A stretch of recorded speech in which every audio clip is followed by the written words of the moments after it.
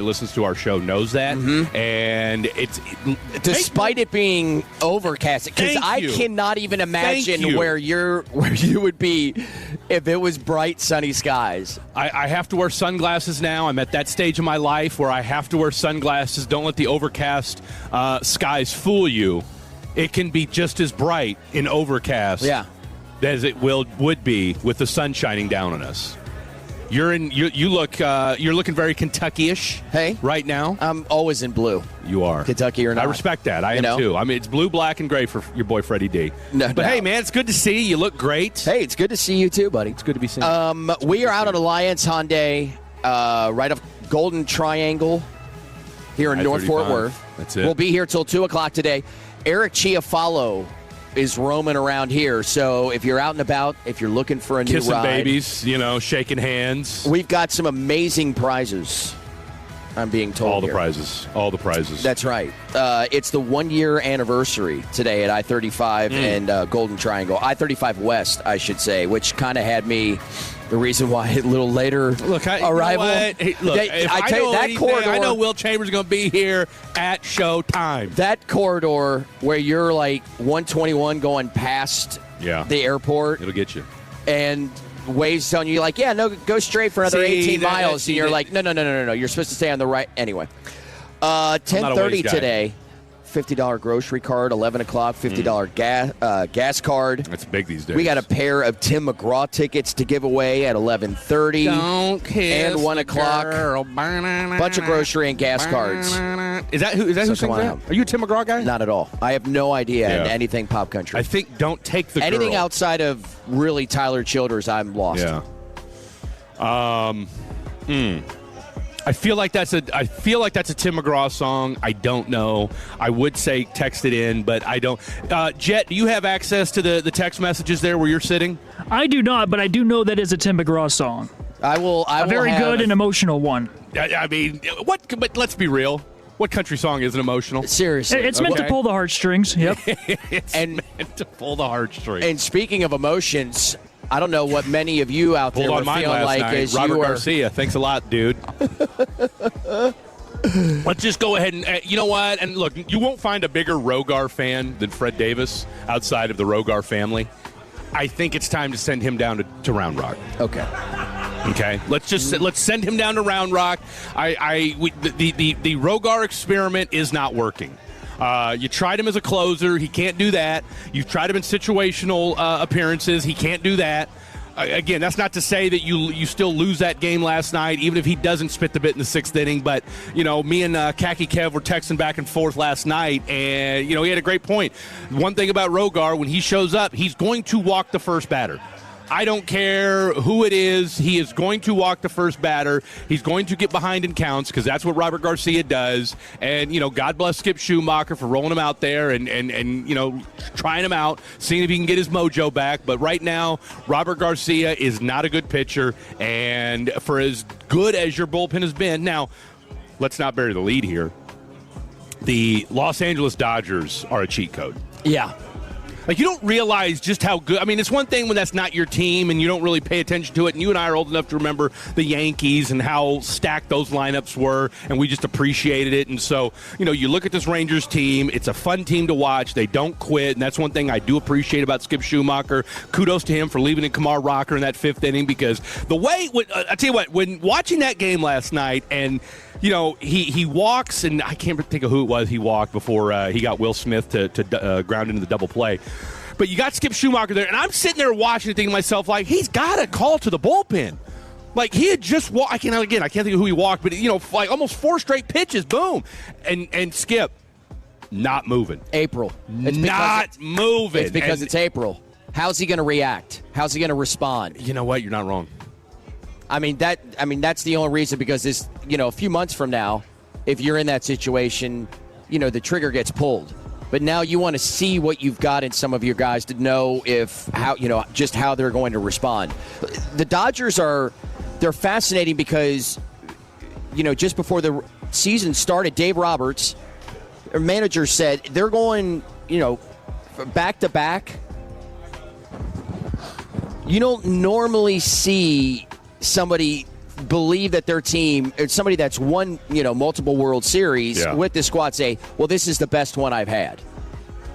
That's what's wild. Which is a scary thought, but when you look at that team and you start, the fact that you start off with Ohtani, then you run out Kyle Tucker, you got a Max Muncy who hits for power. And oh, by the way, Mookie Betts wasn't even in the lineup last night. It's just Max had a nice little night. Oh, Freddie, and think about it. Your 1 through 4 guys really didn't even play all that well last night.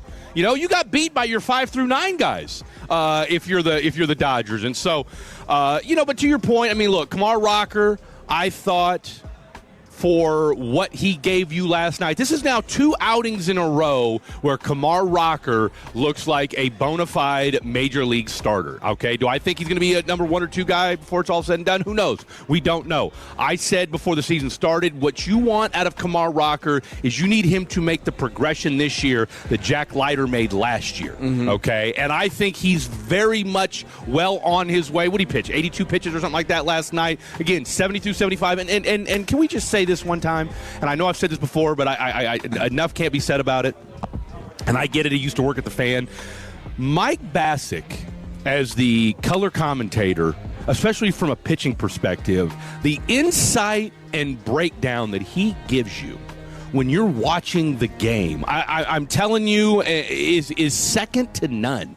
When he explained, because you're sitting there as a fan, you're sitting there thinking, okay, well, he's only thrown 70 pitches, but he made a great point. He goes, look, he's never pitched in Dodger Stadium before. It's probably the biggest game he's ever pitched in his life, all right? That lineup doesn't stop. There's no days off. Right. Even the 9th dude, and I thought it was hilarious, him and Dave Raymond talking about, he's listed at 175 pounds, and they said, I wouldn't be surprised if that dude weighs 150 pounds, and that dude's battling pitches off. So, but the point is, when he talked about how, you're taxed because it's just the emotions and the physicality of who you see in the box, in the lineup, and it's just, okay, you get 2 guys out, boom, now all of a sudden Freddie Freeman's up, right? Okay, boom, now all of a sudden the Pagas dude is up, right? It's just, it does not stop. And I thought he did an excellent job of breaking that down last night and kind of getting into the thought process and the emotions that go into such a big game. And to your point, even though it's only April,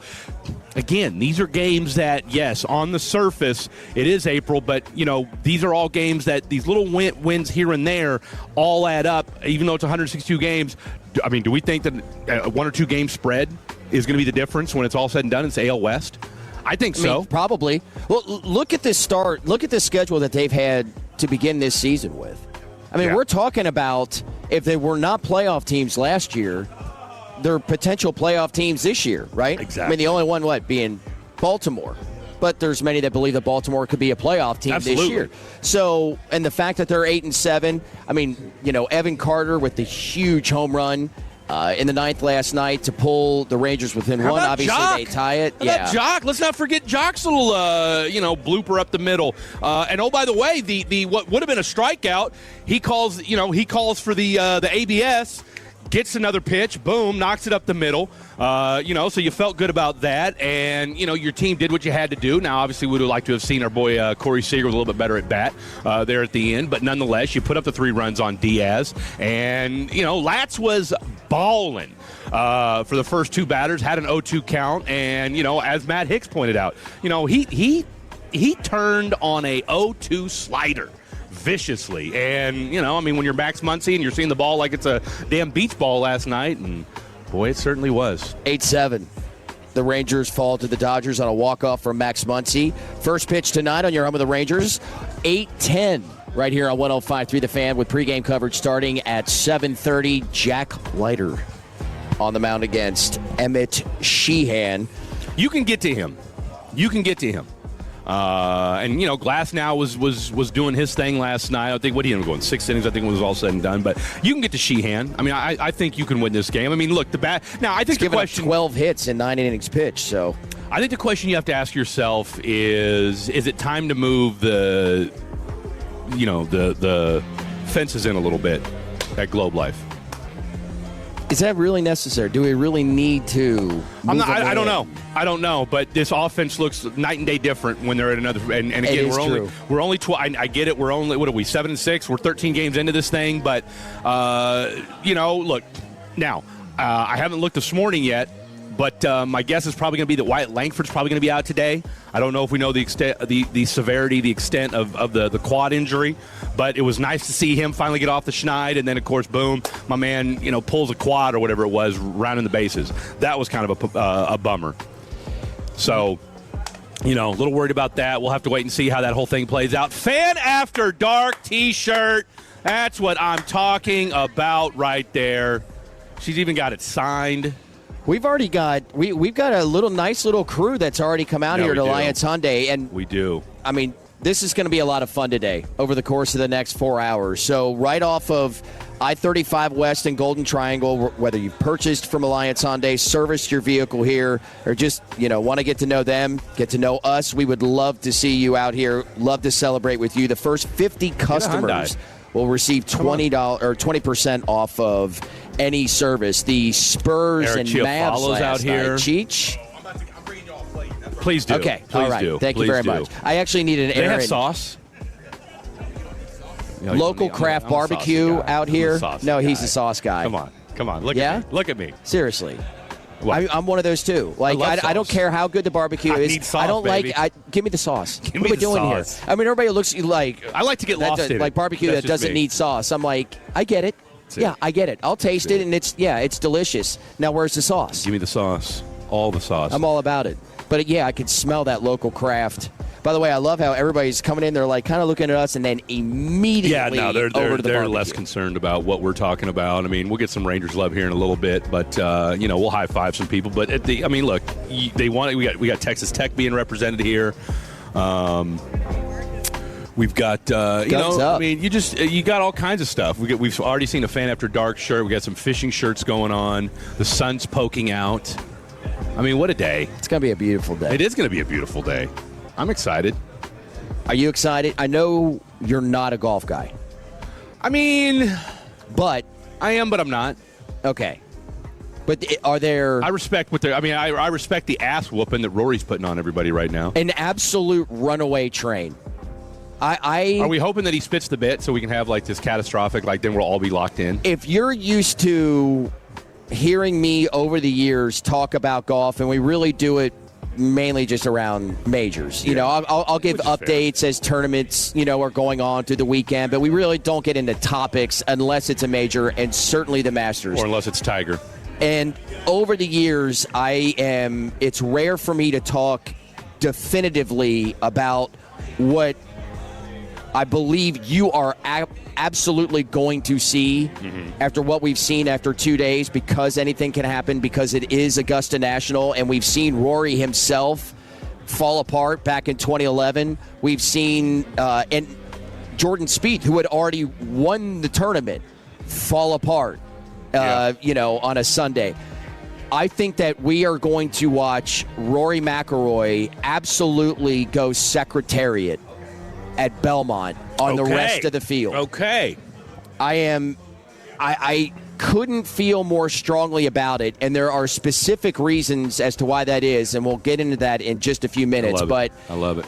It is, it has been so much fun to watch, and it felt like in a blink of an eye yesterday, he gets out to a really fast start, kind of slows down, and then all of a sudden on the back nine, it was like boom, boom, boom, boom, boom. Yeah. On a day in which, Thursday morning, he gets a start earlier in the day. We saw those later in the afternoon really struggle with the golf course because, Augusta has not gotten any rain all week. Okay. So if the course, right, it's drying up as the day goes on. It becomes a lot tougher to hold greens, to hold some, fairways, a lot of bounces. It's just a harder golf course, literally. And then you kind of expected that because there was no rain overnight Thursday night. Okay, like Scotty Scheffler had some struggles. He found the played drink a well. couple times, didn't he? Well, then yesterday, this is what was really fascinating. Like, the most fascinating thing outside of what Rory has done the first 2 days was the fact that Augusta National did not play tougher on Friday afternoon like it did Thursday afternoon, despite not having any weather coming through. Right. And I'm going to take you through that a little bit later in the show as to why that may be the case, because Augusta National is very different with an irrigation system, I'll say plus, because it's not just irrigation, it's a lot of other things that they have on that golf course underneath it where they can manipulate certain things.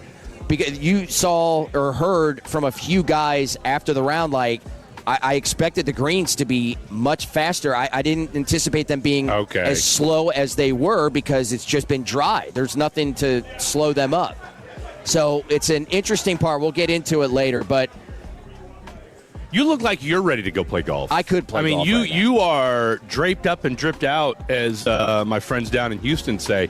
You got the Nike hat. You got the Nike shirt. I think this is a hybrid, like, tennis/golf, because it doesn't have the collar, right? It doesn't. No, it doesn't. I don't know what this is called. Collarless. Yeah, I guess. It's like the old Brooksy shirt. Button-up collarless is what that looks like. Yeah. We'll take a picture of it and send it out to the people, and so they can get, maybe they can, you know what, come by Alliance Hyundai, all right? If you are a golfer or you're a tennis person, or maybe you just want to drive a new car, maybe you need a new car, why wouldn't you? Hyundai, they've got some of the best bumper-to-bumper warranties in the business. Come on out to Alliance Hyundai. Check out, if for nothing else, the Thai chili pork sliders. I mean, well, we're about to dive into one. Tell you what, here's the thing. If you can guess Will's weight, he'll give you the shirt. Okay? If you come out to Alliance Hyundai today, I'm not sure I got an accurate number. We have a scale out here. Come on out, guess Will's weight on the dot, and he will give you this collarless shirt off his back. It's a good thing I've got a new shirt here. That's why I did it. To our friends at Alliance Hyundai. Yeah. If you want this light blue Nike shirt, maybe you want to golf in it, maybe you want to play tennis in it, maybe you want to do both. Guess Will's weight, shirt's yours. 877-881-1053. Hit us up as well on the Frankel & Frankel Injury Attorneys fan text. I'll be pulling that up here as I get my setup here going live from Alliance Hyundai here on this Saturday morning here on 105.3 The Fan. Exactly why this will be a runaway train that you will see from Rory McIlroy when we come back next here on The Fan. Our goal is to have you winning every sports debate with your buds. We'll do the homework. You just listen and enjoy. Turn it on and leave it on. The Fan and our Odyssey, iHeartRadio, or TuneIn apps. You follow here, Tolos, and I love CertaPro Painters. Each CertaPro Painters business is independently owned and operated right here in our community. And you can ask about their spring sales event for 10% off qualifying projects through May 15th. And you can trust them to get the job done right. That's why I love them, because they take pride in what they do. The process is worry-free, starting with your free estimate. When you choose CertaPro Painters, you're not just hiring a service, you're partnering with trusted local professionals with over 70,000 5-star reviews to make your house feel like a home. Do what I did. Schedule your free estimate online at CertaPro.com. That's Certa with a C, CertaPro.com. The Chase Ink Business Premier Card is made for people who make things happen, like me. I'm Sam, founder and CEO of Manifest, a product design company that makes everyday products designed smarter. I get 2.5% cash back on purchases of $5,000 or more, plus unlimited 2% cash back on all other purchases, which helps us make more smart ideas into a brilliant reality. The Ink Business Premier Card. Chase for business. Make more of what's yours.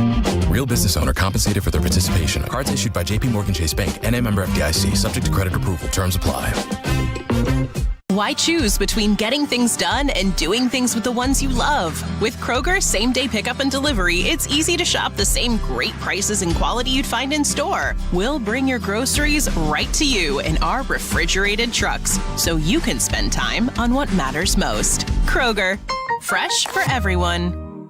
Save $20 on your first Kroger pickup or delivery order of $75 or more. Kroger, fresh for everyone. Fraser Roofs and Gutters presents the Sean and RJ Firehouse Tour. Join us in DeSoto Friday, April 17th at Fire Station number 261. We'll have breakfast, fellowship, and say talk and ball until Sean throws a tantrum. Next Friday at 501 East Wintergreen Road in DeSoto. See you there. Nothing I hate in the car business more than a bunch of damn liars. That's why I created GiveMeTheVIN.com. Go to Give Me the VIN, put in your license plate number, we'll buy your car. We do what we say we're going to do when we say we're going to do it without a bunch of games. We come to you with a check or pay off your payoff. Look at what people have had to say about GiveMeTheVIN.com. It's real. It's here. We're the Amazon now of car buyers, and we want to buy yours. Sell us your car. GiveMeTheVIN.com. So easy you can do it in your underwear. The biggest golf tournament of the year is here.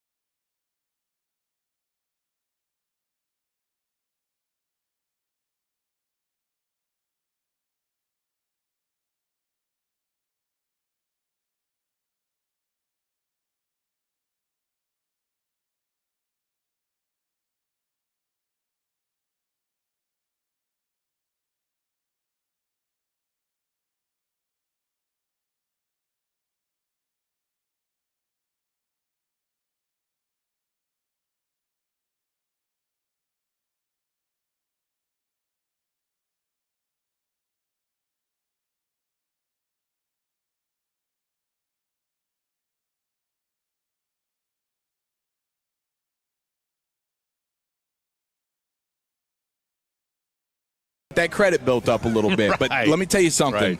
I can work with you. My finance manager is I've the got best. 2 repos on my credit report. Is that going to be a problem? Oh, only 2? Only 2. Only Oh. 2. But I've got explanations for why. Okay, I've good. got I was locked up for a little bit, so That's clear. But look, driver's license is legit. Okay, don't look too closely at the picture. Okay, I was a different person. I lost a lot of weight. Okay, lost a lot of weight. So you don't necessarily look like I do in the picture. You Just look saying. fit, man. You got that prison. I prison I really would like to see how you would navigate this scenario that Fred just painted for you. You know, the 2 repos was a great throw-in. 2 there. repos is a little bit tough, but we can do some numbers gymnastics and we can get this all figured out, Okay. Mr. Davis. Why don't you make yourself comfortable? And I'm going to get our CEO involved. I here need about a because he might need to pull 4% some interest strings. rate too. If you can give me that 4 to 5% interest rate, 4 or 5%. Look, I chat GPT'd it on my way here. Okay, I chat GPT'd Now on I my know way you're here. lying. Now I know you're lying. When's the last time you used chat? You're not using chat. ChatGPT? Yeah. This morning. I thought you were well off. I the use all chat. 3. I use all 3. Okay. I use all 3. I thought we were a Claude Gemini. I do all 3. Okay. I do a little grok. Yeah? On the Twitter. Really? Just because it's right there. It's right there. I'm always on Twitter, like during the show, Yeah. so it's easy Now, to I heard just you call out the. You were searching something. Oh, sneaky tiki. Sneaky tiki. Never go full sneaky tiki, Never ladies and go. gentlemen. How are you going to cheat on your pregnant wife when she's got twins? With twins, dude. Hey, that man. derailed his broadcasting career. I mean, he was supposed to be the next star on TV. And now he's selling shirts. Yeah. Isn't he? Isn't that him that does the shirts? Collars and Co. Sneaky tiki tees. Sneaky tees. Yeah. Hey, it is so good to see you guys. I'm so glad you finally got a chance to try local craft barbecue and see the wonder and the beauty of Alliance Hyundai here right in my backyard. The giveaways are going to be 10 out of 10. The fellowship is already through the roof, and we're having ourselves a dang good time. Holy smokes. Let me tell you I want you guys to know something. This guy right here. Is that Daddy Chiafalo right there? That's Papa Chiafalo. Is that Papa right there. Chiafalo? That is Papa See, Chiafalo. the apple doesn't in fall the far building. from the tree. You know how I knew it was him? Outside of the looks? That dew. Okay, the lettuce on top. He's got the lettuce. Just so jealous. We might need to do a push-up competition with my dad and Freddie D. Let's do it. I think we can make that happen. Right now. Wow. Real I quick, kind though, of got swiped there, but all anyway. jokes aside, though, so I was getting coffee earlier before we did the show. That service area in there looks like something out of an AI, like futuristic. I mean, it is insane how clean and just you got the lifts coming out built into the floor. It's world class. It really is. I mean, Yeah. I'm not saying that to get people excited. I mean, I am saying it to get people excited, but it was incredible to see that service area. Yeah, 10 out of 10. Advanced diagnostic tools, Hyundai certified technicians getting ready to take care of you at the highest level, and you're going to get 20% off your service took today. Dry in my mouth. I mean, are you kidding me? You kidding me? So it's great to be here. I'll pop back on. I got to do a giveaway here. Okay, yeah. Guy's I was busy. just going to say the giveaways Giving away again. stuff. All right, so you're doing the giveaways today. Yes. $50 grocery card right now. 11 o'clock, a $50 gas card. We got 2 different pairs of Tim McGraw tickets given away at 11:30. Also at 1 o'clock today. And then as we depart here from Alliance Hyundai in Fort Worth, a Samsung 50-inch glass crystal UHD 4K smart TV. Say that 10 times fast. It's truly Kevin beautiful. just Do showed it with up. some brisket in your Khaki teeth. Kevin's in the house. Khaki, welcome, Khaki my in the friend. wild. This is beautiful, boys. Wow. We're having ourselves a great time. It is a day today. Get you some barbecue, Khaki. Seriously. Kaki's going to mean mug everybody's shoes while he's here and tell you whether they're worth a damn or not. So stand by for that. I got to show him my Hokas. Yeah. Well, we already know how we feel about those. Looking tall today, too. Big souls there. Big souls there. Don't forget Ross Lubinski's here, too. Let's not bury the lead. Cannot. Ross Lubinski Absolutely is cannot. here in the flesh. I mean, we really need to get it. Doesn't Blake swim in these waters every now and again? No. No. He had Being taken over. He made some audacious claim last night on the air that he might swing by. And I said, you are not going to be anywhere near Fort Worth. Okay? Your mom doesn't live over here. Tangerine doesn't I can live hear over his here. car starting as we speak. Did he ever get it back, by the way? What, the one that was stolen? Yeah, the No. Charger? No. No, That's gone? It's gone. It's in the wind. R.I.P. to the ghetto gunship. However, he does have another vehicle. And I must say, and we won't disclose it on the air because we don't want that bad juju. But it's an incredible car. I mean, shout out to Tangerine's dad coming through. Is it loud? Is it as loud? No. No, he doesn't need that. No. Doesn't need that. Let's not draw attention to ourselves. I personally don't think anybody needs it. But no, he got himself a new car, and I got to say, as somebody who is a self-proclaimed quasi-car guy, I do love a good car. It's for what it is and for what he got it for. Man, love it. Not a bad job at all. So shout out to our boy Blake Elliott. He is not anywhere near Fort Worth. In fact, I would bet I've got $20 in my truck right now that says there's no way on God's green earth that Blake would show up here today. Okay, all right. I think now him listening will do it just despite. Now, and I say that because I know he's going to here's why I know he won't do it. The other reason, and I'm kind of doing this on purpose, he's got to go to he's going to the Stars game today. Okay. He's going to the Stars-Rangers game today. So. Last few days of the NHL and NBA regular season. We're coming down to the nitty-gritty. The very nitty-gritty. Another big performance last night from Cooper Flagg. I was going to say, can we get into some Rookie of the Year talk and how it's a no-brainer? Yeah, we'll do that. Here, I'm going to close out a little bit on this Rory stuff. So, as everybody's watching yesterday, birdie, 2, 3, and 4, and we're like, oh, wow, okay. He bogeyed 5, pars, bogeys 10. You're like, okay, could this be Rory? Is he going to come back a little bit? And here's the biggest thing and the reason why I say that he is going to run away from the field. The last 2 days, he's hitting putts. Yeah. And he's number 2 in putting. He's been the best putter out there because so many of these putts have been incredibly fast, downhill. Putting has never been Rory's strong suit. Right. Never. But he knows these greens, and he's knocking down putts. He is literally 90th in driving accuracy. Damn. The guy who's 91st, who's in last, that's second from last, Rory is. The guy who's in last is in 91st place. Yeah. I mean, on the leaderboard and in driving accuracy, Rory has a 6-stroke lead, and he's 90th. He could probably going to pull it together with the driver. But last year, in that final round of the Masters, he started protecting, or maybe he's not, I'll say more that he wasn't going after it. He wasn't being as aggressive. And we saw that on 13 in the huge hiccup. He goes into the water, into Rays Creek. And you're like, it was one of the worst golf shots I've ever seen. Okay. Then he steps up to 15 and hits one of the best golf shots I've ever seen in the moment. And I'm like, that's Rory going for it. When Rory is playing free and going for it, that's when he is at his absolute best. Right. And with that, monkey off his back, so to speak, from getting the win last year and finally getting the career Grand Slam and the Masters, I think that's where his mindset is. I mean, birdie at 12, birdie at 13. First off, who birdies 12? Like, nobody really birdies 12. I'll take your word 15, 16, 17, the chip in, and then he pulls it back to within 6 feet on 18. I'm like, this guy is running away with it. I would love to say, hey, it's going to be a more competitive tournament as we go. That is not how I see it at all.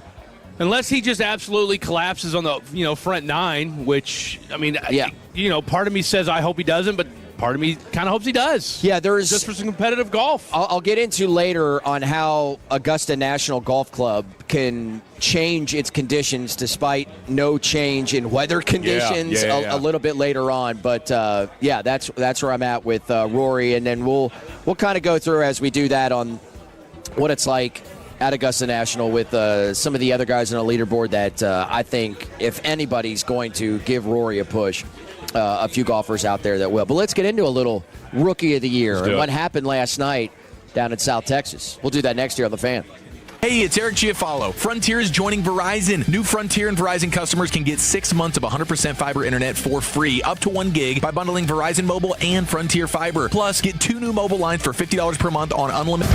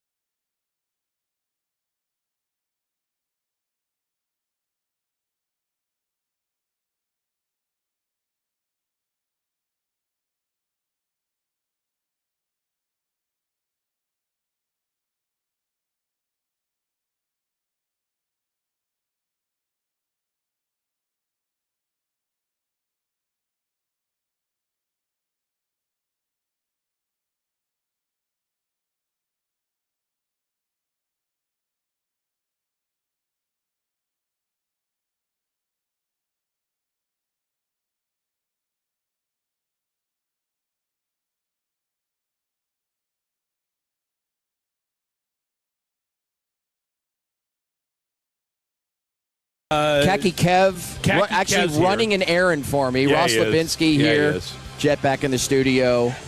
Good stuff out here today. I see Cheech over there just giving away a grocery card. Got a gas card giveaway at 11. But Tim McGraw tickets, a pair at 11:30.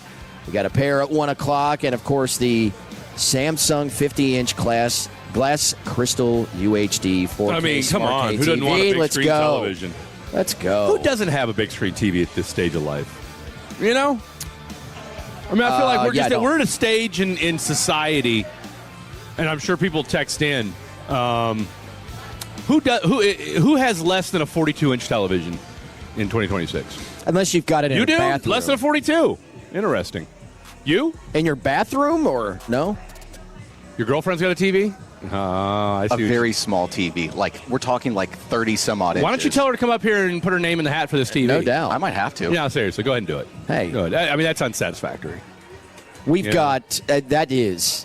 I mean, how do you even see? Well, I mean, I guess for men, you might as well be watching on you your and phone. I are 40. Like, Okay? there's no you way. might as well be watching on your phone. Yeah. You're getting TV shamed right now. Absolutely. Incredible food out here from our friends at Still Local love you, Craft though. Barbecue. So whether you purchased from Alliance, served your vehicle here, just getting to know them and getting to know us, we're celebrating out here. It's the 1 year TVs. anniversary at Alliance Hyundai, and the the 1 year fan text anniversary. is open, my friend. You're on and popping. Yeah. 917 Mike Bassick, elite. Hey, look, elite. man. I'm a ball knower, okay, when it comes to certain things. And when it comes to commentary, I know ball.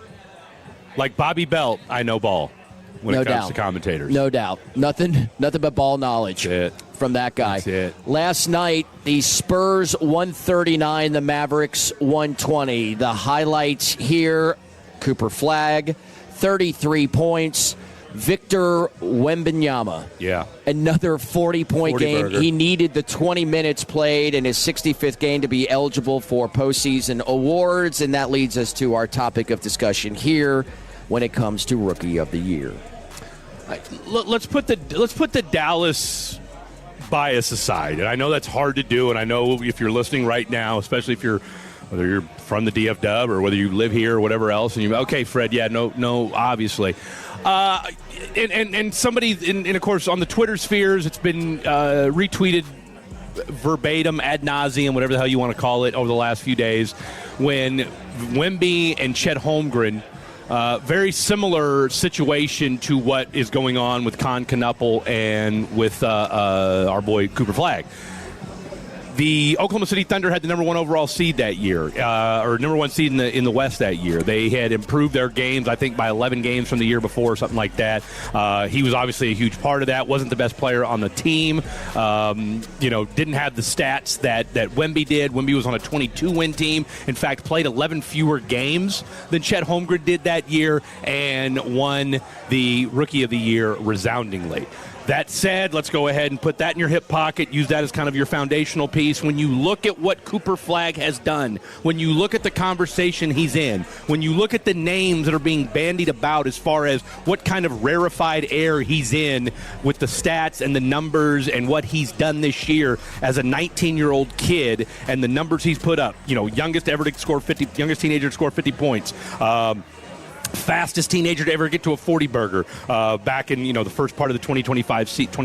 And it's definitely not just points here that we're talking about. It's not with just Cooper. points, right? He's a complete player. And one thing I'll say, and I know this is something that got a lot of people fit to be tied when the season started.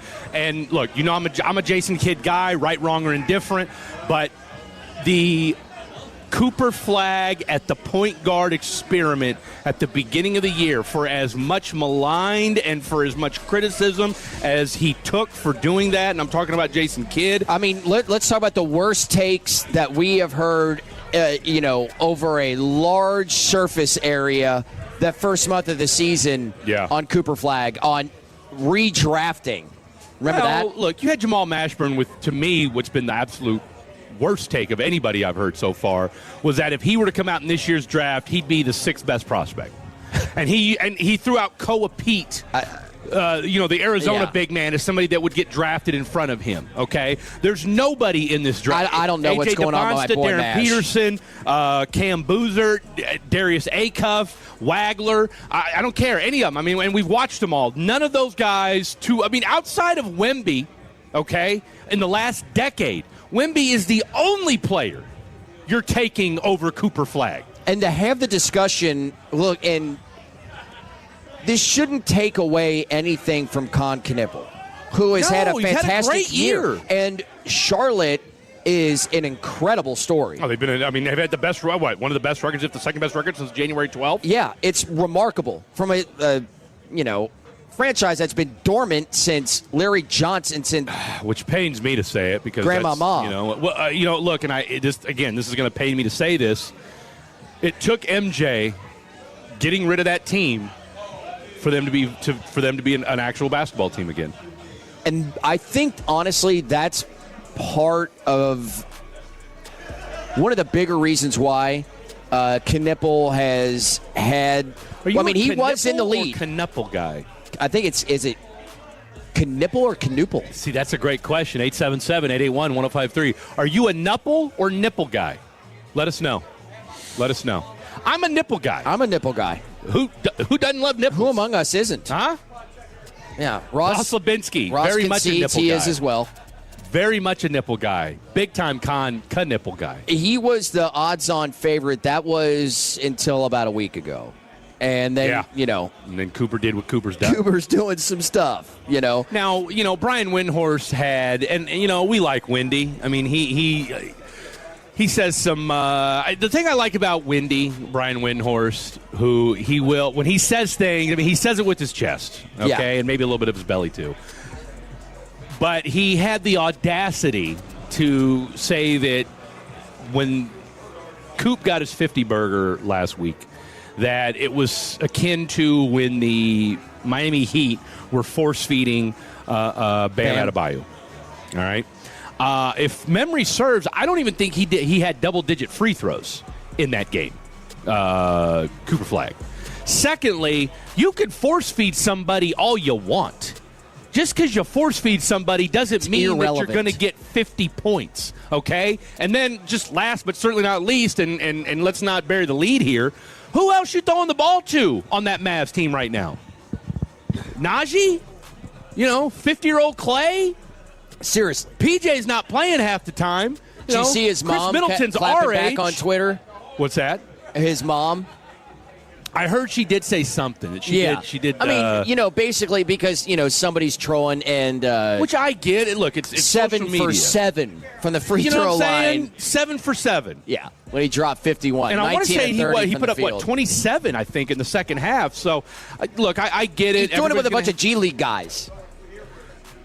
Well, I mean, that is, what more do you expect from him outside of, what he's got around him? Con Knippel has got he's got a lot more protection than Cooper Flagg does. He's surrounded by lottery picks. Let's be real. You got LaMelo, you got Brandon Miller. There's 3. Those are 3 lotto picks.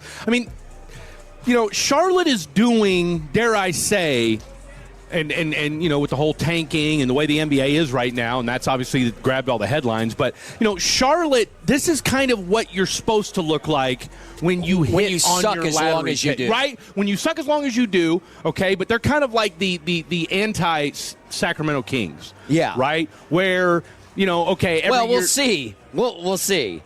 Sacramento had 1-2 years. You're like, okay, they're on the way up, and then all of a sudden you're like, what happened here? And then they ship out to Aaron Fox. You decided you were going to emulate the 2020 Chicago Bulls, and what's that gotten you? That said, LaMelo needed some seasoning. Brandon Miller just apparently needed to get out of Alabama, and then and Knuppel, whatever the hell we're calling him, has been a plug and play guy. And I thought Jason Kidd had a great line yesterday or the day before, whatever it was. Con Knuppel's a piece of the puzzle in Charlotte. Cooper Flagg is the puzzle here in DFW. Yeah, and that's just, it's not. By the way, definitely. the majority reigns here. In fact, I don't even know anybody on the Frankel and Frankel Injury Attorneys fan text that has gone out, opposite nipple. Everybody's pro nipple. Why not? And it's better than one nipple. Yeah. Two of them. Like martinis. One's not enough, and three's Are you too a shaken, many. not stirred guy? No, stirred. Stirred. Yeah. Where are you at on Classic. the espresso martini? I sure as hell make a lot of them. Okay, that's a popular thing now, Do right? Do you imbibe? You're a gentleman and a scholar, Kevin Walker. Yeah. Tell you what, look at my man here.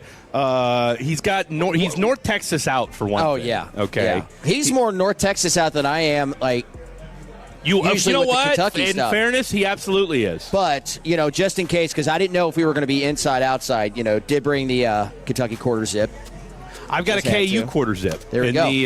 In the truck. We can really wrap it. The espresso teeny, it's not my thing. Yeah. I've tasted them. They taste good. Yeah. I watched a guy pause. Does that have a are we talking man card status here? Well, that's where I'm going with this. So, all right. So when I first moved up here to the DF Dub, and I was working for a company out of Houston, and the dude, so it's me, my boy Cody, and then this other guy, right? And he was up there. He was doing a commercial job up here, yada yada, whatever. So we go to tight ends. Yes. Okay? Naturally. Just why? Because why not? Mm-hmm. It was March Madness, and it is madness when you go into that place. But you know what? You kind of get desensitized to it. Anyway, I digress. So we're there at tight ends, and my boy's like, look, I'm a meathead. This guy is a meathead. Okay. My dude's all straight up TRT'd out. He's whatever. So he struck me as the kind of guy that was going to be just knocking down beers. Yeah. Knocking down brews. Cold drafts, Budweiser heavy, let's go. Because he's probably, 5'11", 6 foot, every bit of 250. Jacked. Tell me why this dude knocked down 7 at lunch. At lunch? At lunch, Martinis. bro. At lunch on a third. No, it was a Friday because it was the second day of the tournament. 7 espresso martinis.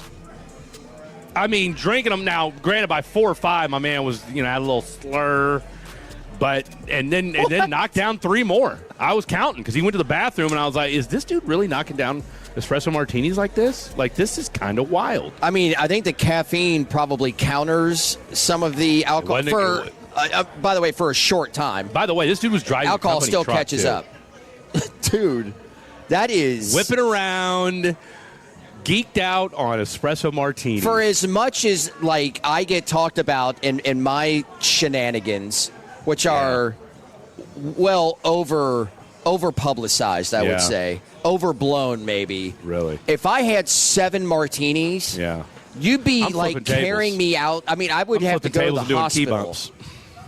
That's absolute insanity. That is insanity. Yeah, that is insanity. But the espresso, I don't know. I can accept it more than I can if you are, say, if a guy's drinking a Cosmo. Because then I'm like, it's a wild flex. I just, like I said, that's Sex in the City, a memory girls, that's been singed in my brain ever since. Like I said, I'm God willing, I'll have 10 years of no drinking next month. Shout out to you. But I'll never forget as long as I live. Again, I've seen you're with the boys, lunch, blue collar crowd, doing some roofing, that sort of thing. My man, I figured he was going to knock down some Miller Lights, throw a couple limes in for good measure. No, he said, let me get a couple. Even the waitress was taken aback. She's like, really, espresso martini, huh? Okay, number 6. Wow, wow, we're going for some sort of. He had ordered number 7. We were like, Friday we afternoon go. record. I was like, we're out, dude. Okay, that's enough. My bracket's cooked and you're cooked. Let's hit some NFL breaking Cowboys news on the way out here to Alliance Hyundai in Fort Worth. We're going to be here until 2 o'clock. Chiafalo is out here with us. Kevin Walker. We got Ross Lubinsky. Come on out, say hello. Local. Oh, sorry. Little just jumped in my throat. Local craft barbecue. If for anything else, I keep pumping the Thai chili pork sliders. I got to make sure that they're not out of them over there. We still rocking the sliders. They still good. Nobody cares. All right, and giveaways all day today here. But let's talk about what the Cowboys have going on. Their newest mess right around the corner as we open up hour 2 here at White Guy Radio, 105.3 The Fan. When your friends say, "Hey, did you hear?" you can proudly say, "I heard it on The Fan," keeping you sports informed with some quality laughs along the way. Turn it on and leave it on. 105.3 The Fan, the Odyssey app, iHeartRadio app, and TuneIn app. Give a follow here, Tolos, and I am a proud CertaPro Painters customer because they really are the best in the business. Each CertaPro Painters business is independently owned and operated right here in our community. And you can ask about their spring sales event for 10% off qualifying projects through May 15th. And now's the time to complete that painting project you've been putting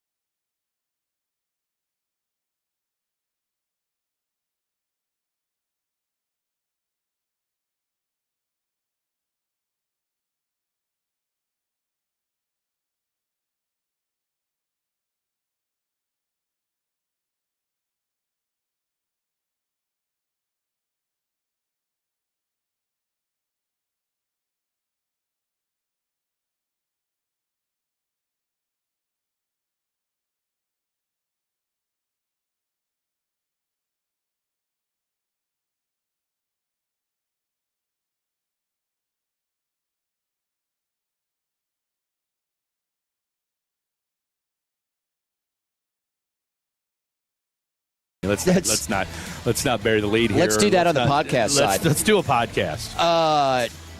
Let's do it. We open up hour 2 with some ceasefire news that came across before we hit the air here today. That Dallas Cowboys safety Marquise Bell has been arrested and charged with possession of a controlled substance Do we think that's and Olszewski? marijuana. Oh, it wasn't just weed. No. Collin County, as he was arrested Friday by Prosper Police. Possession of a controlled substance is a felony, while the marijuana possession is a Class B misdemeanor. He would be subject to penalty from the NFL, according to Todd Archer of ESPN, under its personal conduct policy. Cowboys are aware of the arrest, declined comment. He started 3 of 17 games last season. That's safety, right? Yes. Marquise Bell. Not ringing a bell, huh?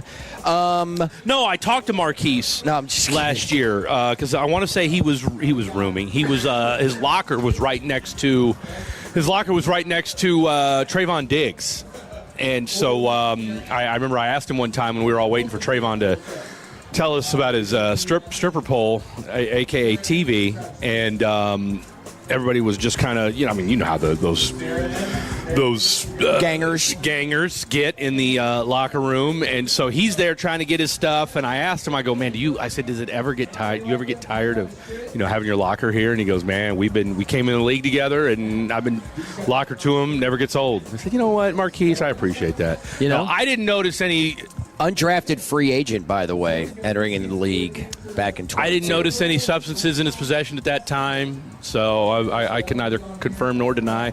You just wonder what it is. Controlled substance could be pretty broad. Well, that's what absolutely. It'd be very broad. I mean, did he have, like 60 Adderall on him or something? I guess to be a felony, that would probably have to be a much bigger number than that. But, I mean, it could go Not across. necessarily. I wouldn't think so. I bet you wouldn't need that many. I mean, if it wasn't prescribed to you, I suppose. There you go. I don't know. One of the other big stories coming across the NFL, which has taken a couple different turns, is this Diana Rossini stuff. That's a hell of a story. I mean, I think she's pretty much cooked as far. I mean, I think we can all agree she's probably going to lose her job at the Athletic. Her contract is coming up in August, apparently. I saw another story confirm that yesterday or last night. I mean, you just wonder, is she going to go the now apparently she's tight with PFT from Barstool. Yeah.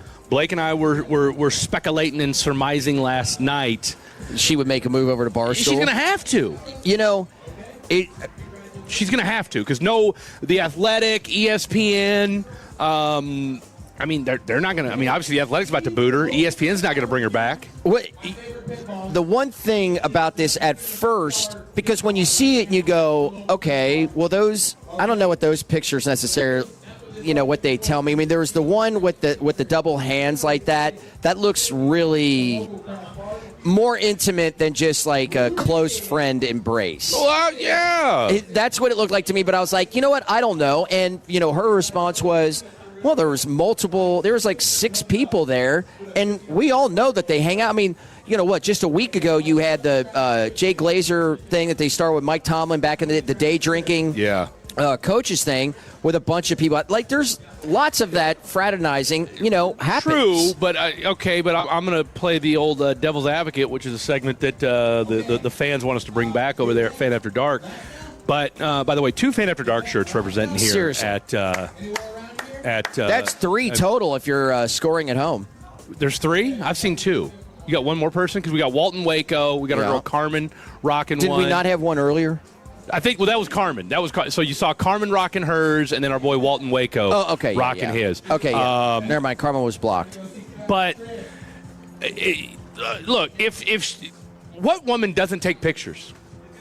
Okay, I've yet to meet the woman that doesn't take pictures. So, if our girl Rossini was if there was the other people that was there that she claims there were, There'll be pictures of everybody hanging out, You on know the gram. damn good and well, this woman is fighting for her job and her reputation. I promise you, she's going to have pictures. She's going to have quote-unquote receipts. No. I was here with so-and-so. I was here with this person, da-da-da. And we would have already seen the pictures. And we haven't seen anything. Shit, man, come on, dude. Hey, look. you make a very I'll tell you where she cooked herself. Okay? Outside of banging Mike Vrabel. Why did you feel the need to crap on your husband every chance you got? Yeah. That's what did it. That resurfaced, right after the photos, within 24 hours, there were these multiple little hits that were brought up. It's like, did people have these in queue? Like, just in case we have a Diana Rossini story about her cheating on her husband, let's have these ready to go. How did people find this and know it, within 24 hours? I was like, oh, my God. I mean, archive footage. Probably just because, it's probably one of them things where, outside of, and I didn't realize Diana Rossini was on that many different shows, but I guess it makes sense. It just goes to show, right? Everybody's got their, everybody's got their insider they follow. Look, I've never been a big Diana Rossini fan, all right? I met her one time at a game in Houston when I was covering the Texans, and she just had this air of her bleep didn't stink, and she's always been, just to me, kind of a B. That said, let's tell you what, if Ian Rappaport or Jeremy Fowler crapped on their wives the way she craps on her husband, they'd probably be without a job. Here's where the story for me took a turn where I'm like, okay, this is definitely something.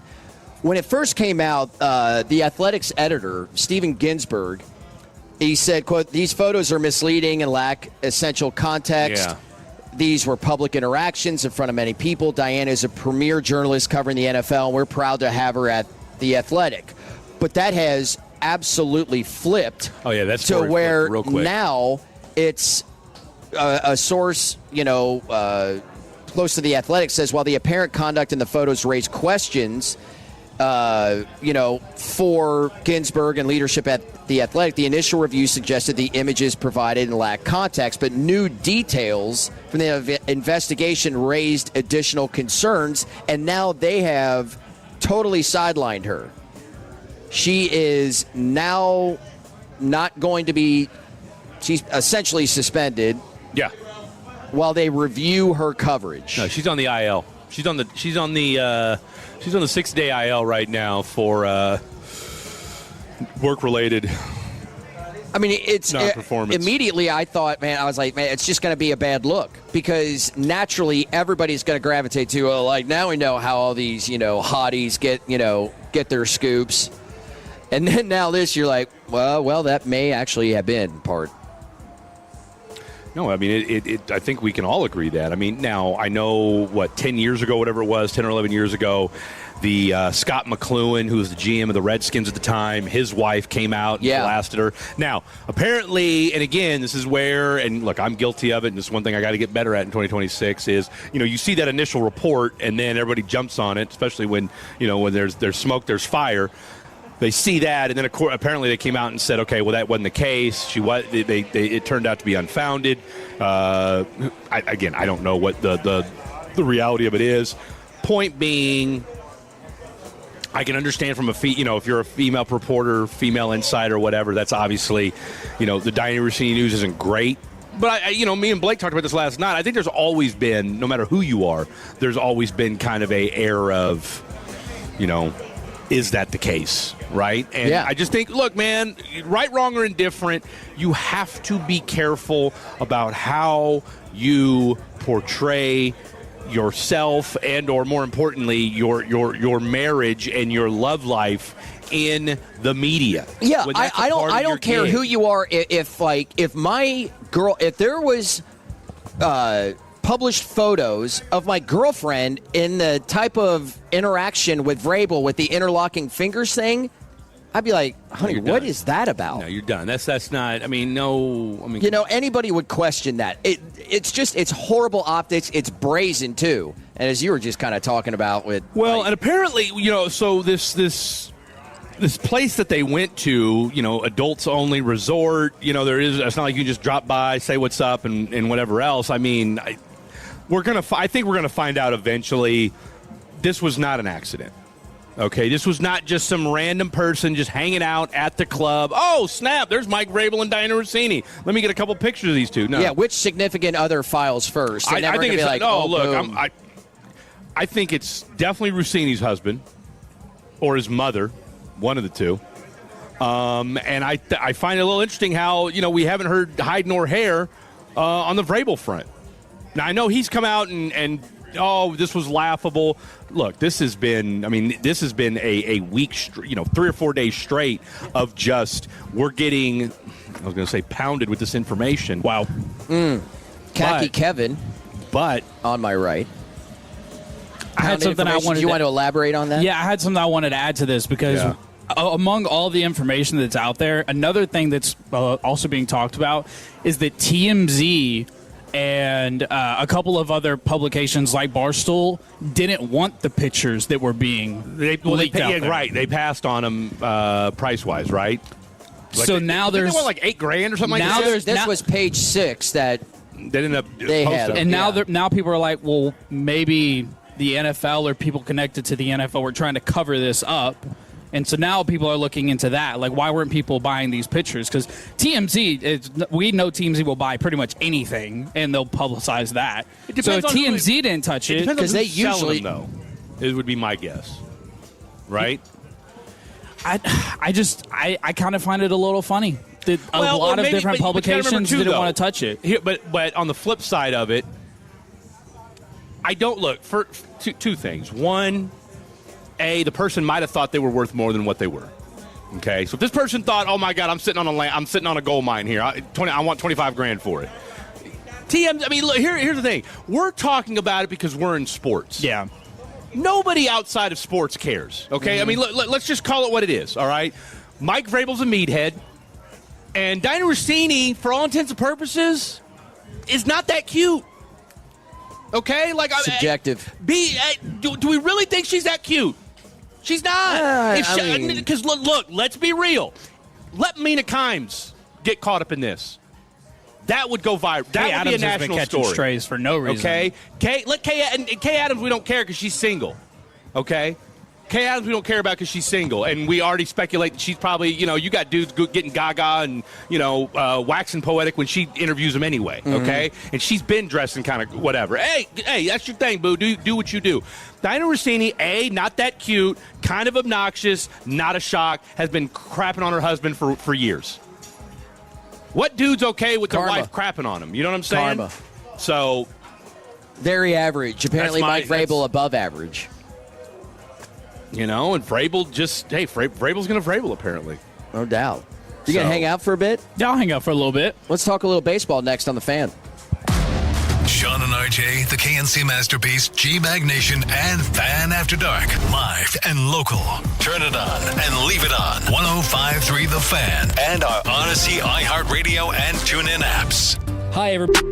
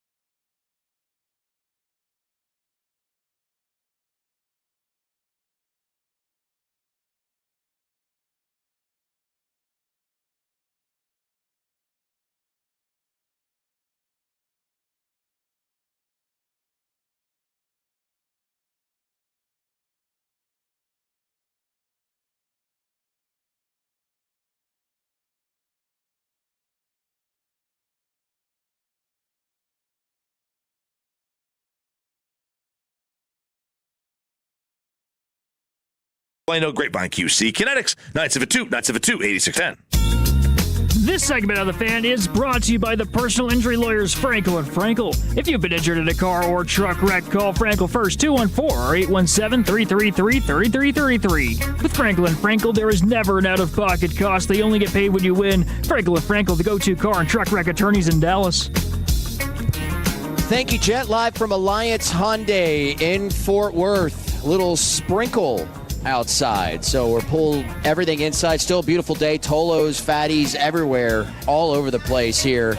Come out and see us. 35 West and Golden Triangle. We're celebrating the 1-year anniversary here at Alliance Hyundai. So whether you purchased from out here, serviced your vehicle here, just getting to know them, getting to know us, come out and see us. We'd love to celebrate with you.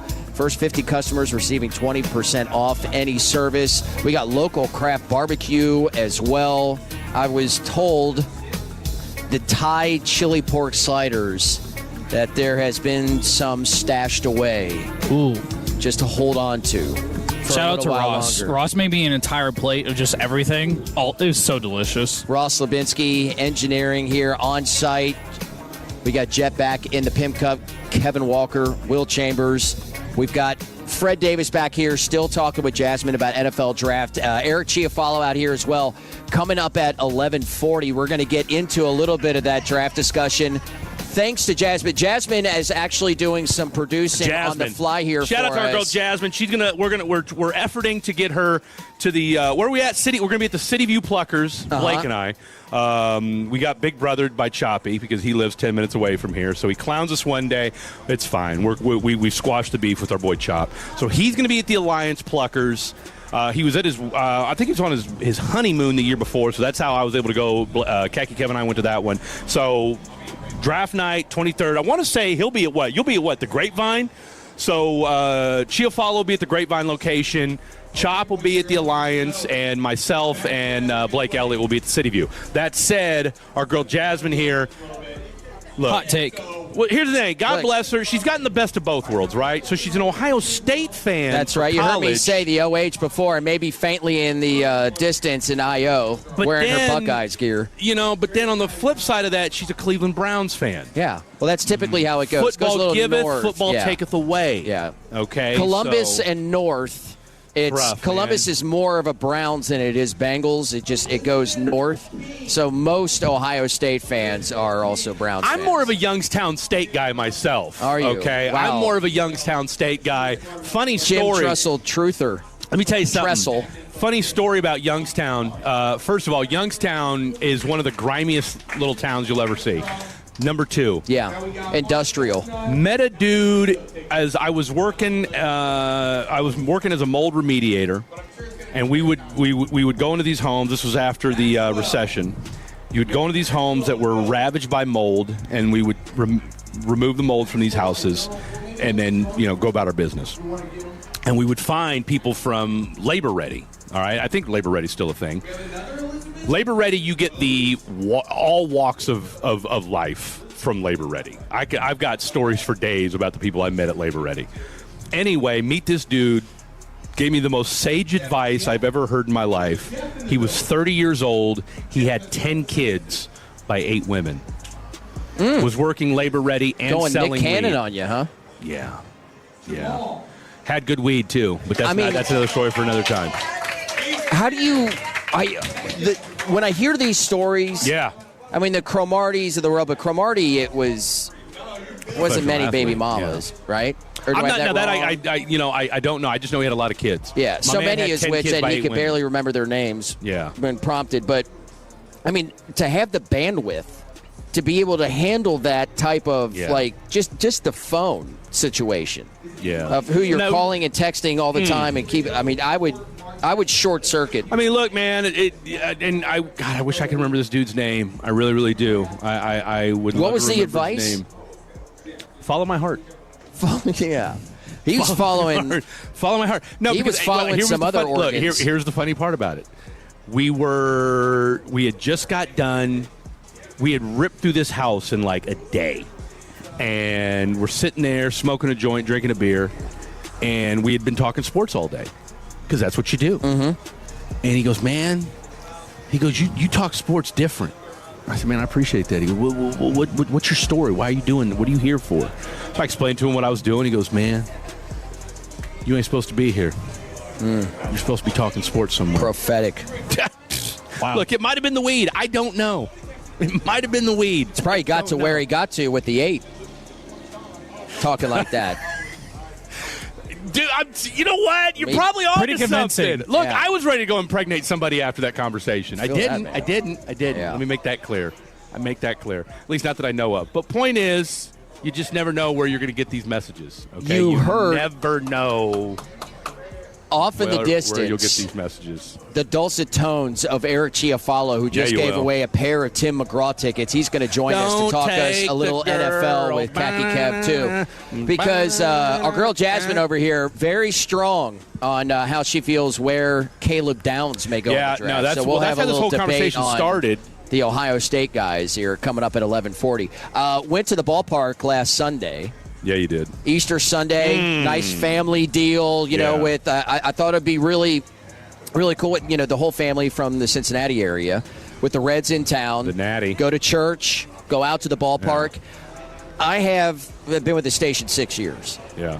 I can't tell you how many times I've been out at the ballpark. I mean, dozens. Dozens. Not once have I been out there until Sunday where the roof was open. Oh. Wow. Oh. I heard the guys talking about this on, Sean and Art. I mean, it's been a whole, thing, a day or two this week. Yeah. About that. I would love if they can get down to exactly why the roof doesn't get open more than it does. It is, it's a totally different experience, and it was gorgeous. I mean, look, I get it in the, coming up I'd say a month or so from now, but hell, it could be 2 weeks from now where we get to a point where it gets hot, it gets too hot, and it stays that way for months. I totally get it. Yeah. But my Lord, it should be open way more than it is. This is prime. Yeah. This is prime. Right now it is. I mean, what do we got, like 70 degrees outside? 73 degrees. It was a little rain there, but... A little drop. Yeah, now we got the sun trying to pop out. Rangers 72. Rangers in first place. Gets swept by the Reds, turn around, and then go ahead and sweep the Seattle Mariners.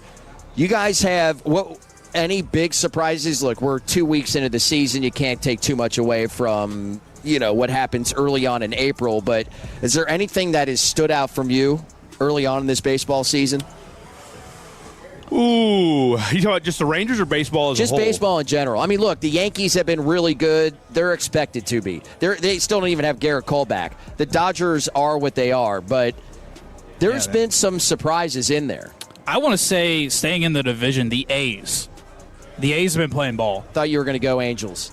No, I want to say the A's because the A's have been playing really good baseball, and I don't know who predicted the AL West to fall the way that they thought it would. I think a lot of people just assumed the Mariners are going to win, and then we didn't really know how else it was going to fall. But the A's have been playing some pretty good baseball, and I don't know who all expected that. That and then Mason Miller is not from this earth at the moment. Yeah, Mason Miller is on a different planet. I would say from an AL West perspective, the Astros are a mess right now. Thankfully. Hunter Brown's got a shoulder thing, and they don't know and they're kind of downplaying how serious it could be.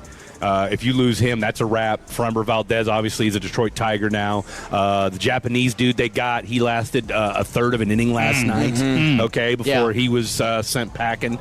So, I think the demise of the Astros, I think that we can go ahead and kiss that run. We can go ahead and finally put that thing where it's at. What I've taken away, and like I said, I've obviously focused more on the AL West from a baseball perspective and a little bit of my Royals, who are 0-31 at the plate with runners in scoring like position. Those jerseys, by the way? Awful. Hideous. They're the worst jerseys of the bunch. They are disgusting. What the hell is that hat? I know, and how do you screw those up? I mean, they have always, it's royal blue and white. It's a beautiful uniform. Yeah. It's the one thing I love about baseball is just the look, I'm an old school. I don't need a lot of pomp and circumstance. Me too. With my uniform. Yeah. Okay. I don't need it. Yeah. Okay. Now, I don't know how I feel about the Tejas uniforms, and it has nothing to do with the Tejas part. I'm okay with the Tejas part. I get it. I listened to the breakdown last night on the pregame about them talking about paying homage to Mexico and the Mexican heritage of the state of Texas and all that. And I get it, and I'm with that. I have no problem with that. The red is what bugs me a little bit. I'm going to give you a premature tease. We got a piece of audio we're going to play later on, myself and Brennan Baxter, that gives an alternate take on the new jerseys. Yeah. We'll see what they tell us. Let's not try to do too much, guys. You know what I mean? I like the Peagles.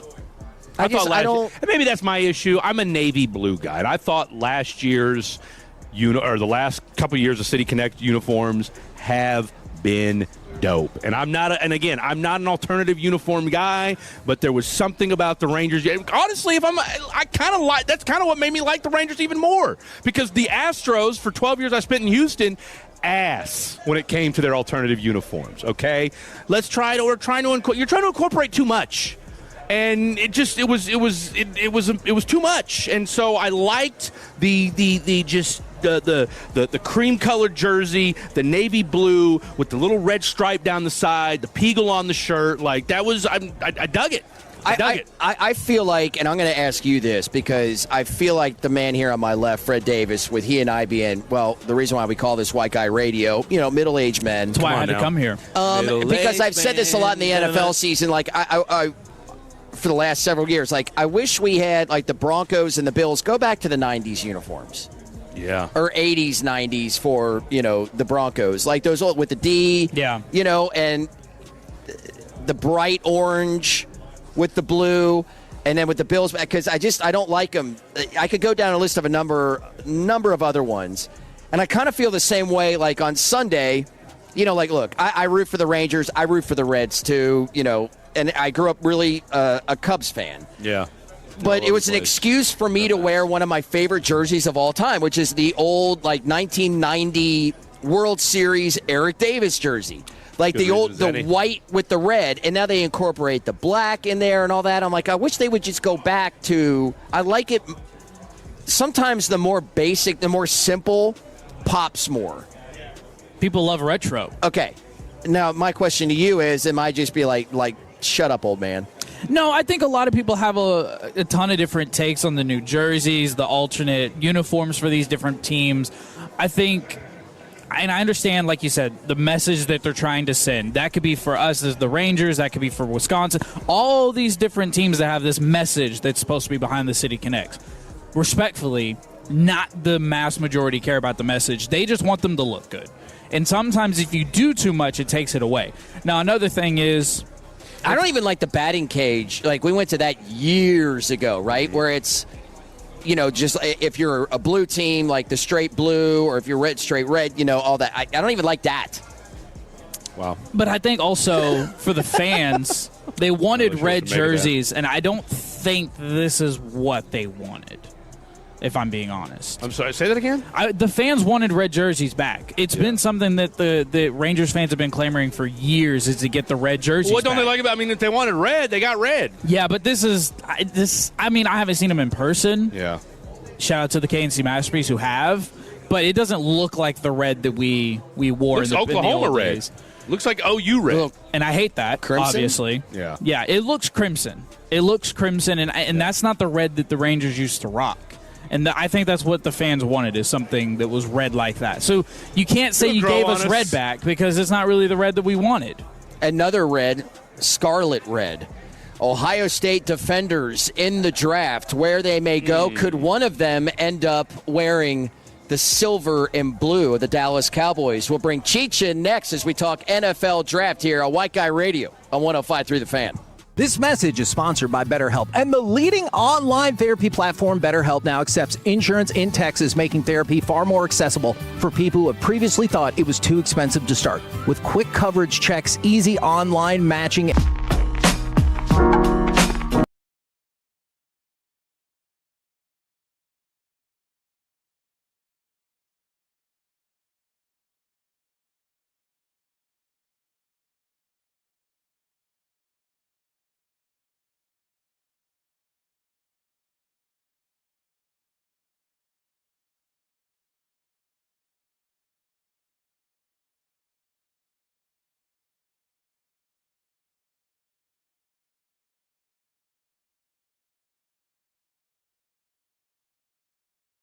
KRLD. That's betterhelp.com/KRLD. Average copay is based on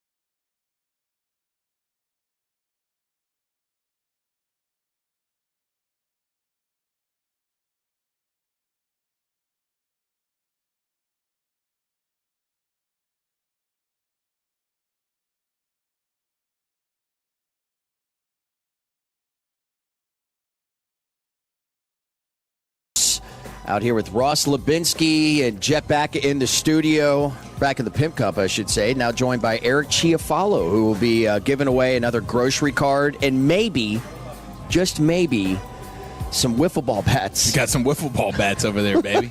This is the time of the year. Get in the backyard and let's go. Take some hacks. Local craft barbecue out here. Just going through some those Thai chili pork sliders. Got some pineapple and jalapeno diced up in there. Solid.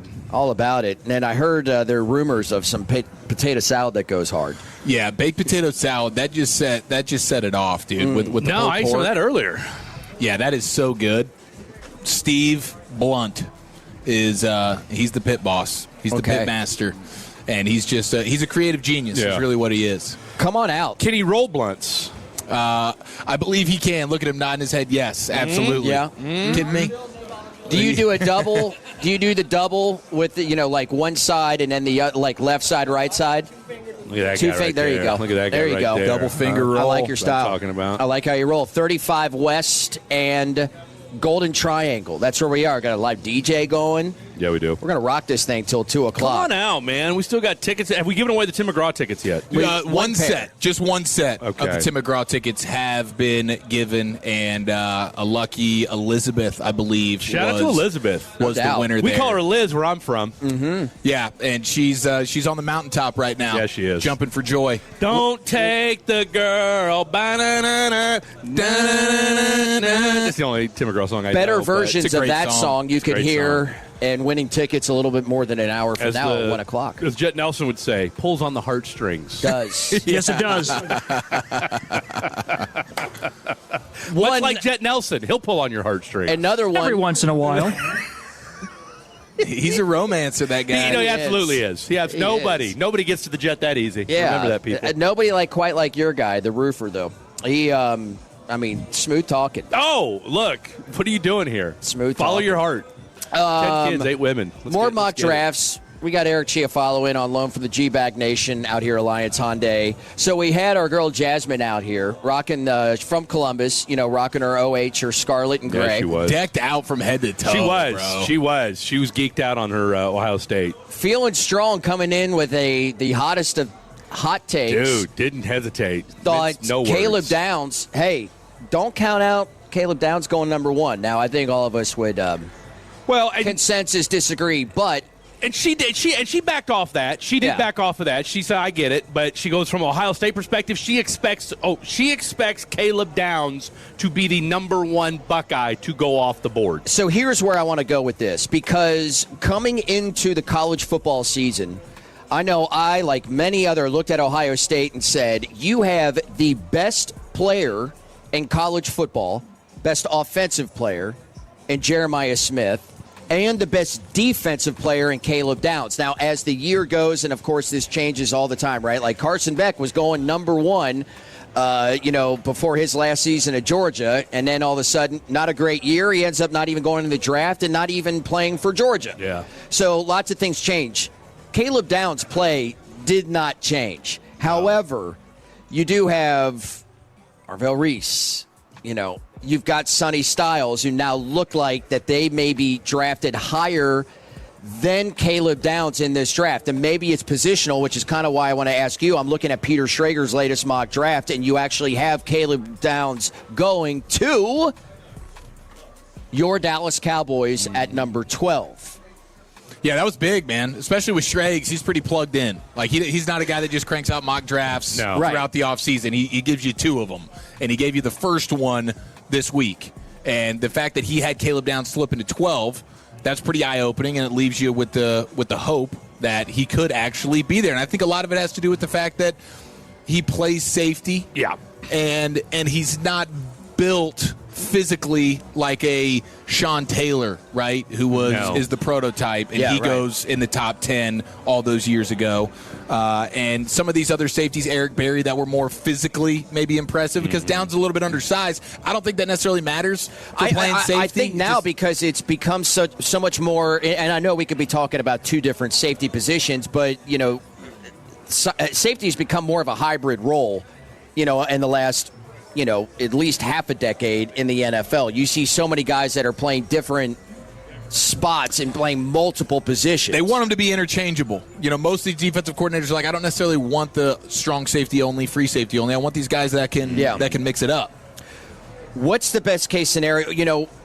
About a month or so ago, I thought, man, if I'm the Cowboys, I look at this like you need to have this middle of the defense solidified. And you do have so many different areas. There's obvious need at cornerback. You need help with edge. You need help at safety.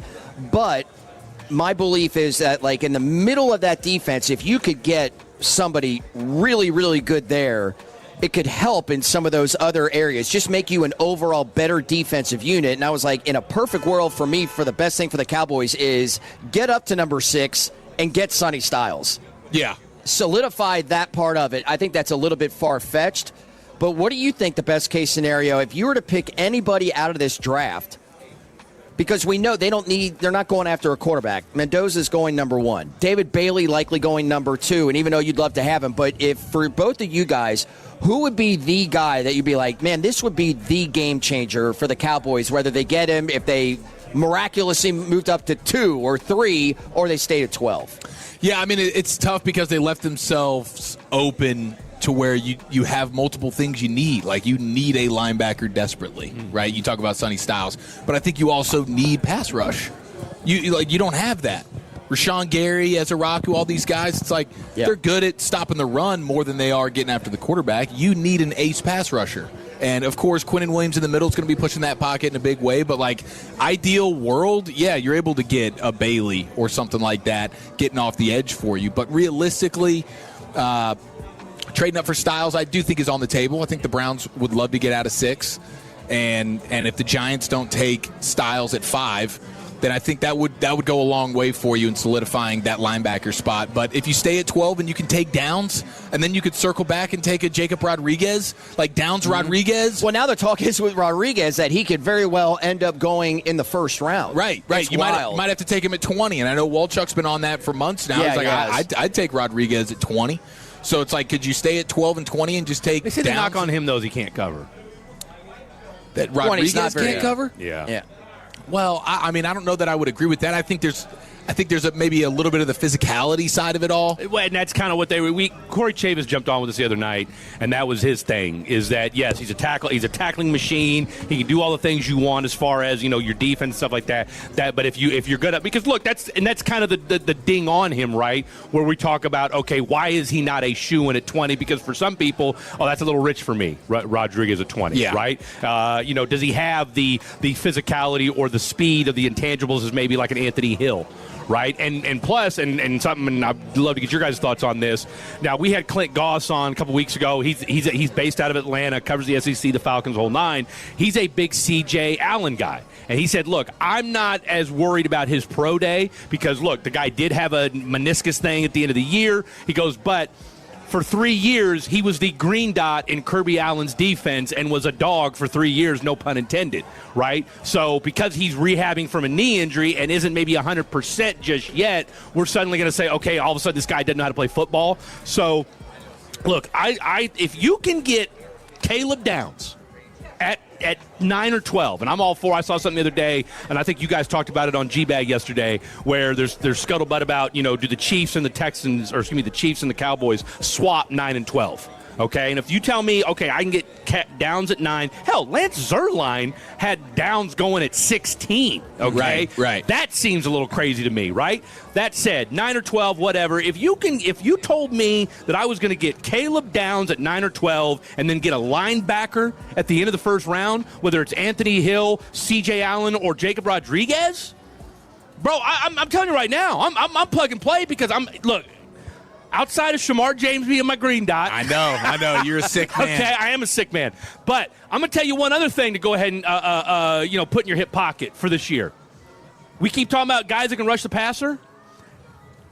Watch out for DeMarvion Overshown being that guy that gets you 8 or 9 sacks in 2026. Okay. That we are not even looking at, because think about it. DeMarvion Overshown was a menace in 2024 before his leg went in 7 different spots. Okay?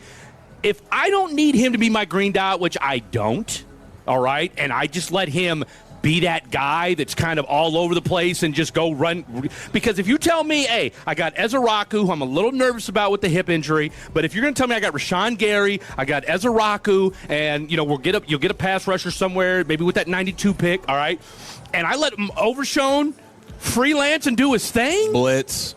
Because look, dude, I've said this time and time again. Are you injury prone or are you prone to injury? Okay. And they are two different things. They are two totally different things. DeMarvion Overshown is not injury prone. Right. Okay. He tore his ACL first year. Guess what? 90% of athletes have had it happen. I'm not worried about that. 300 pound. I promise you. Let a 300-pound person fall on every single one of y'all's knees. How are they going to end up? You're cooked. You know what I'm saying? Gurney. You're done. Okay, so I'm less concerned about DeMarvion Overshown this year. Let him come back. He's got a full off season where he's not in rehab mode. He's in let me get right mode. And I'm telling you, I think the two things, and I've said this time and time again, the two aspects of this defense in 2026 that we are totally discounting is Revel and DeMarvion Overshown. And you're getting 100% healthy versions at their best. All right, as I throw it over to you, Shamar let me throw in James. something in that. From my perspective, you can't do again what you did with Revel, right? With your top two picks in the first round. If it works out, great. And I know he was a third-round pick, but I'm like, this is one where, you got to make sure you're bringing in guys that are going to be playing next year without worry of that. Cowboys agree with you on that. They don't want the redshirt players. That's why Jermod McCoy is not a guy that they're going to want to take. Although apparently he's coming to the start next week. Yeah, let's take a look at him.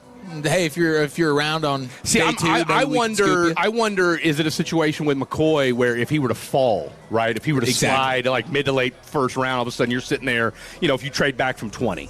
All right, and say you get your linebacker or whoever in that 12 spot, and you're sitting there at 25, and you're like, oh, McCoy's sitting here with a 4.3840, and we saw what the medicals check out. Okay, you can do a lot worse. I think the thing we also have to, because look, and again, full disclosure, all right, I'm a Revel guy. All right, I'm a Revel guy. That's clear. You're a Revel man. I am a Revel. Let me tell you something, man. Look, when you meet these guys in the locker room, you get a different. You get a different perspective. Yeah, different perspective. Okay, Revel, my guy. It doesn't matter win, lose, or draw. And let's be honest, they lost a lot at the end. Always had something to say. I agree. That's why I've always been a Jordan Lewis guy. And when they lost, and not that he's the greatest player, but I'm like, man, that's a loss. I tell you what, let me tell you something. Jordan Lewis would always talk. I'll tell you who else is a dog when it comes to talking. Deron Bland. And Deron Bland. Mm-hmm. And I'll tell you who else. But I'll tell you who else gave me the Heisman there at the end of the year. Donovan Wilson. That's disappointing. Well, so the team's doing that with him. Gave me the Heisman shortly. Yeah, he's out of here. But that does suck because he was. Early on, he was such a dog. He was. He was. But it's tough when you get undressed like he did a couple of times out there, and then you got to go stand in front of the microphone. Well, once they give you a number away, it's been sayonara. Done. It's written on the wall. All right, before we get out of this segment, though, perfect scenario for you, Eric Chiafalo, and what happens with the Cowboys on day one. Yeah, I would say perfect scenario, you're probably talking about Caleb Downs falling to you at 12. You're not having to trade any of your picks. Would you take that? Would you rather have that or Ruben Bain falling to 12? Oh, that is so difficult. I think in my heart of hearts, I would like to have Bain, just the position that he plays. And I think they need pass rush. And he's a guy that is really good against the run as well. But I think that with what Christian Parker has talked about with that hybrid nickel role being the most important in his defense, getting just a surefire, no questions asked guy like Caleb Downs in that spot is hard. It's hard to beat. So give me Caleb Downs filling the most important role in Christian Parker's defense in the nickel, and then ideally you probably, if you could find a dance partner at 20 and trade down a little bit, and then take Rodriguez, I'd feel great about that. Yeah. And then now you're looking, okay, we got to get some rush. We got to get some pass rush. But it stretches, I think, pretty good with some of these edge rushers into day two. Yeah. You can go get a guy that can be a complementary piece, and you're still. That's what they've done is they've left themselves open. There is no perfect. Hey, we're going to be able to fill all these needs. Yeah. So I'll take Caleb Downs. I'll take Jacob Rodriguez, and then we'll figure out on day 2 how we can get a pass. Well, thankfully they just got a third rounder. Well, I think you package Jaden Blue. And that 92, you're probably moving into the bottom of the first half of round 1. You're getting the Louis V cleats. You're getting the speed. Yeah. And really just the unknown. It's kind of like a mystery box. With It Jaden is. Blue. It is very much so. We know he can run fast, but will he show up? He might not show up, and if he does, he might fumble. Yeah. Or he might have blisters. he might run for a 20-yard gain. Yeah. That's what we've seen to this point. Never know. Let's do it. Eric Chiafalo. He'll be with us all day today as we take you up to 2 o'clock live from Alliance Hyundai out in Fort Worth, I-35 West and Golden Triangle. Coming up next, let's do a little show rewind. What is on the line for the Stars today as they take on the Rangers? 2 down, 2 to go on White Guy Radio here on 105.3 The Fan. Tolo means turn it on and leave it on. Thank you for making 105.3 The Fan and the Odyssey app part of your day every day. Follow here, Tolos, and like you, my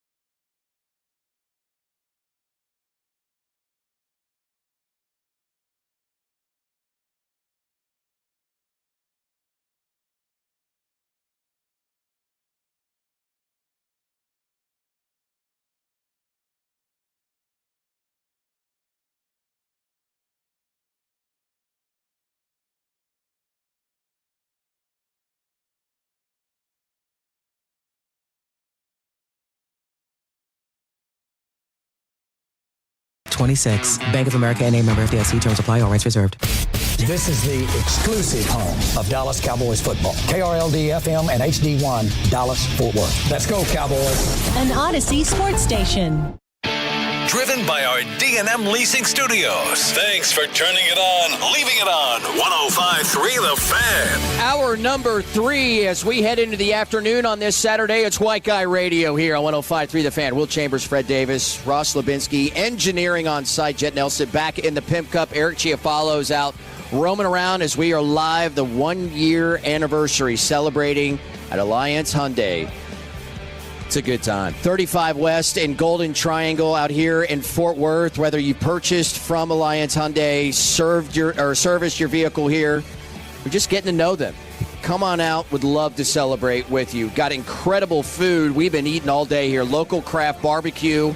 Been incredible. Giveaways, more coming up right about now. Chiafalo's going to step on the mic and give away a $50 grocery card, half hour from now, a gas card, pair of Tim McGraw tickets in an hour.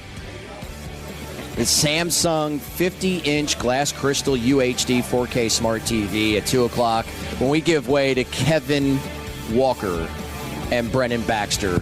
And, of course, the Rangers tonight. We'll talk about the Rangers here in just a moment. The Stars are in action today. And down at the barn, still got some playoff things to be sorted out. With a win today, they can clinch home ice advantage in the series against the Wild. Any other result, and things are still up in the air with the puck drop with the New York Rangers at 4 o'clock. So Wyatt Langford is going to undergo an MRI. It looks like today. They haven't given any updates as far as, obviously he's going to be since he's going to be in L.A. They've got this 9-game home stretch, 9-game road trip that they're on right now. But that was kind of the one. Well, you had a couple bummers last night from last night's game. Number one, you had Wyatt Langford, who again, as we all talked about, has scuffled at the plate thus far. Gets a home run last night, but then it looks like he tweaked his quad right before he hit first base and kind of muscled around the diamond last night. So again, he will undergo an MRI today. My guess is, and look, I'm not a doctor, but I have played one on television once. I have played one on television before, and I will give out haphazard advice. Just put a TENS unit on it. Just put out a TENS unit on it. I've been doing that with my pec strain, and it hasn't gotten any better, but we just push through anyway. That said, my guess is he'll probably be out the rest of this road trip. Okay. 8-7 loss last night in Los Angeles. Your first place Texas Rangers in action. 8-10 tonight. That'll be the first pitch with pregame coverage starting right here in your home of the Rangers at 7:30 with Jack Leiter taking the bump for the good guys. Jack Leiter on the bump. Sheehan for the Los Angeles Dodgers on the bump. And then, of course, Jacob deGrom pitches tomorrow. But, look, this was a game that, you jumped out to a lead. You felt good, even though Max Muncy was a one-man wrecking crew last night. Corey Seager had a big 3-run home run for you last night. As we mentioned, Wyatt Langford had a nice home run before he gets hurt. Brandon Nimmo was good, not great last night. Jock Peterson gave you a hit that kind of got things going in that 9th inning as well. I thought Evan Carter's been giving you some good at bats right now. Yeah. If there's anybody that we can feel really, really good about as far as what his expectations were going into the season versus what we've seen thus far out of him, it's definitely Evan Carter. He's played a great center field. He's been good. He drew a walk last night, gets the home run against Edwin Diaz, so you're feeling good about where Evan Carter's at. And he just looks healthy, right? For a kid that's been beset by injuries over the last couple of years, it's good to see him, for what he gave this team during that World Series run, and that it feels like this couldn't buy a break the last 2 years for what he's been able to do through the first 13 games of the year. You're feeling really, really good about that. But now that, and look, Josh Young had a big hit last night as well. So, you're look, your lineup was good last night, okay? Robert Garcia, I think it's time we just go ahead and we put this Send him down to Round Rock. Let him get his mind right. Let him do whatever the hell it is he needs to do down there. I don't know, but he hasn't looked good all year. He didn't look good in Philly. He had one decent inning that he got you out of. I think in that third game against Philadelphia. But he didn't look great against Seattle, and he didn't look great again last night. So I don't. And by the way, that was a sixth inning, right? We're not talking about an eighth inning. We're talking about a ninth inning. We're not talking about a high leverage situation. These are sixth innings that this guy can't seem to get out of his own way on. So and God bless Jacob Latz. I mean, look, he looked great for the first two batters and 2 strikes of Max Muncy. And then Max Muncy did what Max Muncy does. So anyway, tell you all that to tell you this. Look, the Dodgers are a cheat code. Watching them play last night, watching the depth of that lineup, and it's just, I guess the question I would ask you, Will Chambers, and to the listeners at home or wherever the hell it is you might be listening to us right now, 877-881-1053. When you watch the Dodgers, whether you watched them last night or you watch them tonight or you watch them tomorrow, are you bothered enough by that lineup that you don't want to see baseball next year? No. Because in the sense of Rich being just like, you know what? It's funny when we've talked up until about like a few years ago. If you had a juggernaut of a lineup, who was it always compared to? Yankees. Or the Big Red Machine, right? The Big Red Machine. It was always that. Yeah. That makes it look like a joke almost, at least on the Big Red Machine. It was an incredible team because you had, Pete Rose, Tony Perez, Joe Morgan. Those are your 3 best players, Hall of Famers, all that. And then you George Foster, you had some other ones. You got guys on this lineup like 1 through 9. I mean, there's 7 guys on there that are also, you got 2 MVPs? Or wait, 3 former MVPs. It's ridiculous. Well, it's absolutely nuts. You got Shohei, who's gotten the last 3 MVPs. Now, I think there's some, and baseball, where I would push back, at least from a baseball, and where I would be frustrated, where I'm frustrated with, is the fact that you let them defer so much of Shohei's money. Okay, because by deferring, allowing them to defer so much of it. Like, what, did he make $1 million last year, the year before, or something? Something absurd, right? He's going to make like $100 million in a year. And so I get a little exaggeration, but no, you're right. I mean, and so that would be because look, I understand. I am not a baseball purist by any means. All right. I mean, I look at a guy like my boy Bitter Mike Babbo from the Picked Off podcast. Go check it out. You will be glad you did. But he's my go-to baseball guy. When I want to talk baseball and get kind of the behind the scenes or whatever, like he's 60 years old, he loves baseball. That's his shtick. That said, all right, you need teams like the Dodgers.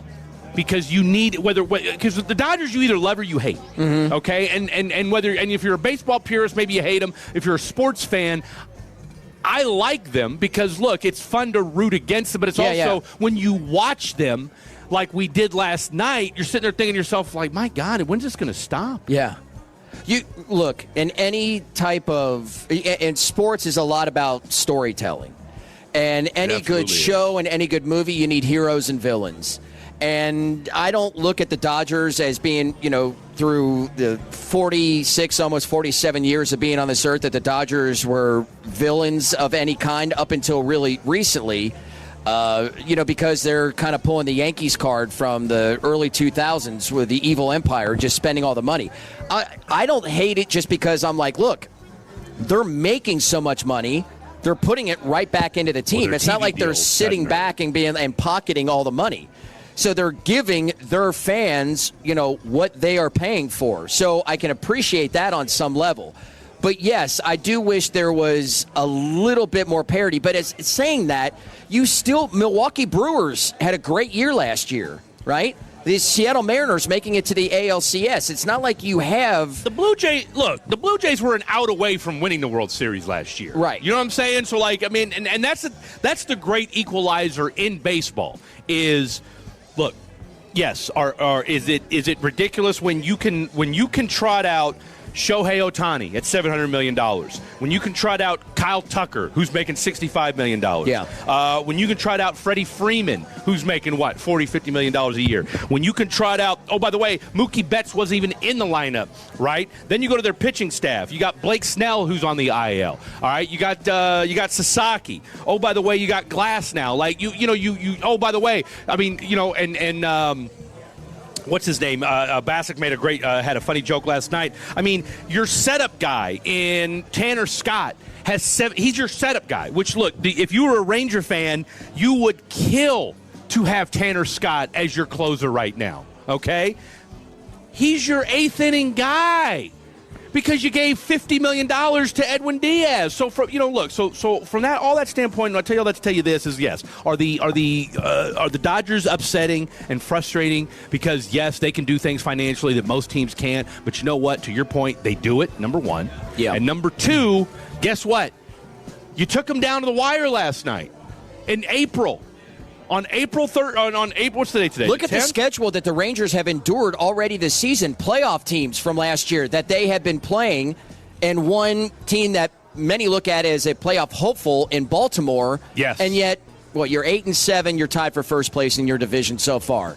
All things being equal, that's a pretty good start. Team. Absolutely. And our boy CY talked about it on G-Bag as far as this first 40-game stretch is a huge barometer because 40 games, as you know, is a good barometer for baseball anyway. When you got a 162-game season, to kind of understand, like, okay, this is kind of who we are a little bit, right? Like you got. I mean, you're about 80% of who you are. Could things change at the deadline with injuries and guys coming back and what have you? But at 40 games, you got a pretty good feel for this is what we are as a baseball team. We're 13 games in. I mean, I think that's why you saw Skip stay with, your guy what? When you say that, I mean, look, I'm with you 110% on that. I mean, because you got to get it totally figured out. You really, really do. And you know what? By letting Kamar stay in and get that double play and close out the inning when you had bases loaded.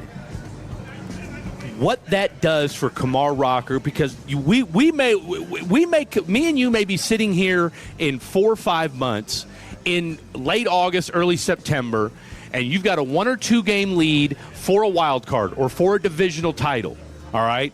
And Kamar may go out, and you and I may be on a Saturday talking about how Kamar went out and shut somebody down after 6 innings and points back to this game yesterday as the reason why, because Skip Schumacher believed in him and let him and trusted him when it was all. And there's the mental part of it, but to your point, that 5th inning may be something that pays dividends down the stretch for our boy Kamar Rocker, who, let's call it what it is, has looked pretty damn good through 2 games. No question about it. Again, 8-10 the start tonight right here on your home with the Rangers. Let's go. Game 2 against the Los Angeles Dodgers. All right, biggest story in sports. We're 2 rounds in, and now the beginning of the 3rd round. It's moving day at the Masters. That's next here on The Fan. The more time you give, the more our crush grows. Together we continue to build something special. Keep turning it on and leaving it on 105.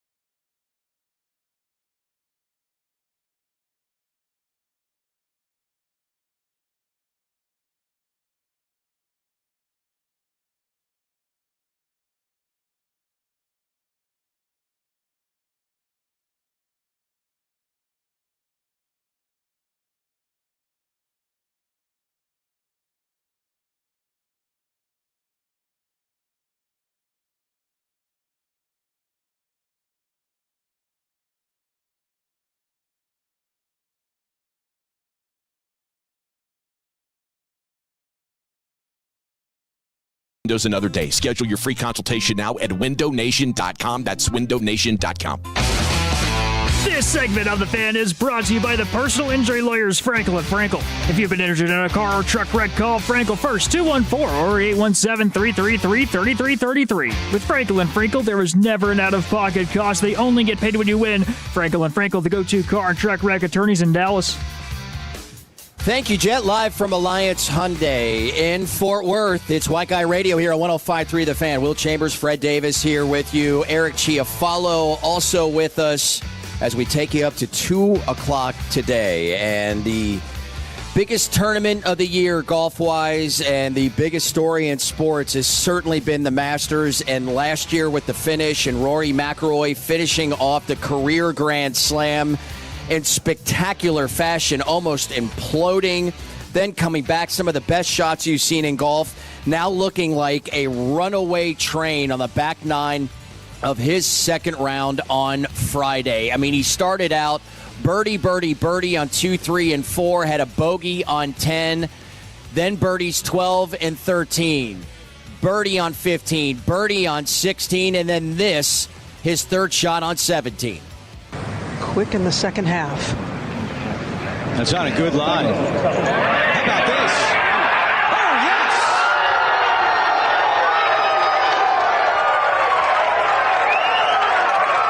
The roars of Augusta, alive and well for Rory McIlroy. Andrew Catalon,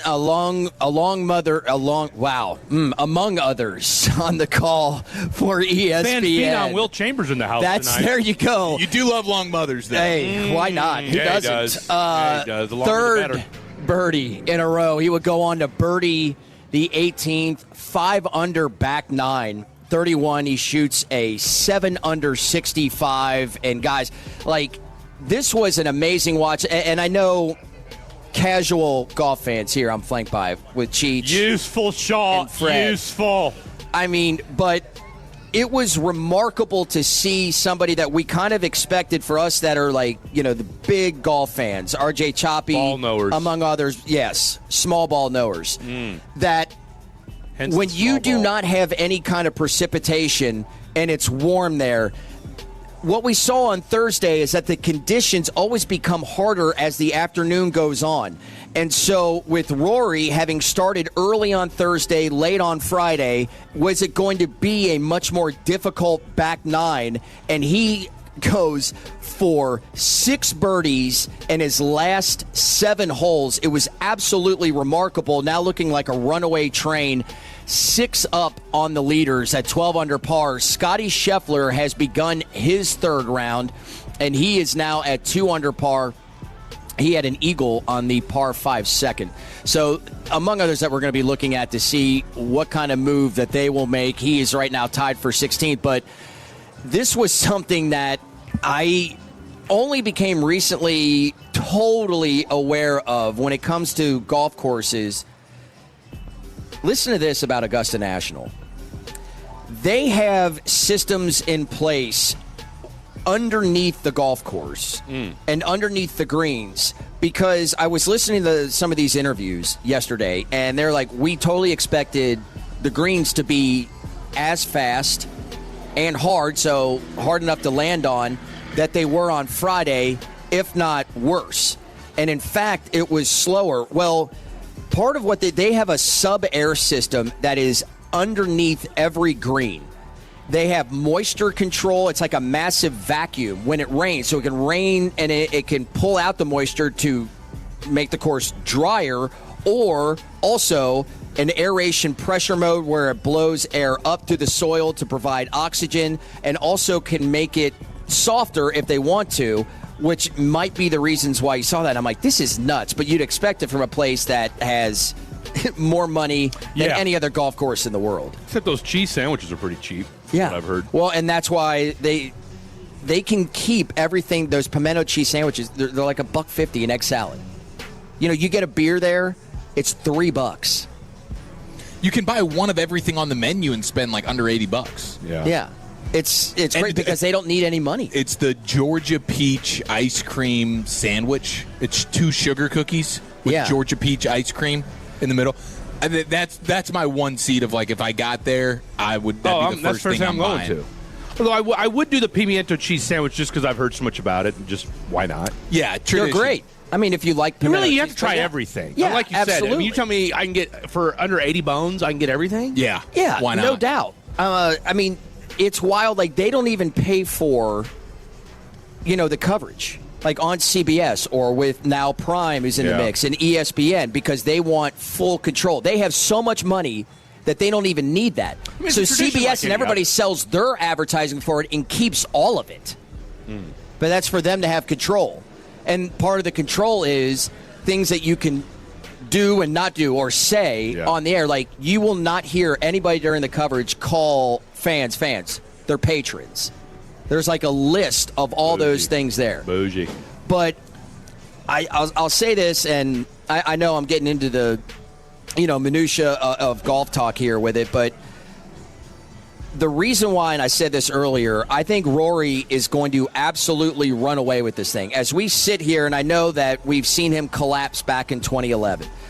We've seen other of the best players in the world collapse. Tiger Woods did it once, in the back nine of Augusta. Tiger Woods. Second nine. Spieth.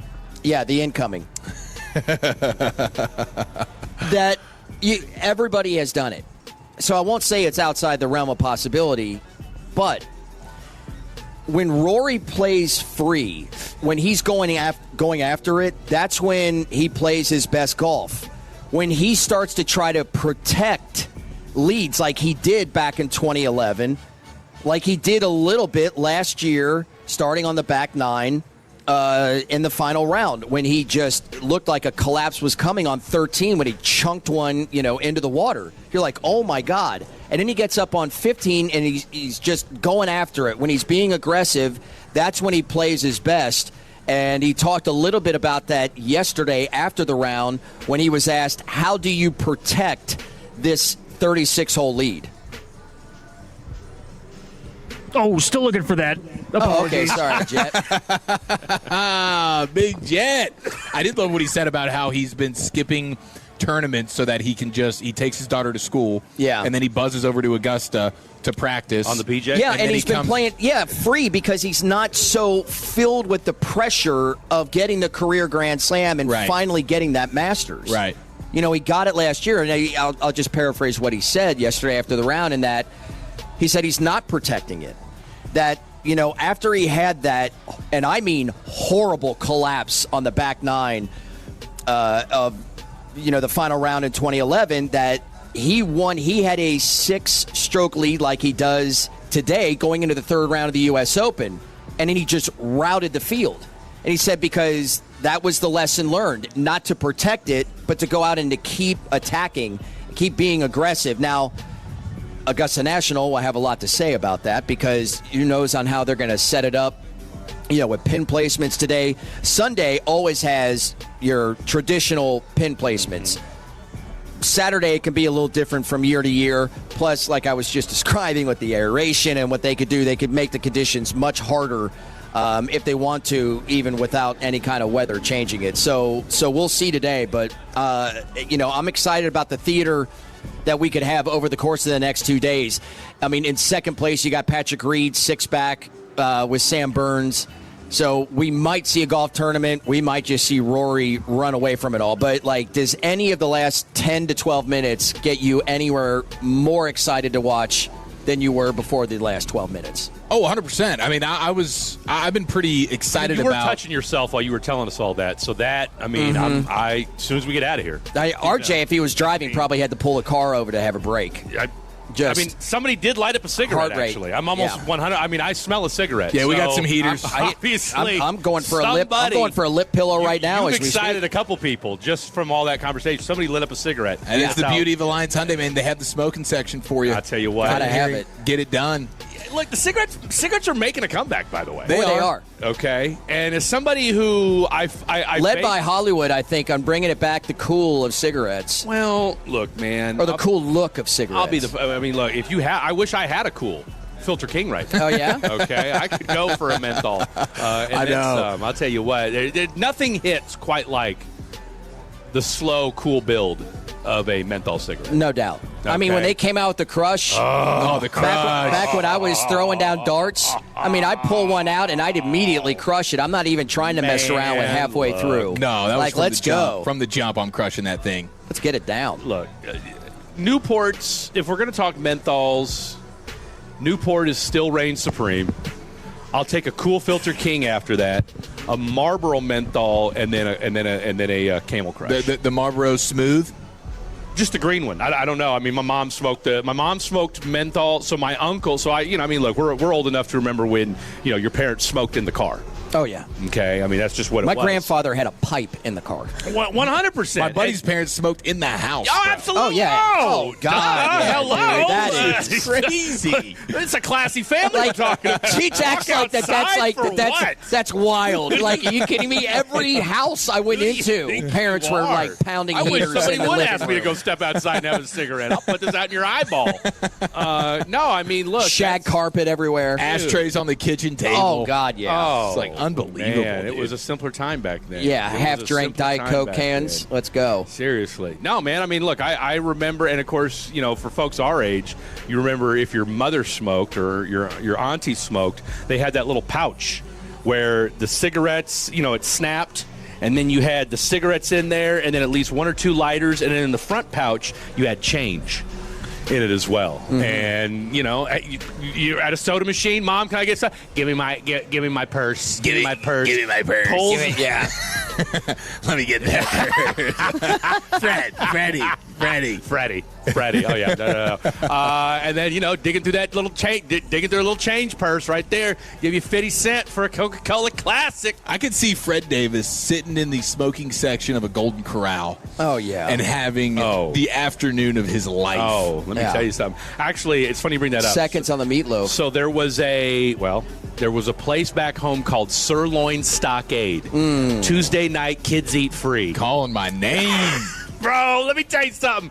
Tuesday Chocolate night, fountain back in the every stockade? broke-ass family in Topeka, Kansas was lined up around the damn block for Sirloin Stockade. And they were giving out these. I mean, who knows what this meat was made out of? I don't know. I thought it was steak.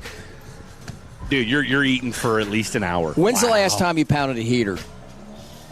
Let's see. When's the last time I had a square? It's been a while. You know what? I'll tell you exactly when.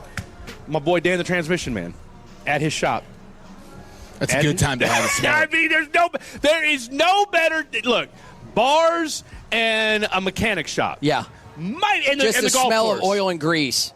Yeah. A golf course. Oh, my buddy Stevie Dennis. Golf course. Oh, dude. Repair shop. Bar. 3 best places. Oh, man. For a cigarette. Nothing was great. Playing golf with Stevie D. The vodka tizzles and just Marlboro Lights going down like wildfire. I'm telling you what, and no, there's just something just hits different when you're sitting there. You got a cigarette, and of course you can't smoke it direct. It's got to be hanging out the side of your mouth. 100%. Oh yeah. Okay, that ash needs to. You know what I'm saying? You need a little intel to the ash, but. It's. I mean, dude, I might have to go burn one after we get off this. If we get done with this segment, It's a all that golf talk got you going. Seriously, it's a pro mechanic move to right before you give the bad news to the customer. Oh, hey man, want to smoke? Yeah. You're gonna want this. Yeah. Walk out here. I took a look at the transmission, and we'll get to the brakes in a second. Here, do you want a Camel Light? Shout out to my boy Dan the Transmission Man. Yeah. No doubt. God, I was going to say it's been years, but no, I think I took one down about a year ago. Yeah. Just didn't feel No, great. might be the last few weeks. few weeks. Look, I've tried to vape, and God bless vapors, but it just doesn't hit the same, man. I've seen you in the studio trying to put that work in, trying to acclimate, acquire the taste. There's just something about holding whatever the hell that thing is versus holding a cig, dude. It's just not the same. No. Couldn't agree more. Gives you a nice Thomas Shelby. Now the only thing I will say about a vape versus a cigarette, you don't stink after. Yeah.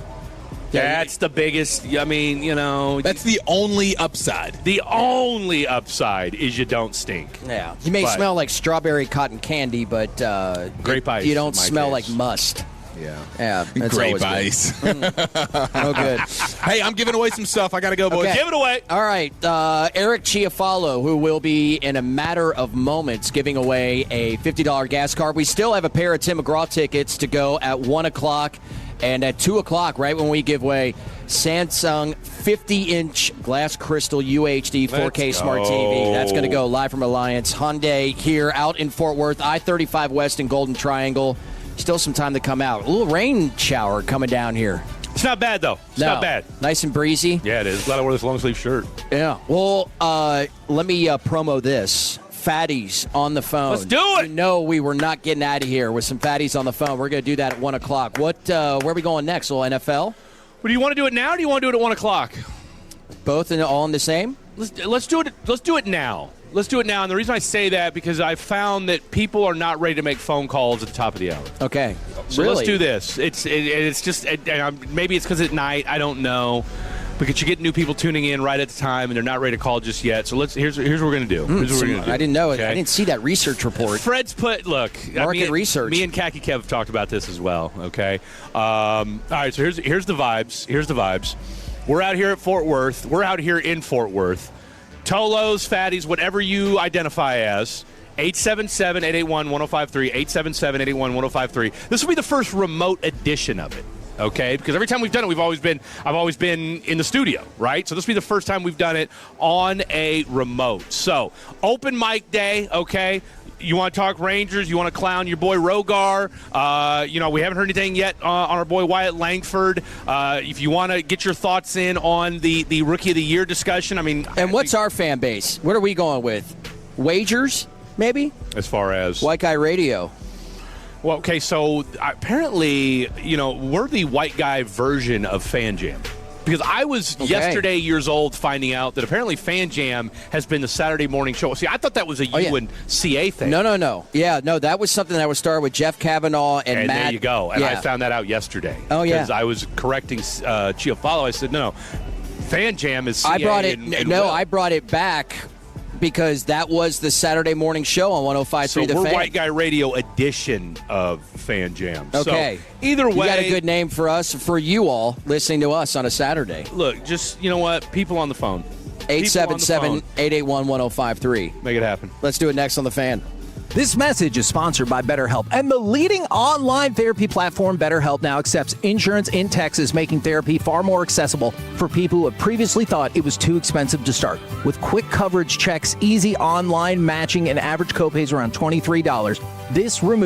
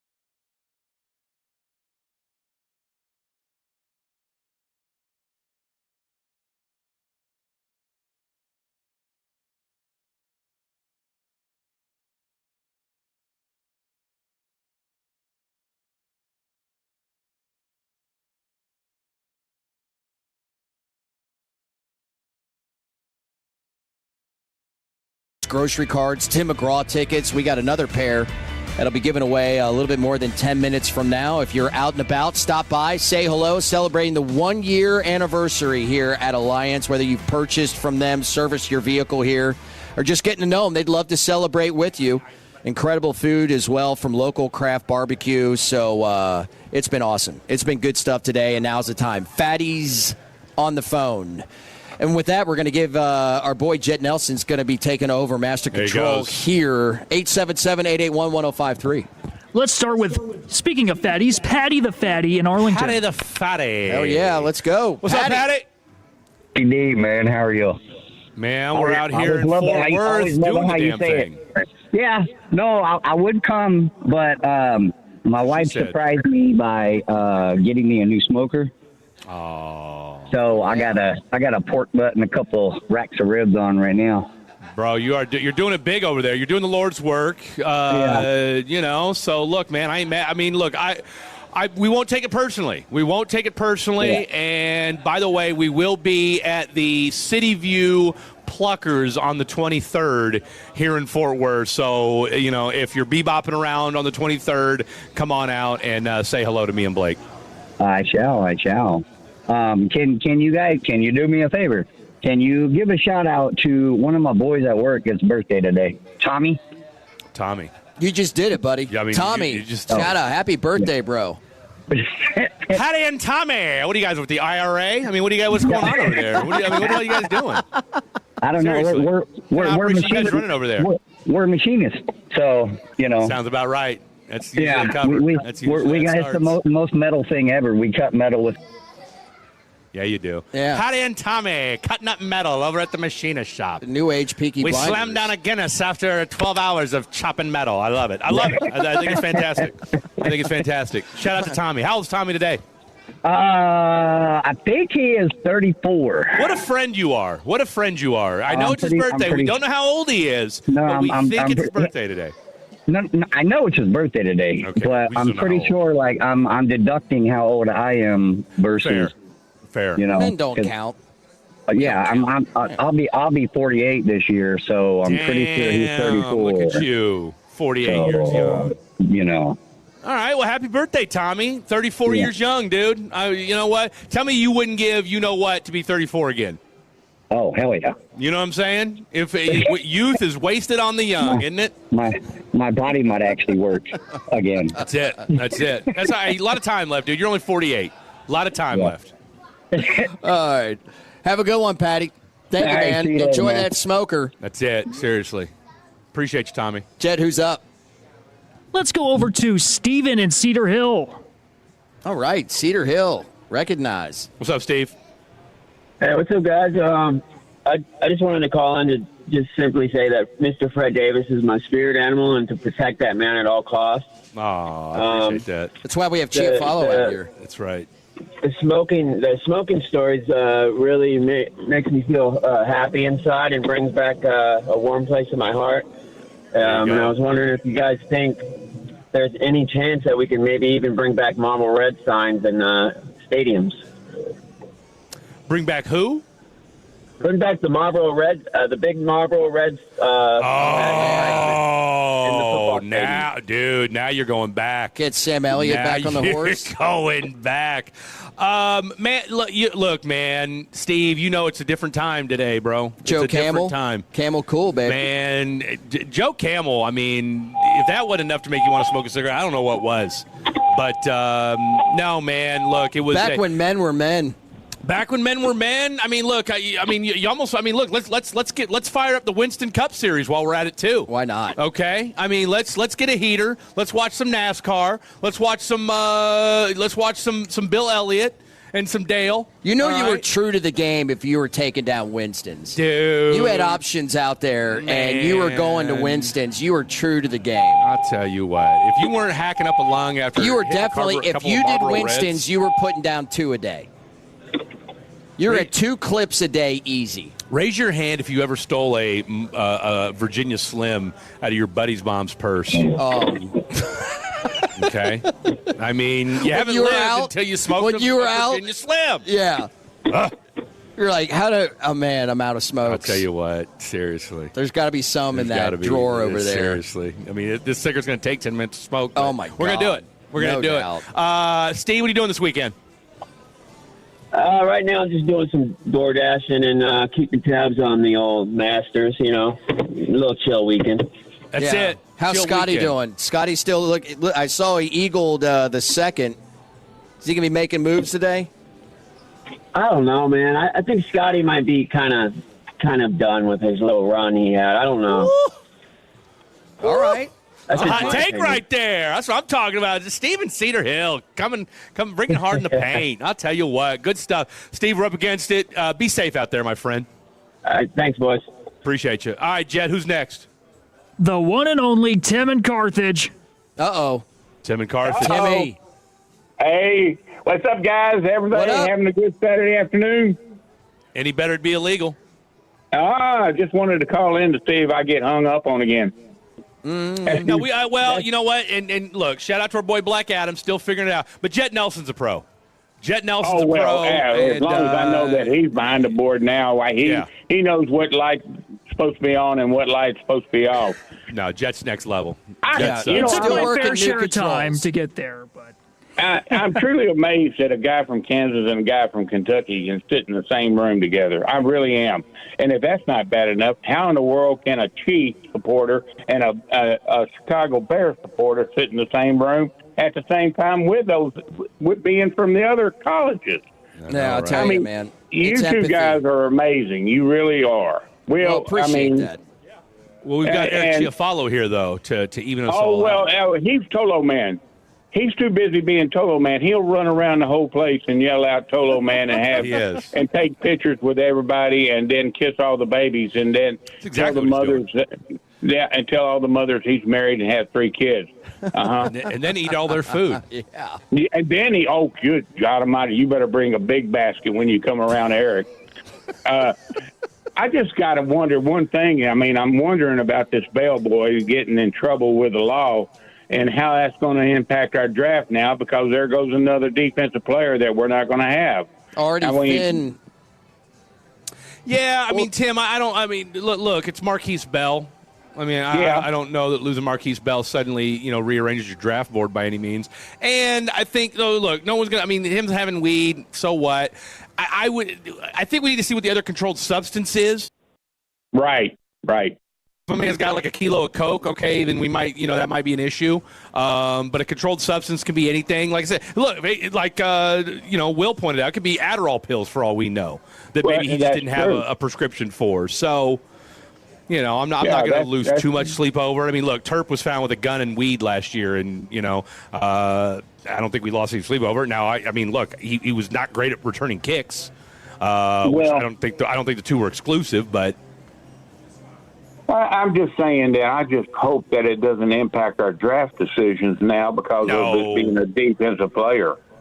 Yeah, I mean, I think they're already looking hard at safety, and, the hope that Caleb Downs, would be a player that they have the option for at 12. We'll see. Well, I mean, let's be realistic. If we get a chance at either him or Styles at 12, we're crazy if we don't jump onto it. I mean, those guys are phenomenal. And then, there's Scott that played for Miami, who's a good safety, too. And I'd like to see us try to go after him later on in the draft. But, if we can't get Downs or Styles, then let's go for Baines and roll the dice. Feel you, man. Feel you. Tim, it's good to hear from you, buddy. Yeah, all right, you guys have a good week this week. Fred, I didn't realize you came from the most historical town in Kansas. I really didn't.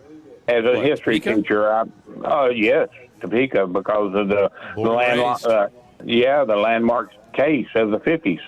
So you guys, y'all have a good week, and I'll talk to you next week. Sounds good, man. Have a great week, Tim. The great Tim at Carthage. The legend himself, the legend himself. All right, that's going to do it for Fatties on the phone, Tills on the telephone. You guys were phenomenal as always. Look, we've got 1 hour left here at Alliance Hyundai here off of 35 and Golden Triangle. And, of course, for all my folks from the Golden Triangle, shout out to you guys as well. But, look, we got an hour left. Here's the deal. We got a couple giveaways this final hour. We've got, hey, do we still have Tim McGraw tickets? Oh, yeah. They died. Okay, so we got Tim McGraw tickets left. We've got a $50 grocery card, and we've got the 50-inch Samsung Crystal UHD television to give away as well. So we got a final hour. Let's make a memory. Hell, drive a car for crying out loud. They got Hyundais on top of Hyundais out here. Come on out, have some fun. Final hour of the show. Don't go anywhere. This is 105.3 The Fan. Take us with you wherever you go. Now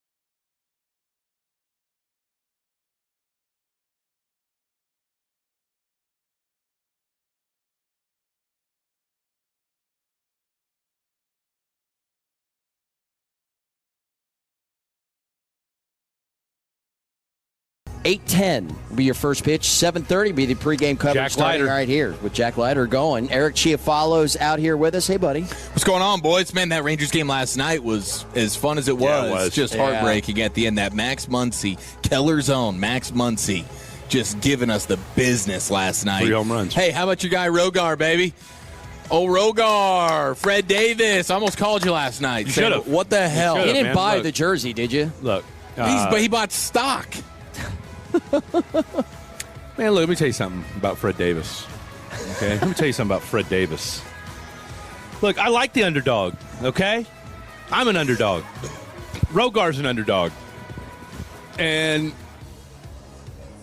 I don't know what's going on with him There's right still now. time. Underdog, under-delivering. That's what's happening right now. He's not been good.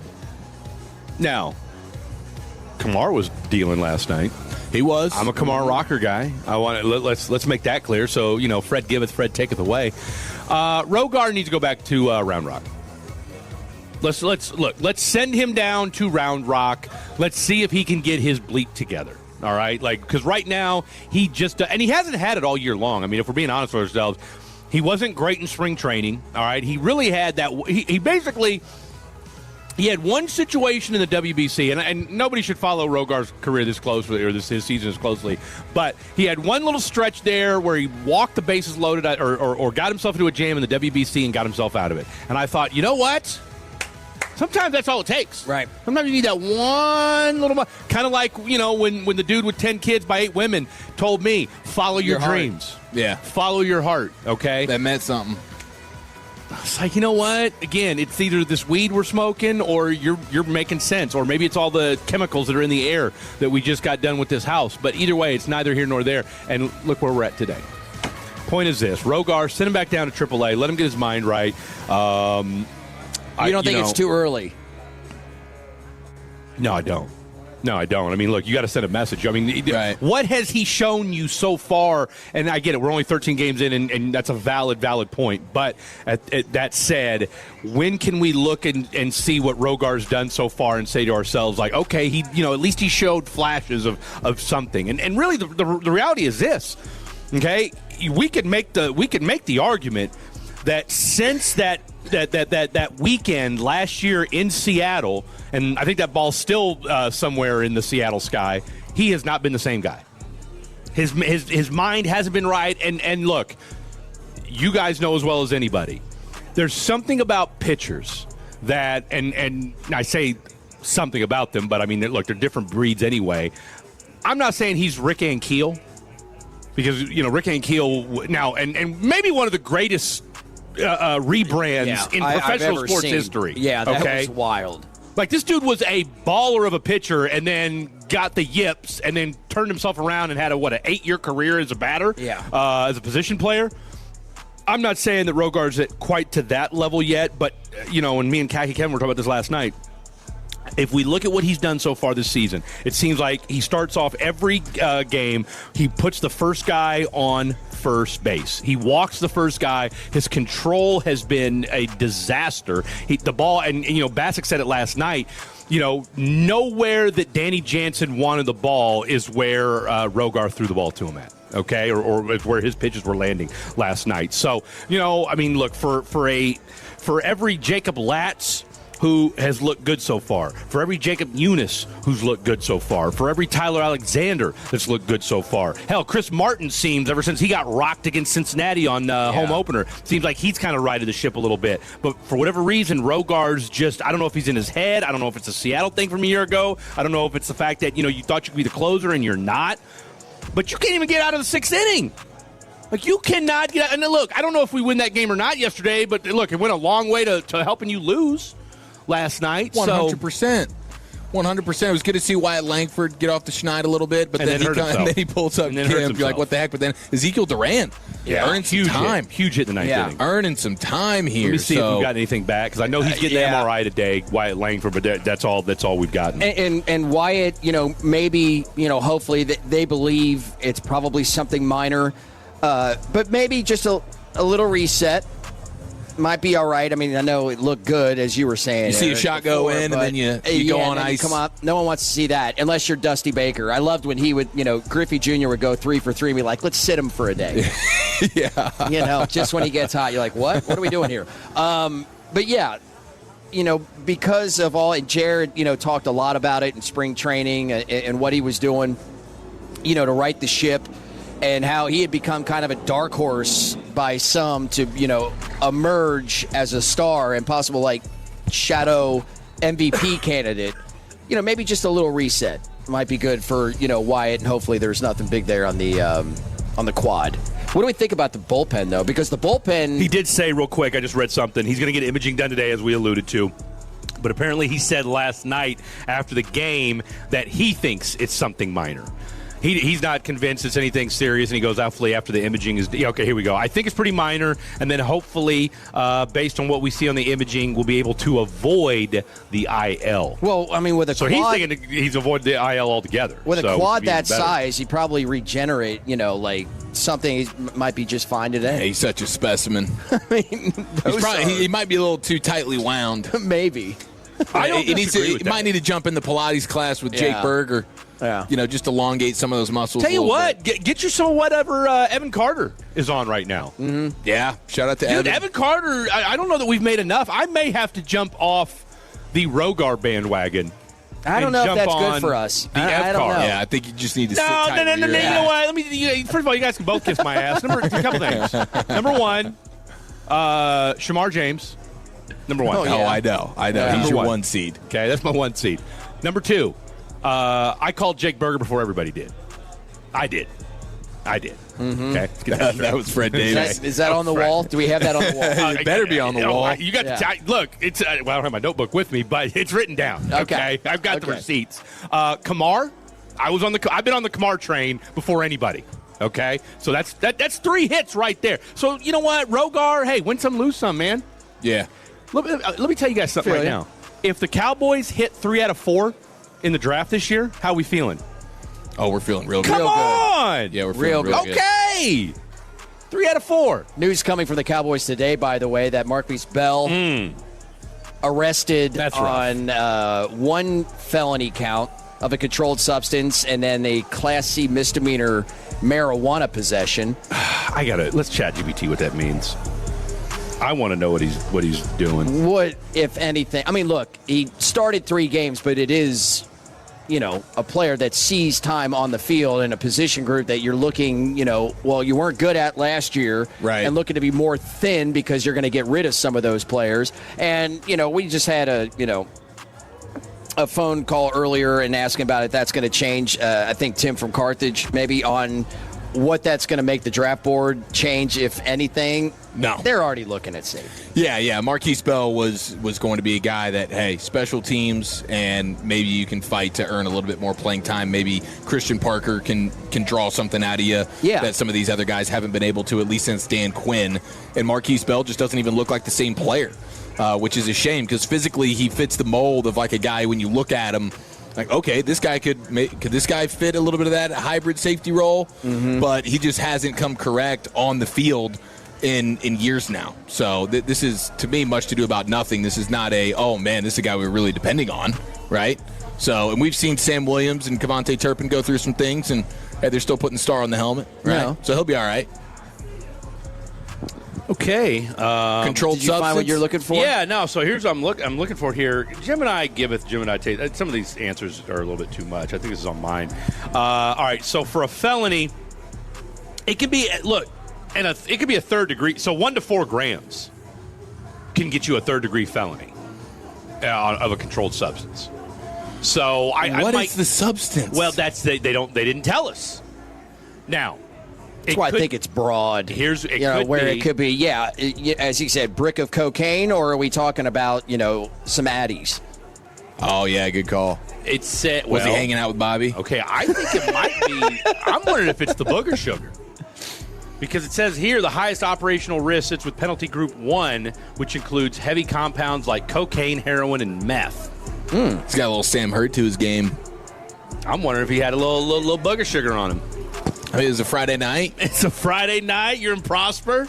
All right, just left the house with a pineapple on the front door, huh? Or you're headed to one, huh? And somebody said, "Let's bring the party."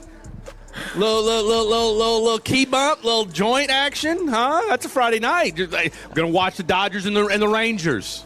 Yeah. Okay. Little cross-faded baseball action. Little cross-faded baseball action. Yeah, okay? Nothing better, especially in a West Coast game. Keep it live late. Yeah, keep you up late. That seventh inning stretch hits a little bit different. That does. Seventh inning stretch, it's a little different. Changes what you're reaching let's for. hope he's not got a real problem, though. That's the real question. Thoughts and prayers, Marquise Bell. Round 3 of the Masters underway, and Dallas's own Scotty Scheffler having a front 9. His outward.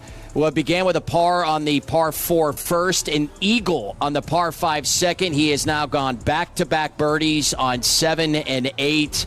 4 under for his day, 4 under for the tournament, but still 8 back of Rory McIlroy, who will tee it up a little more than a half hour from now. So that's really the biggest thing in sports going on this weekend. Last night, Cooper Flagg with another incredible performance, 33 points, only to be slightly overshadowed by Victor Wembanyama. I said this a few weeks ago, about a month ago with CA, and I don't know if I've mentioned it with you, certainly not with you, Cheech, that I'm going to plant my flag on this one. See what you did there. Wemby is going to break the single-game record for scoring. He's going to break Wilt's record at some point. Not this season, but at some point, I think in the next 2 years, there's going to be a night. We just saw with Bam, what we saw with Kobe in the past, where they're on one. This is the most unstoppable force I personally have ever seen in the NBA, because I was not around, obviously, for Wilt. His height is one thing, and I was listening to De'Aaron Fox talk about it last night, and this is the thing I've been hearing about him, that he is maniacal. He has the Kobe mentality, like how hard he works. Yeah. And his whole mindset is of, constantly getting better and winning a championship. Like when he gets interviewed and when they're actually talking about the team and not awards and stuff like that, he completely dismisses the fact that this group on its own has never played in the playoffs before. He's like, who cares? And De'Aaron said it last night, we got a bunch of dogs. That was one thing of I think he's going to do that. He's going to get 101, 102 points in a game at some point in his career.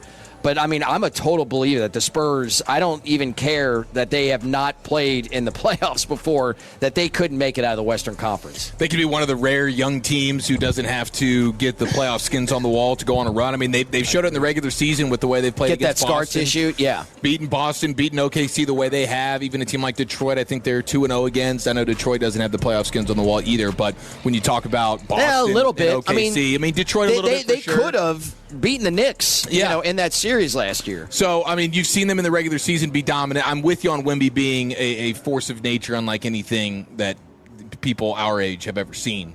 I just wonder because he's doing all this and he's putting up ridiculous numbers and he's doing it in 30 minutes. Yeah. Will they ever just unleash the beast and say, you can go play a full 4 quarters? Because he's putting up MVP type numbers. Yeah. In 28 minutes. Yeah. And so will they ever get to a point where it's like, okay, we'll let this guy go out there and just play the requisite amount of, can he touch 40 minutes? I think coming off the blood clot thing, has been, the big reason why at this point in the season, I don't know how much that plays. Obviously recently, it's the rib, but it will be interesting in the playoffs. Now it's. Oh, no, I think you're letting him loose. I think it's for sure. You should. You turn the governor off, throw the chip out, and I just, we've talked about it on Fan After Dark. How do you stop him? No, if he gets a full head of steam and gets going like that, to y'all's point, Wembanyama, my only concern with Wembanyama is just the health and watching a guy that we've never seen do the things. We've seen 7'7" guys. We've seen 7'5" guys. But, with none of them had the ball skills, not even remotely close. Bol was just 7'7" and just a freak of nature. All right, same thing with Yao Ming, but he had the Sean foot Bradley injury. was not 7'7", but he was like 7'4", I think he was 7'6". wasn't he? I think Sean Bradley was 7'6".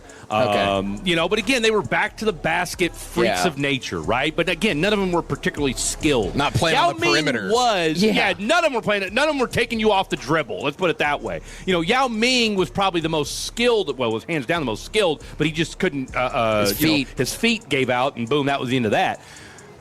That's my only concern when it comes to Wemby, but when you hear about how hard this guy works, him doing the training with the Shaolins and what have you, like, man, for as lopsided of a season as this has been, and what I mean by that is we've spent so much time talking about the negatives of the NBA and the tanking and all the other nonsense that's gone on, I fully expect this to be a really, really good NBA playoffs. They need it. You know what I'm saying? Because I'm going to tell you right now, I'm calling my shot. With Luka getting hurt and Austin Reeves getting hurt, I thought you might have a puncher's chance with the Lakers. I think it's going to be the Spurs and the Celtics in the playoffs. Or in the finals. Yeah. Wow, I like that, dude. Yeah. I love it. Goodbye, OKC. My favorite thing is I can't stand OKC. These teams in transition, and it's like 3-on-1, and they're all playing scared because the one is Wemby. Yeah. And he can block. He can block a shot from anywhere. He changes the geometry of the court just by being there. It's absolutely wild. Okay, one more segment before we crosstalk with Brendan and Khaki Kev. A little fair or foul.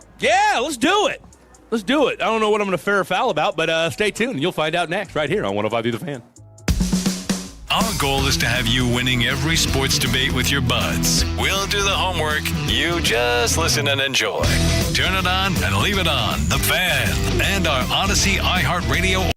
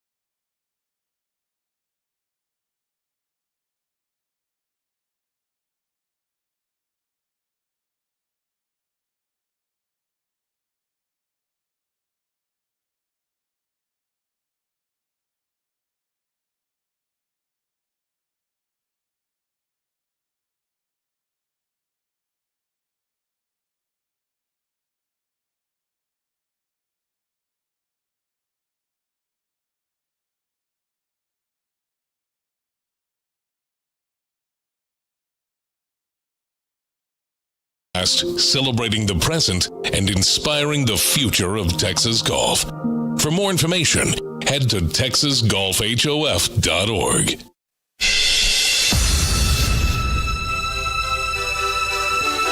You guys know what that music means. And before we get to a little fair or foul, Dallas's own Scotty Scheffler is on an absolute heater in the third round of the Masters. Back-to-back birdies to close out the Outward 9, a 31 5-under. He's now 5-under for the tournament as he heads to the back 9. My goodness, White Guy Radio. That's what it is here on 105.3 The Fan, live from Alliance Hyundai off I-35 West and Golden Triangle, celebrating the one-year anniversary here in Fort Worth. Will Chambers, Fred Davis, out here with you. Ross Lubinsky on site, Jet Nelson. Good stuff today. We've still got a grocery card to give away. $50, make you holla for the $50 gift grocery card. And then the large Samscreen television. Samscreen? Yeah. Samsung. There you go. Samsung. But it's like a Samscreen. It is what you're getting. The Samscreen television. Make sure you come by. You've got 30 minutes left. So come on, let's make a memory, shall we? Let's make a memory. What if I told you monkeys had started a civil war? Yes, that's what's going on right now in Uganda. Planet of the Apes, right? Which one are we on at this point? It really is. Now, I'm of the Charlton Heston Planet of the Apes age. Okay. Same. Get off my... What's he say? You damn apes. Yeah. That's really all I know. Anyway, I've told some women that I've dated. Anyway, I digress. A scenic... I'm going to have to take my glasses off for this. Oh, boy. A scenic Ugandan jungle has become a bloody battlefield as two rival chimpanzee clans wage what could be the first recorded primate civil war. The ongoing simian conflict was detailed in a study published on April 9th in the Journal of Science. Chimps from one group began attacking and killing those from the other group, and that turned into an escalated period of lethal violence, said study author Aaron Sandell, an anthropologist at the University of Texas in Austin. While the late great primatologist Jane Goodall, and wasn't she from Gorillas in the Mist? Probably. Where I want to say... I mean, it all seems to fit. If memory serves... Didn't the monkeys turn on her and kill her at the end? Yeah. Tell you what. Had reported of a similar fissure 50 years ago. This marked the first time that such an intertribal schism has been researched and documented as it occurred. Although chimp communities often compete with neighbors over land and resources. Sandel and his team had been researching the no-go chimpanzee community of Uganda's Kabale National Park, a large and well-known group of primates that has been extensively studied for 30 years. Comprised of over 200 members, the Ape Clan, no relation to the Wu-Tang Clan, appeared fairly tight-knit aside from a few clusters and subgroups that existed within the troop. However, between 1998 and 2014, a noticeable rift sprang up as disparate cliques formed, including a gang of 3 males. By 2015, the formerly cohesive community had split into 2 clans that lived and reproduced separately, with the aforementioned trio presiding over one of them.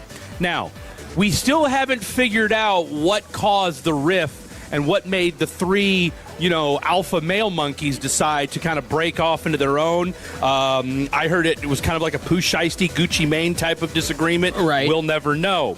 However, researchers have postulated that several adult males who acted as ambassadors between different factions What are we doing here? What is happening down there? To strained relations and a change in the male dominance hierarchy. Are they giving speeches? I think they just beat on their chest a lot. I mean, fair or foul, you've got 3 rogue chimpanzees who have basically instigated a monkey civil war? I mean, I think it's fair. I mean, it's got to be, dude. I don't know how I could look at it any other way. I mean, look. Is this the new Hittites, Shiites, conflict that we've got going on? It's exactly what it is.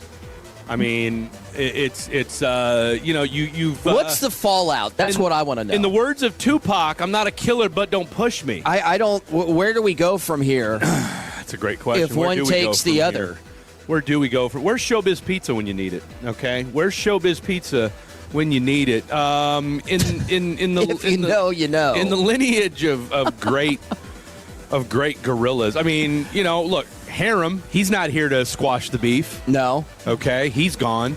Like, what monkey could we send in? Harambe. Who could we send in? What gorilla could we send in that would, maybe mediate? Kong? I mean, I don't know. I mean, if there's any, I think that's where you would go.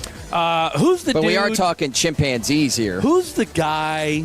Did you guys ever hear the audio of the lady that had a chimpanzee and then it ripped her face off? Oh, yeah. That's such a gross video or audio. Well, I didn't partake, but I know of it. Who's the dude? You'll know. He used to be on late night TV all the time. Craig Ferguson. Great poll. No, he's the zookeeper. Irwin? No, he's dead. This person's alive now? This guy's still alive. This guy's still alive. He would go on. Oh, wait, no. Irwin was the crocodile. Was the crocodile hunter. No, I would send him in. No, the guy from the guy who was on Letterman all the time. Yeah, I think it was a Columbus Zoo, though. Oh, really? I think it was a Columbus Zoo. Okay. But I know who you're talking about. Is it Jack Hanna? Hey, where's my bell? Jet. Where's my bell? Ding, Jack ding. Hanna. You want to know what some sick SOB did, by the way? No. Okay.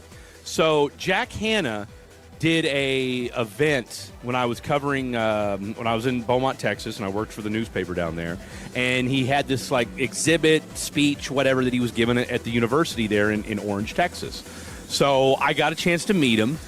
He signed, hey, Fred, great meeting you, blah, blah, blah. Signed a little whatever of him and gave it to me. Left it on I go back to the office that night. I leave it on my desk. Someone took it. Why? Who steals an autographed picture of Jack Hanna? Well, one that's also personalized to somebody else. Exactly. Unless it's another Fred. Well, there's some sick SOB in Southeast Texas right now. Do you have another Fred in the office? Hell no. Come on. How many Freds have you met? Have you ever seen more than one Fred in any place at one time? No. Absolutely I've seen more Wills in one place. Dude. Yeah. Come on. Ain't many of us left. Can we get more follow-ups on this in the weeks to come? You know what? We're only on for an hour for the next week on Fan After Dark. I will do some more. You know what? This guy's at UT. We might be able to get him on the show. Now, let me find out what his name is again. Dr. Not Doolittle. Let's see. It's not Dr. Mark Bashara. Aaron Sandell, an anthropologist at the University of Texas. Okay. So we're going to look into it. I mean, it's the first time, and maybe it's just this is his viral my moment, naivete or ignorance on rival clans among chimpanzees. I mean, I think this is a and fascinating primates. story. I mean, it's not every day. I mean, look, who doesn't love gorillas? You're going to have colonization, I'm sure, of any kind. It sounds like these three just had enough. And but this dude's been studying these. I'd like to know what 1998. sent them over the edge. What line was crossed in which this enough was enough. And what kind of is this a battle over territory? Is this a religious? Do the chimpanzees have different religious sects? He likened them to Mexican cartels. Wow. Fighting over territory. Oh, okay. So, yeah, it is territorial. This is fascinating. What followed was a series of lethal attacks by the Western group on members of the Central Group. These raids resulted in multiple killings of adult males, and beginning in 2021, I can't even talk, expanded to frequent infanticide, averaging several deaths per year. To add insult to injury, then they would eat the young after killing them. I mean, these are rogue monkeys. Yeah, is what they are. Rogue There's no question.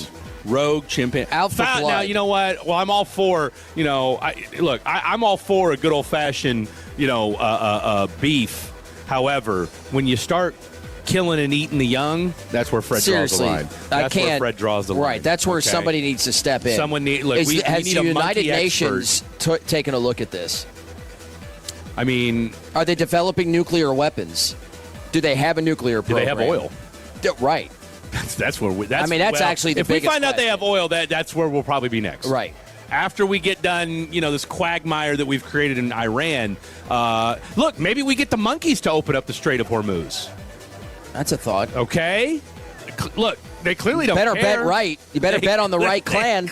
Well, that's... Don't be backing the losers in this. No. And then don't let them get... I mean, look, if you get them on the wrong ship, we may not see them again. The banana ship. I knew it had to come up at some point. Something to think about. There's a little fair foul Something to think about, boys. I want more on this. I'm going to be researching even more when I get home. You will. I need to take a look and find out exactly how we came to this cross-section between these rival clans. I mean, look, if I get one of them on the show, I'll let you know. Okay. Khaki Kevin Walker and Brennan Baxter are taking over for us. Yeah, they are. We're going to cross with them next. A couple of monkeys if I've ever seen one.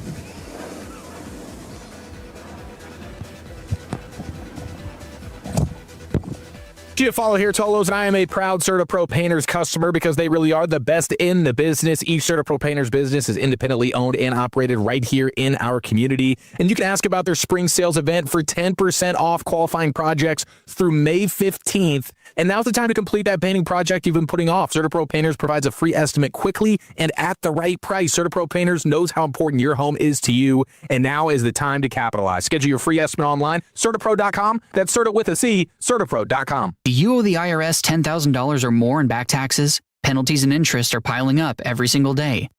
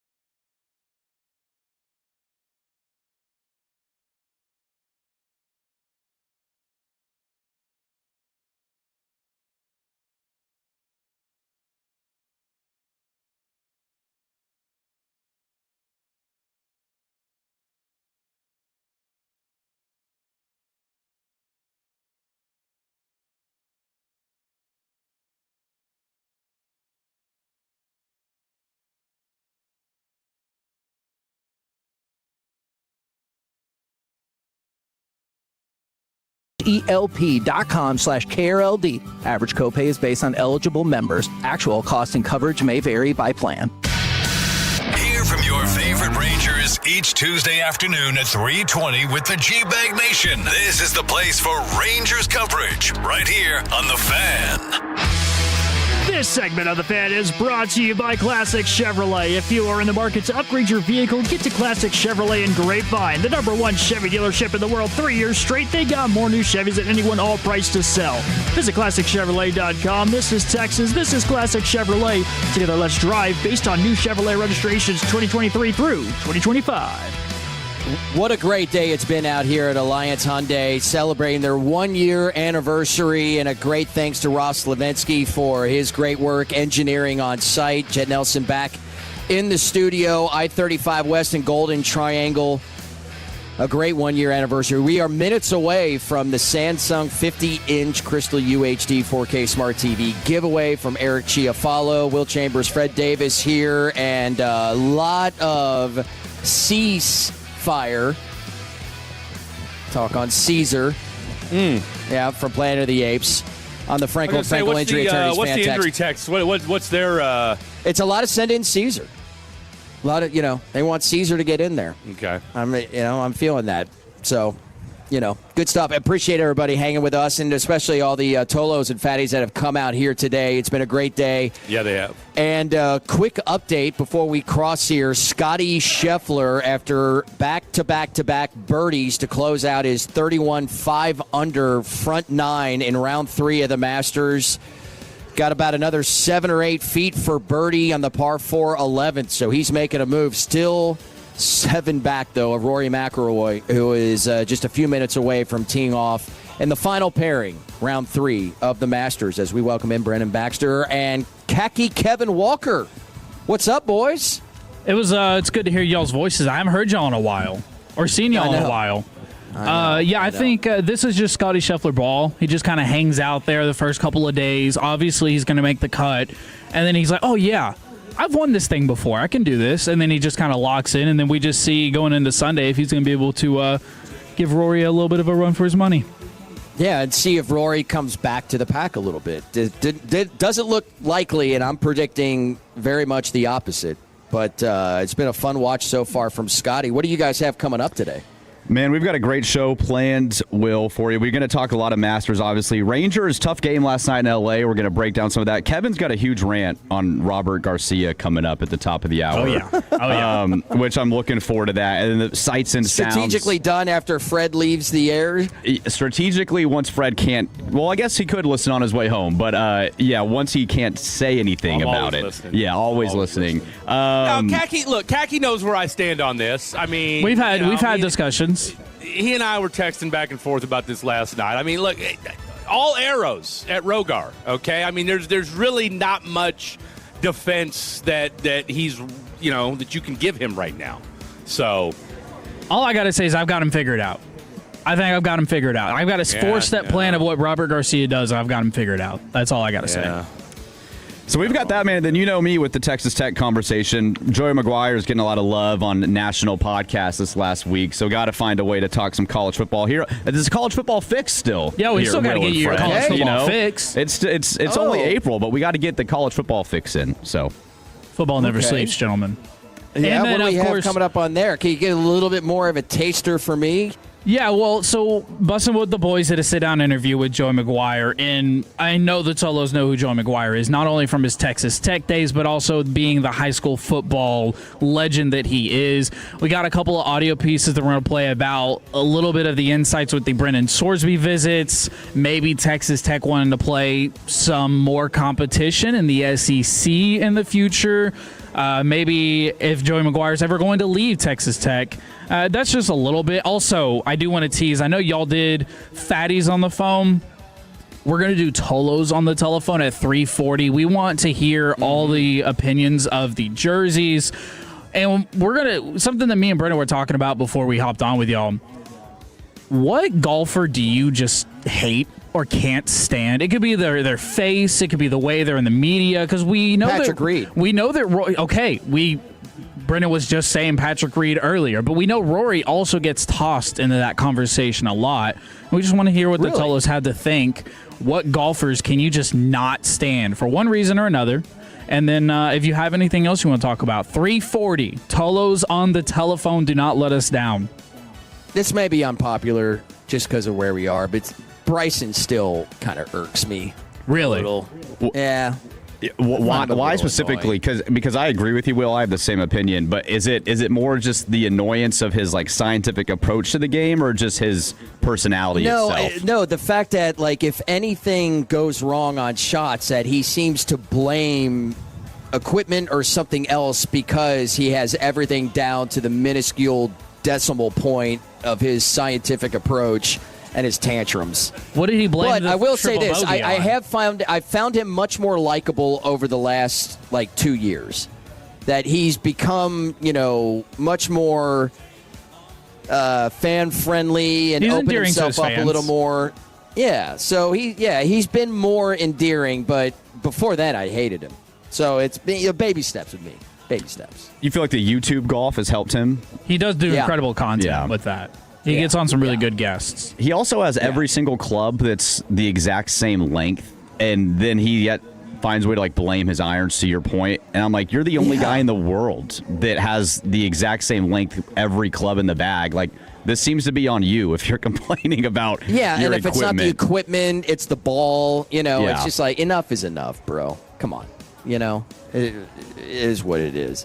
What are you guys big golf fans? I'm a huge golf fan. I probably consume way too much golf content. I like golf. I try to keep up with it. I think I know enough to be dangerous, but once we start talking into the sciences, that's where you start to... I'm more of a listener than a talker, but I do like golf. Yeah, this is the one tournament of the year that it seems like everybody is in on. And, it looks gorgeous out there.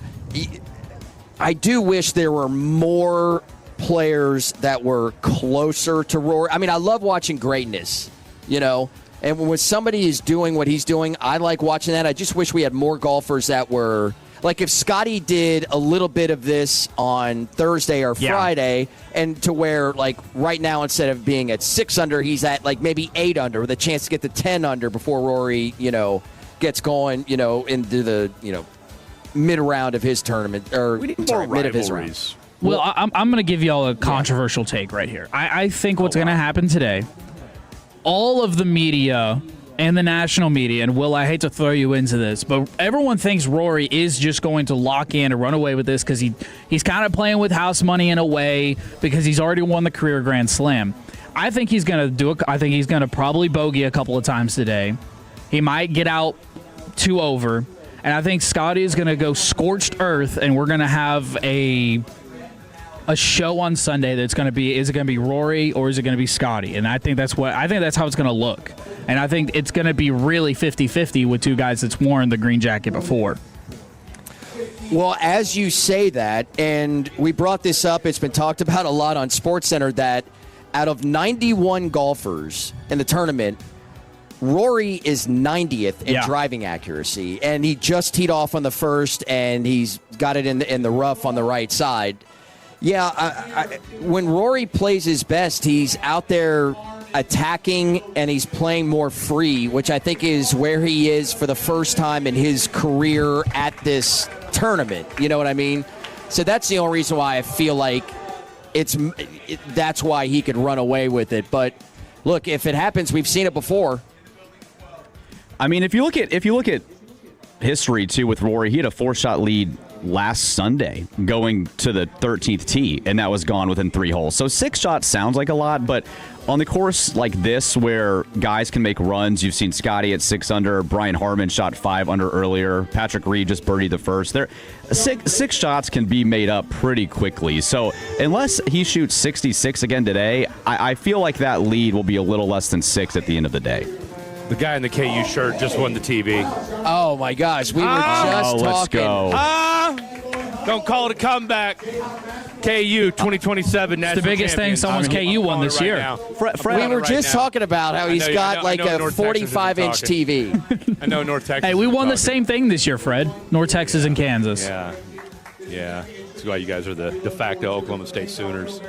And Oklahoma State Sooners. I did want to mention this before Cowboys?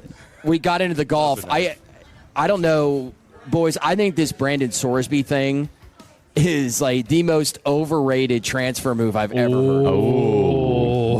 And it's no shot at Tech or anything like that, but I'm like, and watching him play at Cincinnati, I'm just like, what is everybody seeing that is so great about Brandon Sorsby? Will, to your point, which I think is fair, he in big games like Cincinnati, they played BYU last year. He didn't play great. He hasn't played a huge, meaningful college football game and played lights out like he's a future Heisman potential winner. So I think it's a lot of hype more about Texas Tech and just what they did in the Big 12, and then him and Leavitt coming from the Big 12 being that 1 and 2 QB class in the transfer portal.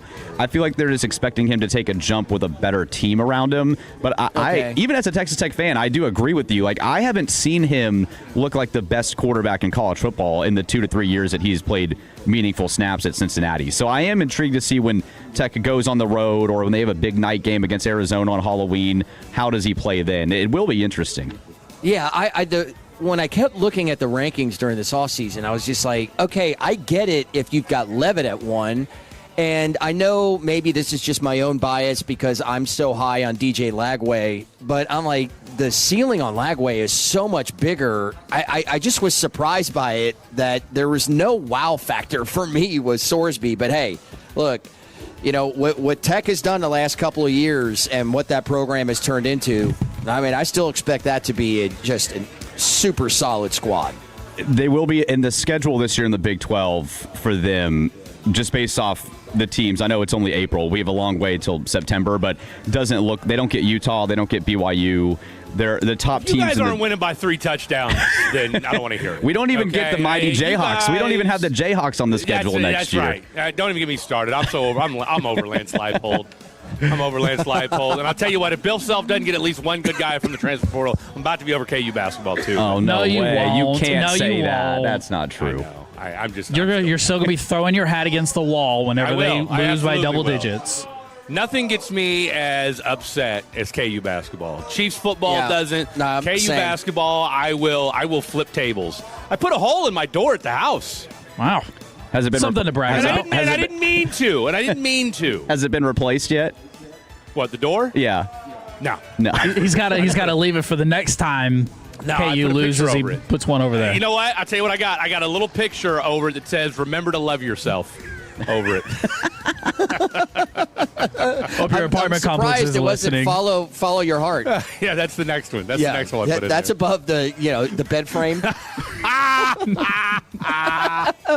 All right, boys. Have fun today. We'll be listening. All right, guys. Thank y'all.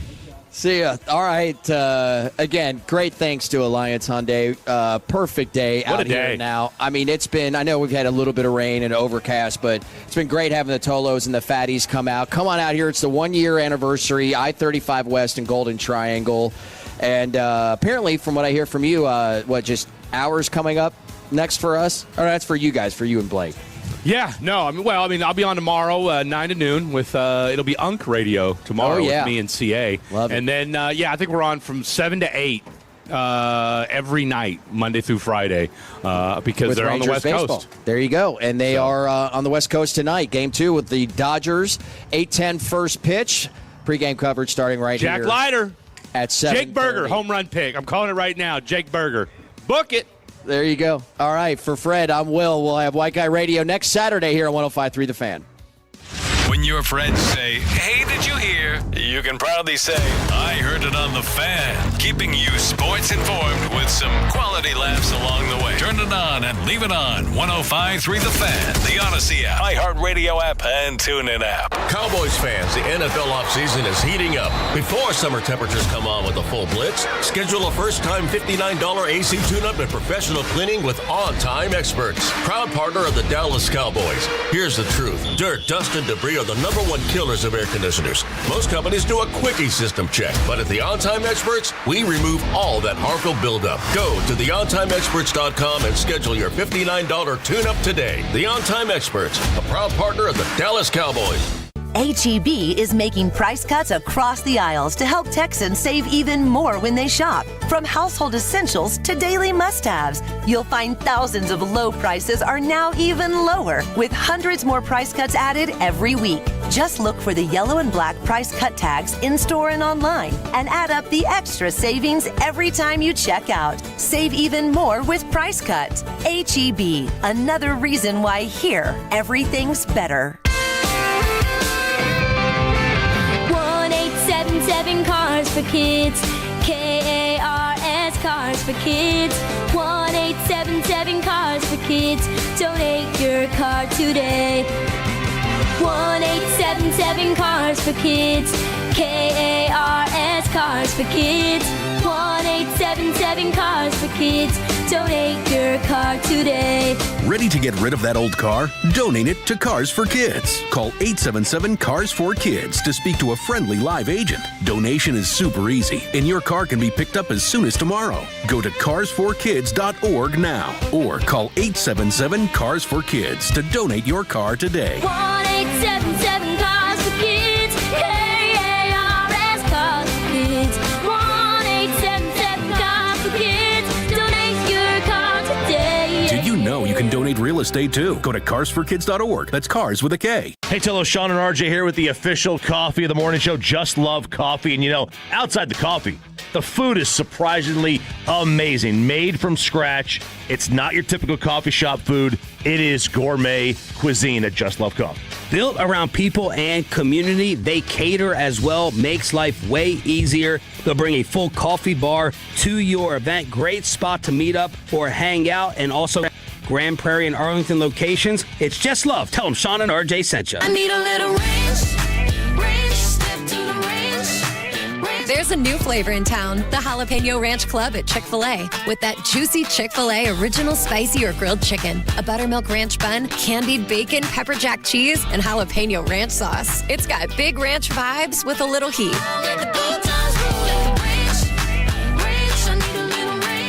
Chick-fil-A's new Jalapeno Ranch Club, available for a limited time only. Order ahead on the Chick-fil-A app. I'm Jeff Stewart with Reliant Air Conditioning. Did you notice that we hit 92 degrees in March?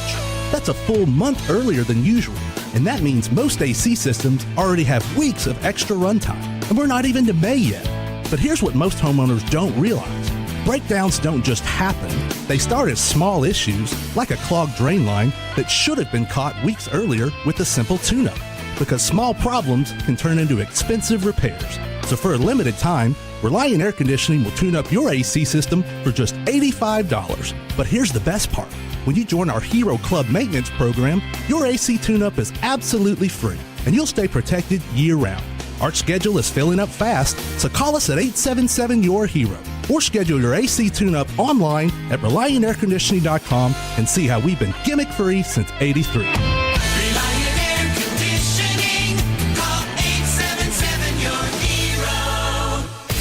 This is the exclusive home of Dallas Cowboys football. KRLD-FM and HD1, Dallas, Fort Worth. Let's go, Cowboys. An Odyssey sports station. Driven by our D&M Leasing Studios. Thanks for turning it on and leaving it on. 105.3 The Fan. Welcome into 105.3 The Fan. My name is Brennan Baxter alongside Kevin Walker. We've got Jacob Ray on the ones and twos. We are here for a great Saturday afternoon. Kevin, it's Masters Saturday. Rory McIlroy just bogeyed the first hole, and there's a ton of challengers behind him that are making a lot of birdies. So that 6-shot lead is quickly down to 4. Kevin, Masters Saturday, where do you rank that in your top 5? You got March Madness, Super Bowl Sunday, playoffs. Where do you rank the Masters as a sporting event Saturday, Sunday? I would probably rank it 4th or 5th, which is a really tough ranking to put together in the first place. I think Super Bowl Sunday takes the cake. Super Bowl Sunday takes the cake for sure. March Madness, it helps when my Longhorns are in it, admittedly. I would say March Madness is in the top 5. I would say it's probably interchangeable with the Masters at 4 or 5. Baseball playoffs is probably 3 or 2. I'd have to sit down and do the rest. And then college football playoffs is probably 2 for sure. Yeah, so football's up there, obviously, at the top of top of this world. But that makes sense. Making the top 5 of the calendar, of the sports calendar year, the Masters in general is just so exciting. And I kind of teased what I thought was going to happen in crosstalk with Fred and Will, who did an incredible job at Alliance Hyundai. If you didn't get a chance to go out there, Tolos, you missed out. The barbecue was fantastic. The giveaways were fantastic as well. But I said, I think Rory's going to struggle today. I think he's going to have a couple of bogeys. Scotty Scheffler's going to go scorched earth, and we're going to have a one-on-one going in Sunday. Well, Scotty is 6 under through 12 on his round today. Rory, is that good? That's pretty good. I think that's pretty good. Pretty solid, I think. And then Rory did just bogey his first hole, so you called it. A couple of bogeys. He's coming out of the gate strong Rory. For you there with one Rory. bogey. Well, I find it interesting, too, because you've got a lot of sports fans. The two main sports that take over the last 3 weeks, March Madness and the Masters. Yeah. But both pretty niche sports. Like college basketball isn't nearly as popular as college football, for example. So not a lot of fans tune in, but a ton of eyeballs that aren't typically college basketball fans are all on March Madness. Same thing with the Masters. A ton of fans that never watch golf this weekend. So I find it funny that these two events back to back, you had the championship last Monday into the golf this week. It kind of rallies America into being bigger sports fans than they probably typically are, which I like a lot. And I think it has something to do with learning players, or in this case, golfers that you didn't know before, right? We love Cinderellas in March Madness, and it was pretty chalky for the most part, but we love Cinderellas. We love learning the Doug Eaterts and the Jack Golkes, who's part of the Texas Legends, if I might add. And I think that it kind of goes the same way for the golfers. You know your Spieths, you know your Rorys, Schefflers, Justin Rose. I mean, for the most part, I would say the household names are the top 5 guys. But you know, we have amateurs out here. Mason Howell, who did a pretty good job as far as I understand. Ludwig Berg, who I know y'all two, Jamokes, are a big fan of. So it's just, you kind of learn about these new golfers and these new players, and I think the Masters, another reason why we're talking about it is coverage.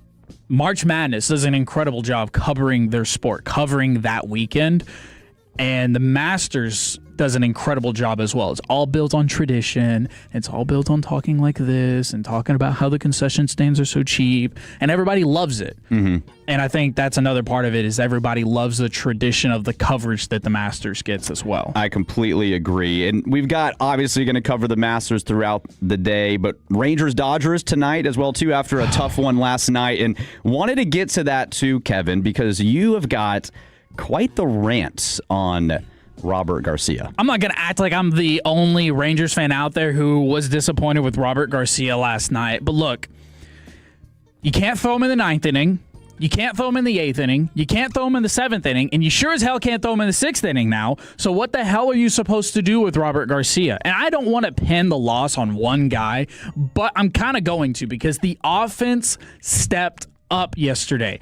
This 3-game series against the Dodgers, you're facing Glasnow, Sheehan today, and then Sasaki tomorrow. I would say today is probably one of your best days as far as starting pitching-wise goes. I think you feel more comfortable going against Sheehan rather than Glasnow and Sasaki. And you tore up Glasnow. Like, the Rangers looked good against him. That's what I was going to say was so exciting about yesterday to me, is even though you swept the Mariners at home, offense was like, dude, are we really going to do this again? Yeah, like, is this going to be the 3rd straight year that you're having to just manufacture runs and win games 3-1, 2-1? So to see Seager hit a home run, just to see the offense play well, even though you end up losing, I felt like, all right, that's a good sign. Yeah, like, it was an incredible sign. That's waking up. And it was like, wow, like, obviously, you knew the Dodgers were going to storm back. We knew that the Dodgers, we knew we weren't going to hold a 2 or 3 run lead the entirety of the game. But the way that Robert Garcia, and I texted Fred this, so I do want to share it with the Tolos, and I do want to get y'all's opinion as well. Because, like I said, I think I have... I think I have Robert Garcia figured out. And I don't think that's good. I just think I have him figured out. You got it figured out. Step 1, walk the first batter. Step 2, let first batter make it to 3rd on a single to the next batter. Step 3, allow Bolt to score on a line drive to RBI. Step 4, lock in and get the last 2 outs. And then you completely mess up the game for everybody else, and the Rangers are going to end up losing. I'm sorry, Robert Garcia. We tried. And I can't blame Luis Cervello because you put him in a tough spot. And Luis Crivello, we called him up, so we'll have to see what else he has to show, and it is the Dodgers. But we've seen this time and time and time again from Robert Garcia. Yeah, and the concerning part, too, it's April 11th. Like, you've played, 13 games, you're 7-6 after last night. Yeah. I never want to overreact the first 30, 40 games in the MLB. Like, For sure. Once the calendar turns to June 1st, I think you get a really good idea of where's your bullpen at? Where's your rotation at? Who's stepping up to the plate? The Rangers need their pitching staff and their bullpen to be top tier if the offense is not going to produce a ton of runs. And so I think it's concerning anytime you have a guy like Garcia that's not pitching well. And you need guys you can trust on the back half of that pen. I'm a little alarmed by it, but I'm not freaking out yet. Here's why I am. Because if your offense is going to produce like this, you don't want your team to fall back into the slump of last year. It's like, man, we just can't figure it out. We just can't win, can't figure it out. The clubhouse was not as lively as it is right now. And I think you have to act quickly. You have to make the decision, okay, what guys are closing games for us? What guys can we trust in high-pressure moments to succeed? And if we're out there putting 7 runs on the Dodgers, then we need to win that baseball game if we have the chance. Where's Cody Bradford from the 6-8-2? He's still, I think he's actually pitching, and I want to say he's pitching for Round Rock or Frisco. I can't remember which one it is, but he's pitching right now, so he's kind of working on rehabbing that arm. So hopefully we do get Cody Bradford back because he's a guy I'm very high on. I love Cody Bradford. Yeah, and he's had some good time. He's had some great times as a Ranger when he is healthy. Yeah. And I do feel like he can definitely make an impact there. So, but Max Muncy. Tough. Max Muncy. He's just a bulldog, Keller's own. dude. Keller's own. He is a bulldog. Like, that's a guy, you hear about the Otanis, the Betts, like you get all of these guys. Freeman. Yeah. You can go down the list on the Dodgers. But Max Muncy is probably one of the just most this guy is just as consistent as they come. He's had huge moments in the playoffs for them. And he's just fun to watch. But a 3-homer game, I mean, you hate to see it when you're playing him. But tough. What a night for Max Muncy. And you're right, a local kid here. Well, he's not really a kid anymore, but local DFW guy. So we'll talk a lot of Rangers here. We're with you till 6 o'clock as well. But, hey, one more game for the Dallas Mavericks this season. Can't wait for this season to be over. But shout out to the Memphis freaking Grizzlies, dude. Shout out to Memphis. They let the Jazz score 147 points on them. That's LeBron James' favorite city in America. I don't know if you heard about that or not. Yeah, I think he prefers Memphis over Nashville or something like that. Yeah. Yeah, it's great. But Mavs season coming to a close. Not the season maybe some of us envisioned. Maybe you did after the Luka Doncic trade. So if you had to grade this Mavericks season, but knowing what you know about Cooper Flagg and the future is bright with our flag planted, what do you grade the Dallas Mavericks season? If you're all aboard Team Tank, then it has to be an A. Okay. I probably wouldn't say an A+, just because you did win a couple of games there. But for the most part, an A, because Cooper Flagg has looked phenomenal despite us losing. Like, he's been putting up 50-point games, 40-point games, multiple 35 and 5s, and it's like, hey, we're still losing. And it's like, well, that's kind of best outcome. So it's kind of hard to be mad at that. Yeah, the fact that you could have a top 5 pick, Cooper Flagg looks to be the future of the league right there with Wembanyama. It's exciting, man. I didn't have any expectations for the Mavericks being successful. Once we knew Kyrie Irving was going to play, I never really bought the whole AD hype. Which is a good move. Which was a great move. And so in terms of what you needed this season to be, I feel like the Mavericks achieved that in a weird way. I would say that, and I kind of talked about it already, but Memphis playing the Jazz last night was big for us because, for those that don't know, on the NBA Tankathon, Memphis and Dallas are tied with the same record, 25 and 56. What a boasting record that is. And we needed Memphis to lose to the Jazz so we could jump them. And we tried. Boy, did we try. Najee didn't play. Gafford didn't play. PJ didn't play. I think everybody except for Dwight Powell and Cooper Flagg and then whoever else went out there and played. So we tried. And like I said, Memphis somehow allowed the Jazz, yes, the Jazz, to score 147 points on them. I used to watch the All-Star game as a kid. and see 159, 144. You'd see these outrageous scores and be like, it's kind of fun to watch that happen once a year and to have these guys do this in a fun exposition setting. To see the NBA night in and night out have guys... I saw a stat. The Washington Wizards had a 2-game stretch last week. Yeah. Guess how many total points they gave up in that 2-game stretch? I'm going to say 250. 306. That is 100. You gave up, on average, in a 2-game stretch, regular season NBA, more than 153 points a game. That's insane. So I bookmarked this tweet because I really wanted to go over it whenever we talked about the Jazz and the Memphis Grizzlies. Jacob Ray, I join you. I want you to join us for this. Raise your hand if any of these players that I'm about to read you've ever heard before or sound familiar. Starting with the Memphis Grizzlies, Lucas Williamson. Okay, nobody. Derek Whitehead. Okay. Toby Okani. No. Okay, nobody. Wasn't Whitehead like an NFL player? That sounds familiar. Are you thinking of Danny Woodhead? I don't think that's the right one we're talking about here. Danny Woodhead, legend, though. Adama Ball. Nope. No. Jamal Mashik. Mashak. I've heard of him. Okay, so we got Jacob Ray has heard of one player that the Memphis Grizzlies started last night. All right, let's go to Utah Jazz. Kennedy Chandler. No. Yeah, he played for Tennessee last year. You're supposed to raise your hand, Jacob Ray. Oh, raise my hand. Okay, there we go. Here it is.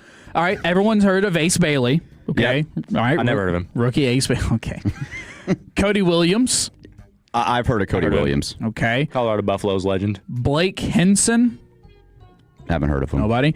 And then Oscar, I'm going to butcher this, Oscar Tshiebwe from Kentucky. Oscar Tshiebwe. I think that's the same guy. Okay, Yeah. probably. Well, that guy like a 2-time first-team All-American in Kentucky. Yeah. And just sucked in the NBA. Just you knew he was just the prototypical college big guy that would be horrible in the NBA. This is pitiful, gentlemen. This is awful. We shouldn't struggle to find if these guys actually I could have read these guys and I would say the average fan would be like, I think you made up 85% of those And I think this is a problem with the tanking that's going on and with the league just not having a lot of interest in an 82-game season. We don't know who these guys are. And a lot of the stars, especially the last 4 or 5 years, Luka, Jokic, Giannis, there's not a lot of American stars that you want to really get behind. Like Shea is Canadian, and he's kind of boring. He's dull. And I think that's what makes Cooper Flagg so exciting is you have an American-born player who could potentially be the face of the league. And we haven't had that in a while. Yeah. Think about Steph Curry, LeBron, Kevin Durant. Those guys are all way past their prime. I'm trying to think of... Anthony Edwards is just hard to market. But he's hard to market. People have been trying to crown him. Adidas does a hell of a job. I guarantee you that they really do. They get every ounce of marketing that they can out of him, and they kind of make their brand around him. But from a face of the league perspective, he's hard to market. Yeah, I agree. So that's where I'm just having a really hard time with the NBA currently, but I'm not having a hard time with Cooper Flagg. One other team that we aren't worried about in Dallas, at least on a tank level, is the Dallas Stars. Coming off a huge win. I was there in attendance for that Wild game. It was awesome. It was physical, violent, lots of skirmishes going on. I picked the wrong game because I went to the one against the Avalanche. Oh, yeah. We lost. Well, the series with the Wild is going to be insane. Okay, I know you were trying to avoid saying Wild, weren't you? Wild, yeah. I thought about it. I saw it. And I mean, just the physicality of what we're about to experience. I hate that it's a first-round matchup. Blame the NHL for that and their stupid playoff rules, but it's going to be a lot of fun. It's going to be a ton of fun, and a lot of people have been complaining about the playoff matchup. We're not going to sit here and complain about that. What we need is the Stars to win so we can clinch home ice, because that is crucial. Because... Well, and that win was so big because it puts you up 3 points, on them with, 3 to go or 4 to go? Yeah, I'll do a little bit. I think it is it's either 2 or 3 to go for us, and then I'll have to look for the Wild. But for the Tolos that haven't been to the AAC, haven't been able to indulge themselves to a Stars game, oh, it is electric. It is so fun. The barn gets packed out. It's so loud. So a home game is absolutely crucial for the Stars. Yep, and it felt like that. It certainly felt like that a couple nights ago. So coming up next, we have got the best sights and sounds in the week that was. What's going on with Diana Rossini? That's next on The Fan. Sean and RJ KJ, the KNC Masterpiece, G-Bag Nation, and Fan After Dark. Live and local.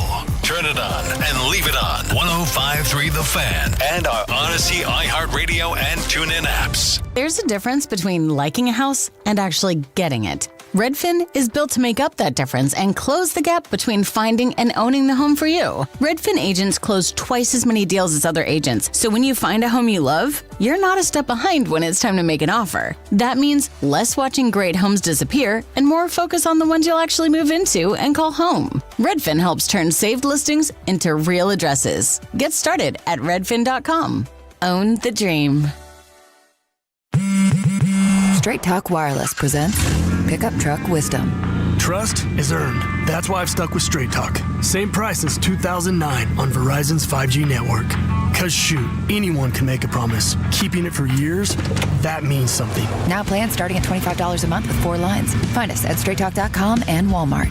Straight Talk Wireless. Straightforward. Always. Same price claim applies only to the base monthly price of our $45 plan from October 2009 to present. It's the first day of the first grade, and she found a new best friend. It's a laid-back Sunday afternoon you wish would never end. The homemade taste of Bluebell and good friends gathered round.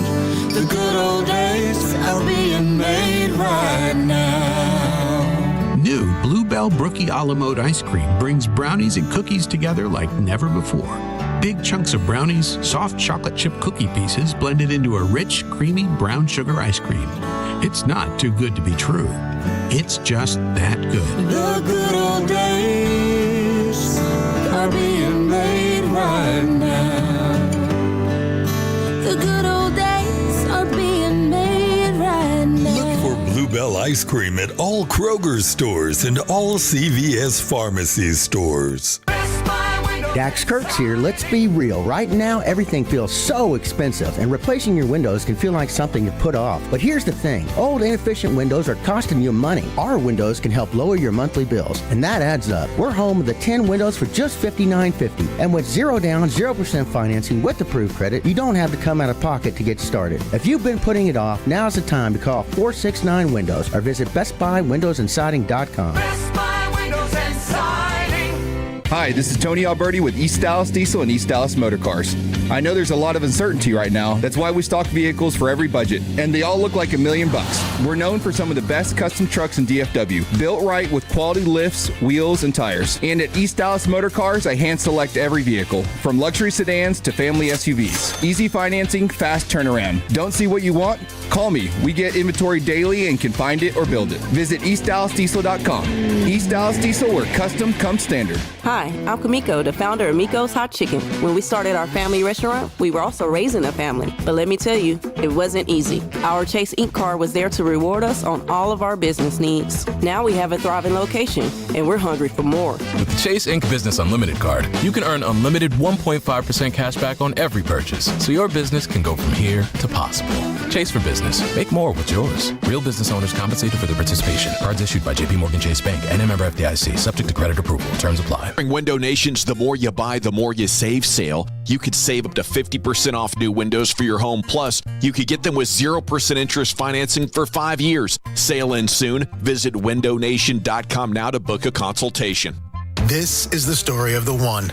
As a maintenance tech at a university, he knows ordering from multiple suppliers takes time away from keeping their arena up and running. That's why he counts on Grainger to get everything he needs, from lighting and HVAC parts to plumbing supplies, all in one place. And with fast, dependable delivery, he's stocked and ready for the next tip-off. Call 1-800-GRAINGER, click Grainger.com, or just stop by. Grainger, for the ones who get it done.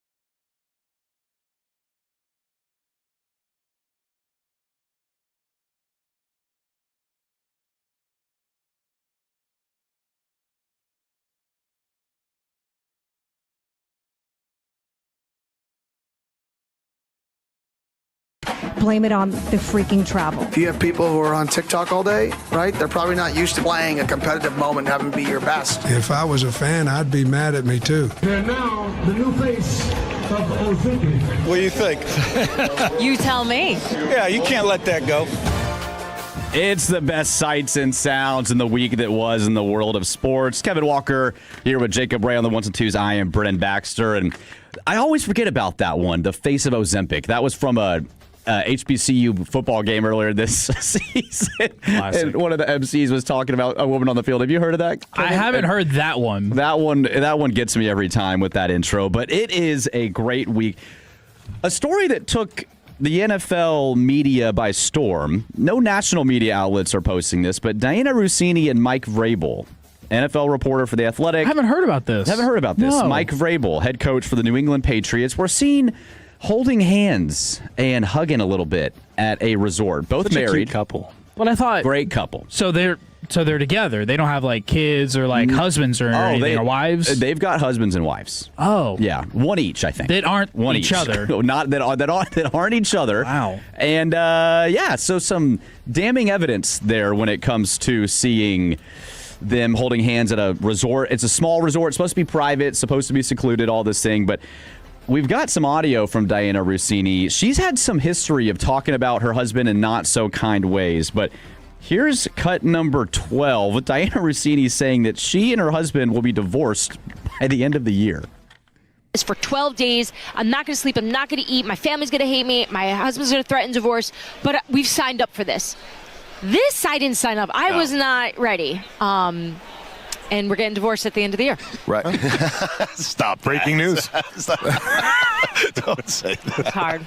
We're going through it. Sorry, Kev. Diana, with the Eagles? He doesn't even know who I am right now. I haven't seen I think he's okay. Oh, he has. We've talked about. We've never been more disconnected in our lives. Our text messages look like two robots. Hello. Just going through the motions. Is he getting? Yes. Is he getting Boys Eagles alive? insider in the divorce? Love you. Any of that? Love you. Love you too. No, not even an emoji. I get a picture of Mikey and Joey looking adorable and perfectly dressed because Kevin's so good at that. Right. And I'll write back, miss you guys. You too. He texts us the next day. Yeah. Going to work. I'm like, what? 15 hours just passed. Right. So I have a lot of work to do, guys, when I get home. Yes. A lot of work to do. First off, why are you wronging a Kevin? Kevin's do nothing wrong. Why? That's not fair. Kevin's, especially this Kevin right here to my left, nothing wrong. Now, here's the thing. I know this wasn't good fun at the time for her and she's making a joke, but if you were being caught having an affair with the head coach of an NFL team, you cover the league. One, it makes us question how many NFL head coaches are you getting inside information from? Rumors. I'm sure there's more. And if you're being, regardless of if you're being serious about how happy or disconnected your marriage is, crazy to talk about. If you've got stuff in the closet like that and you're joking about that on a radio show or a TV show, that's insane. And I think there's a professionalism that needs to be had in journalism in the NFL, and that's the opposite of it. The craziest part is I've been on Twitter and Instagram and all the social medias keeping up with this entire story and all the audio. I haven't even heard that piece of audio yet.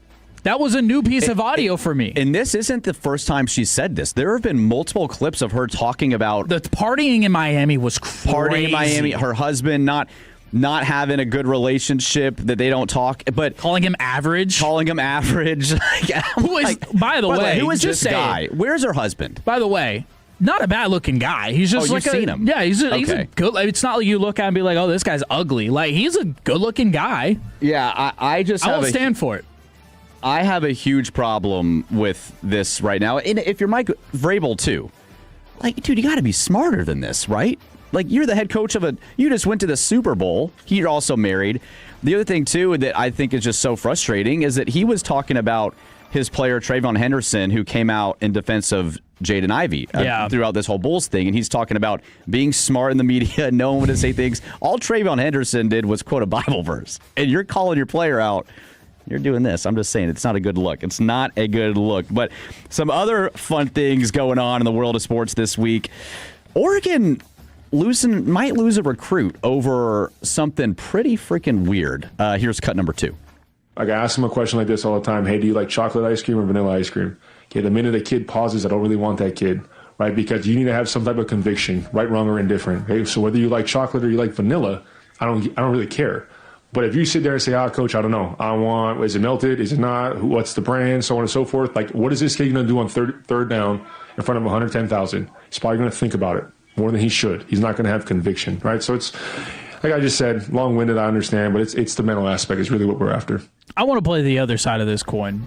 I want someone who thinks about the specifics. I want you to think about, what brand am I getting? What flavor am I getting from that brand? Because it matters. I don't agree with this. So I just want to understand, not a football coach. If you're a 5-star recruit, let's just say you're the top quarterback in the country, and Dan Lanning sits you down. Brandon Sorsby comes into Texas Tech. Chocolate or vanilla? And that guy goes, I don't know. Get out of here. You're just going to let that kid walk? Done. Like, that's what we're doing at Oregon? I don't buy that. That's wild. Now, Dan Lanning, I mean, this guy's he's a pretty intense guy. He's one of the best young coaches in all of the sport. But if you can't figure out, and I guess chocolate or vanilla is fair. Like, you probably know that off the bat. What if I say strawberry, coach? What if I say strawberry? Yeah, but if you're convicted in that, it sounds like that's okay. Jacob Ray, what's your favorite chocolate or vanilla? I'm a vanilla guy. Get him on my team. He answered pretty quick. What kind of ice cream do you think Dylan Raiola likes? Whatever Mahomes likes. Mahomes eats. If it's avocado ice cream, I wonder if Mahomes has gotten into that yet. That was a big thing Brady did. I wonder if Mahomes has gotten on that avocado ice cream. Y'all ever had that? Whatever kind of ice cream heals the ACL is probably what Mahomes is. Yeah. So this was pretty funny to me because Dylan Raiola comes over there. I just thought, what did Dan Lanning ask this kid? Like, outside of ice cream, what other questions do you have to be convicted on to go to Oregon? That's a fair point. I didn't even think about that because this isn't Dan Lanning. This is the quarterbacks coach for Oregon who did this little cut of audio. So I don't know if this is like, hey, this is a Dan Lanning thing that is passed down to his coordinators and to his coaches, or if this is just like, hey, the quarterback coach brings in the quarterback. And he's like, hey, we need to talk about things. First on the list. Chocolate or vanilla?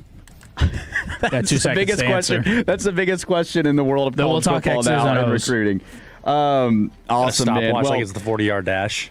Our final, 3 seconds. 3 seconds. Too long. Doesn't matter. Well, our final cut that we've got for Sights and Sounds, Scotty Scheffler, who just missed a birdie putt on 14, is 6 under on his round today. Talk to him about social media. Scotty Scheffler, not much into it. Here's cut number 5, Scotty Scheffler being all about ball. I don't see why I would need to live any different or do anything like that. I don't really know how to use Instagram, so any posts or anything like that. I feel like those things can be a great tool to be able to, share certain things about my life. Kevin, not a shock. Scotty's 29 years old. But Instagram, Scotty grew up in the Instagram era, and this kid, he doesn't know how to use it at all. You buying this at all? You know what? Being that it's Scotty Scheffler, I actually am going to buy this. Because he's really like a 45-year-old in a 29-year-old's body. He really, really is. Yeah, I do feel like more athletes now, it could really mess with you. I mean, I get on social media and see stuff, and I'm like, man, if I'm Rory McIlroy scrolling through Twitter this morning, I see a lot of things you probably don't want to see about people talking about how they hope you choke and have all this happen. That's one of the nicer things. And that's one of the nicer things they could say. So I think it's wise. I think that Scotty not being on Instagram, but not knowing how to use it.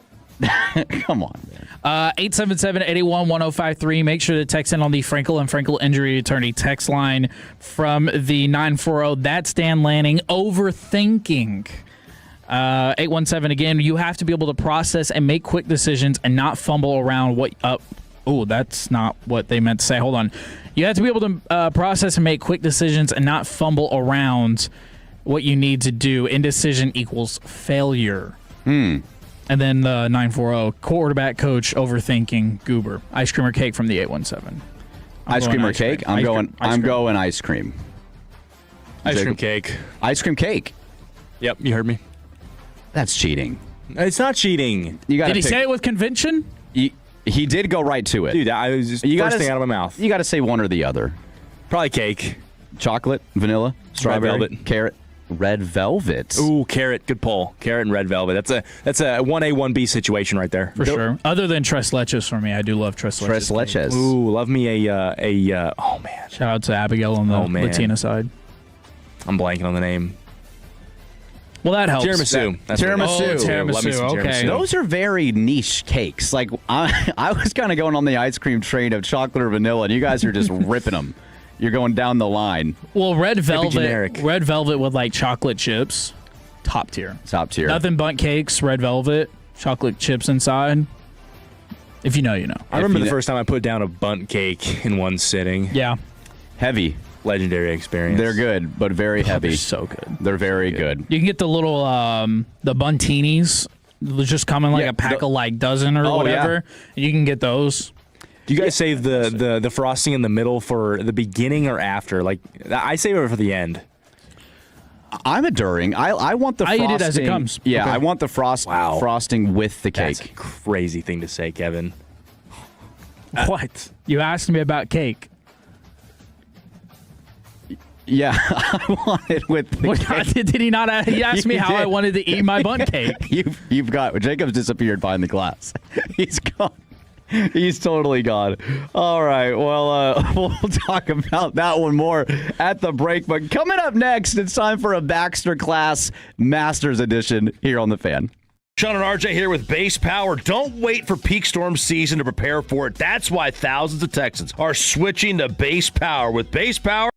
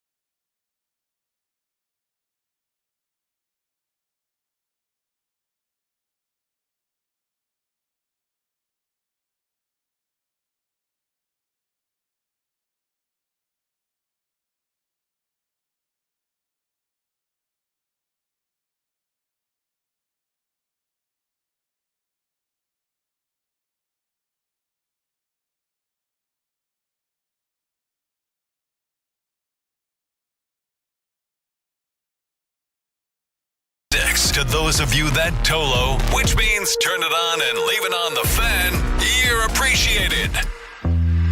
If you're in the market to upgrade your vehicle, get to Classic Chevrolet in Grapevine, the #1 Chevy dealership in the world 3 years straight. They've got more new Chevys than anyone, all priced to sell. Visit ClassicChevrolet.com. This is Texas. This is Classic Chevrolet. Together, let's drive, relax, and enjoy the difference based on new Chevrolet registrations 2023 through 2025.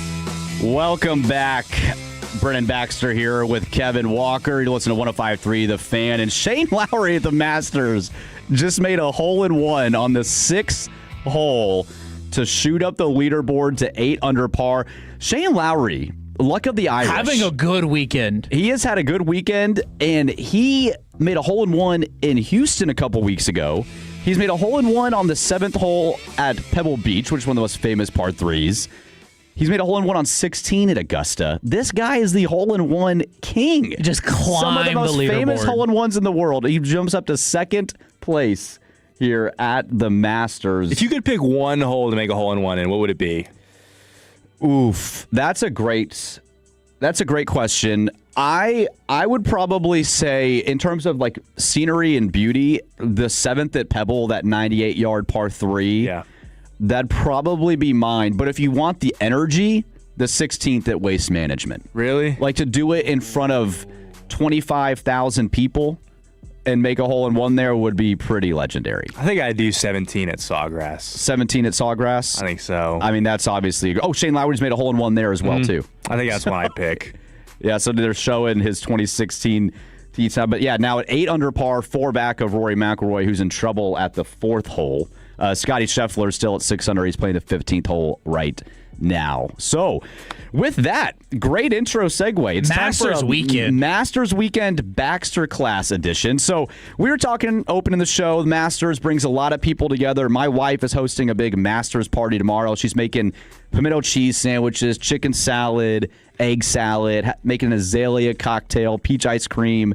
So, it got me thinking, like, pretty niche. You don't eat that stuff very often. So a little Would You Rather Masters edition. Love Let it. us know at 877-881-1053 The Fan. Would you rather have a chicken salad sandwich or an egg salad sandwich? At Augusta, if I gave you a $10 bill at Augusta National, what would you rather get? What would you rather spend your $10 on? I'm going chicken salad. Chicken salad, that's a $3.50 at Augusta I'm National. probably doubling up on the chicken salad sandwich. Okay. Yeah. And then you got a cocktail coming in, an azalea cocktail? Is that my only option? Yeah. Then I'll take it. That's fine.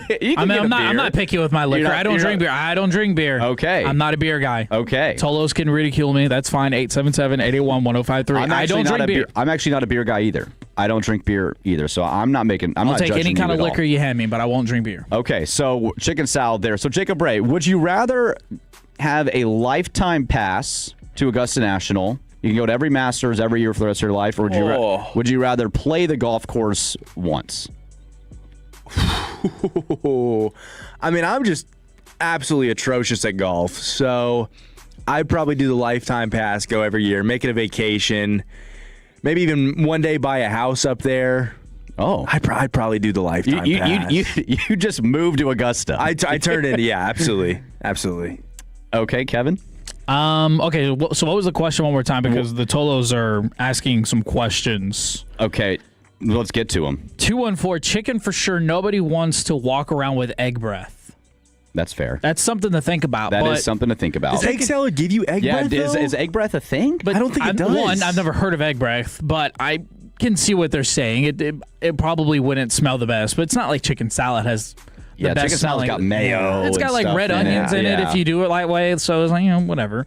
Somebody wants you to describe. I'm not going to put it the way they put it, but they want you to describe the scenery of the couple of places that y'all mentioned where you'd want to make a hole in one at.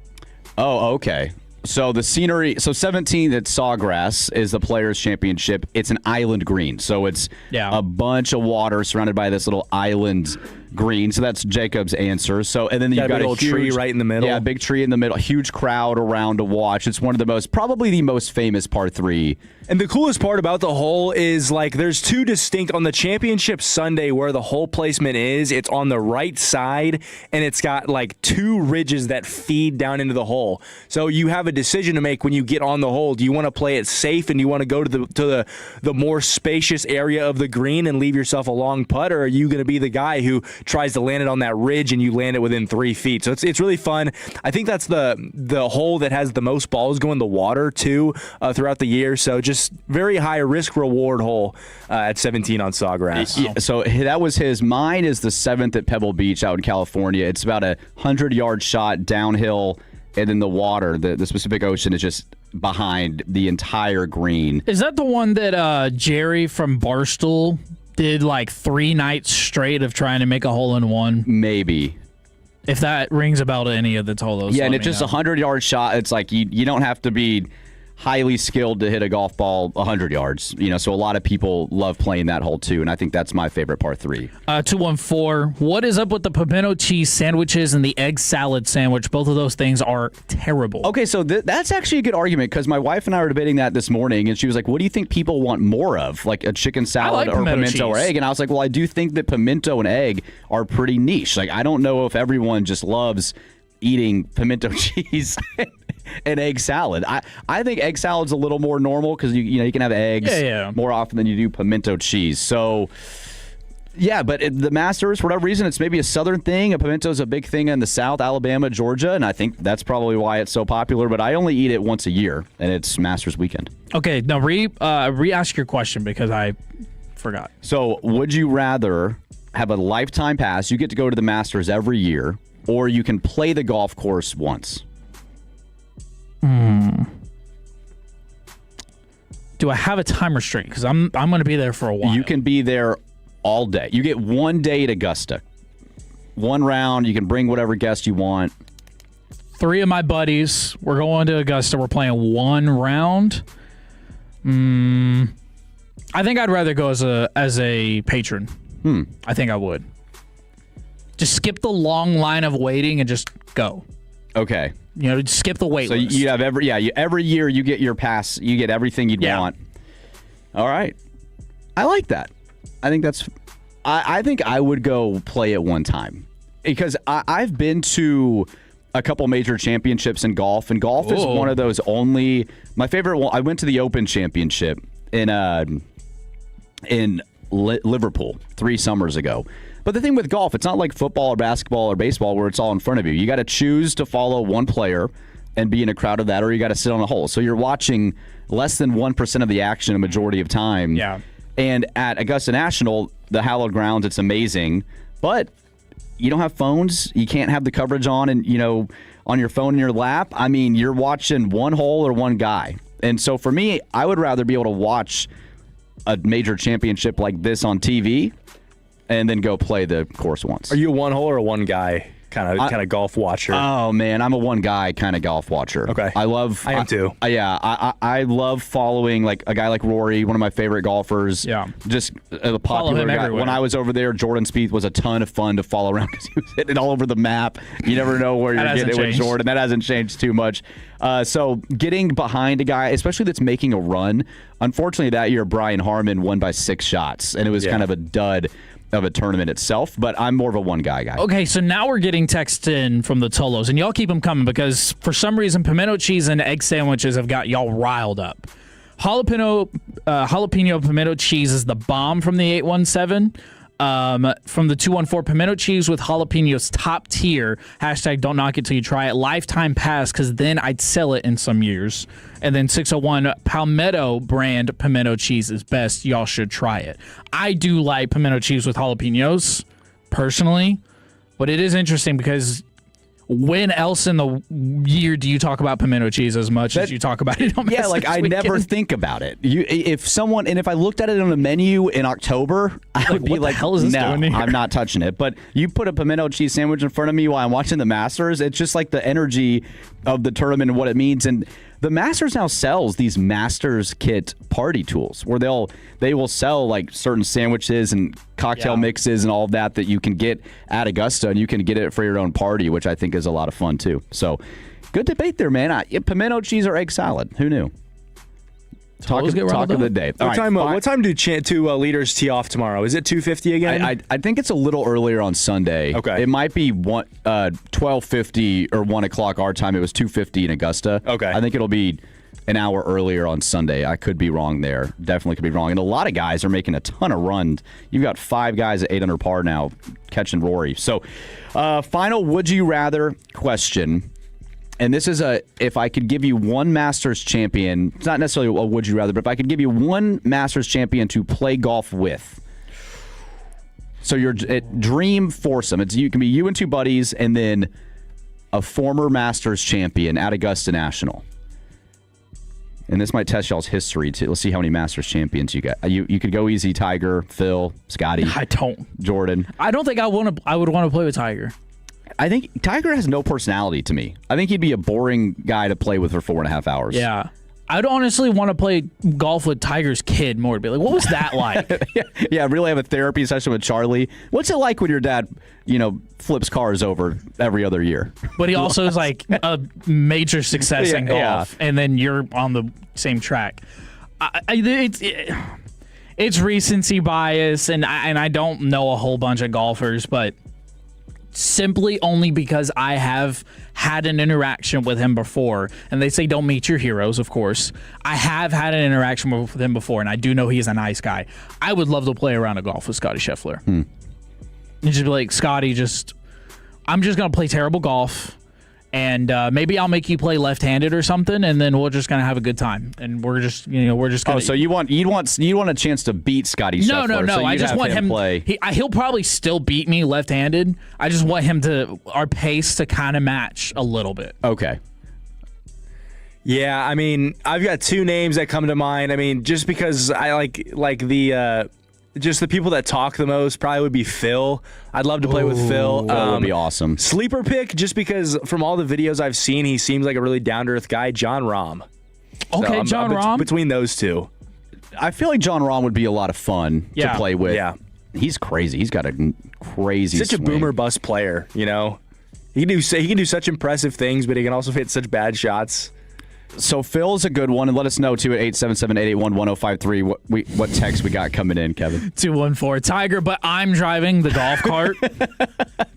That's totally fair. 501, I would play with Tiger as long as he doesn't drive us to the course.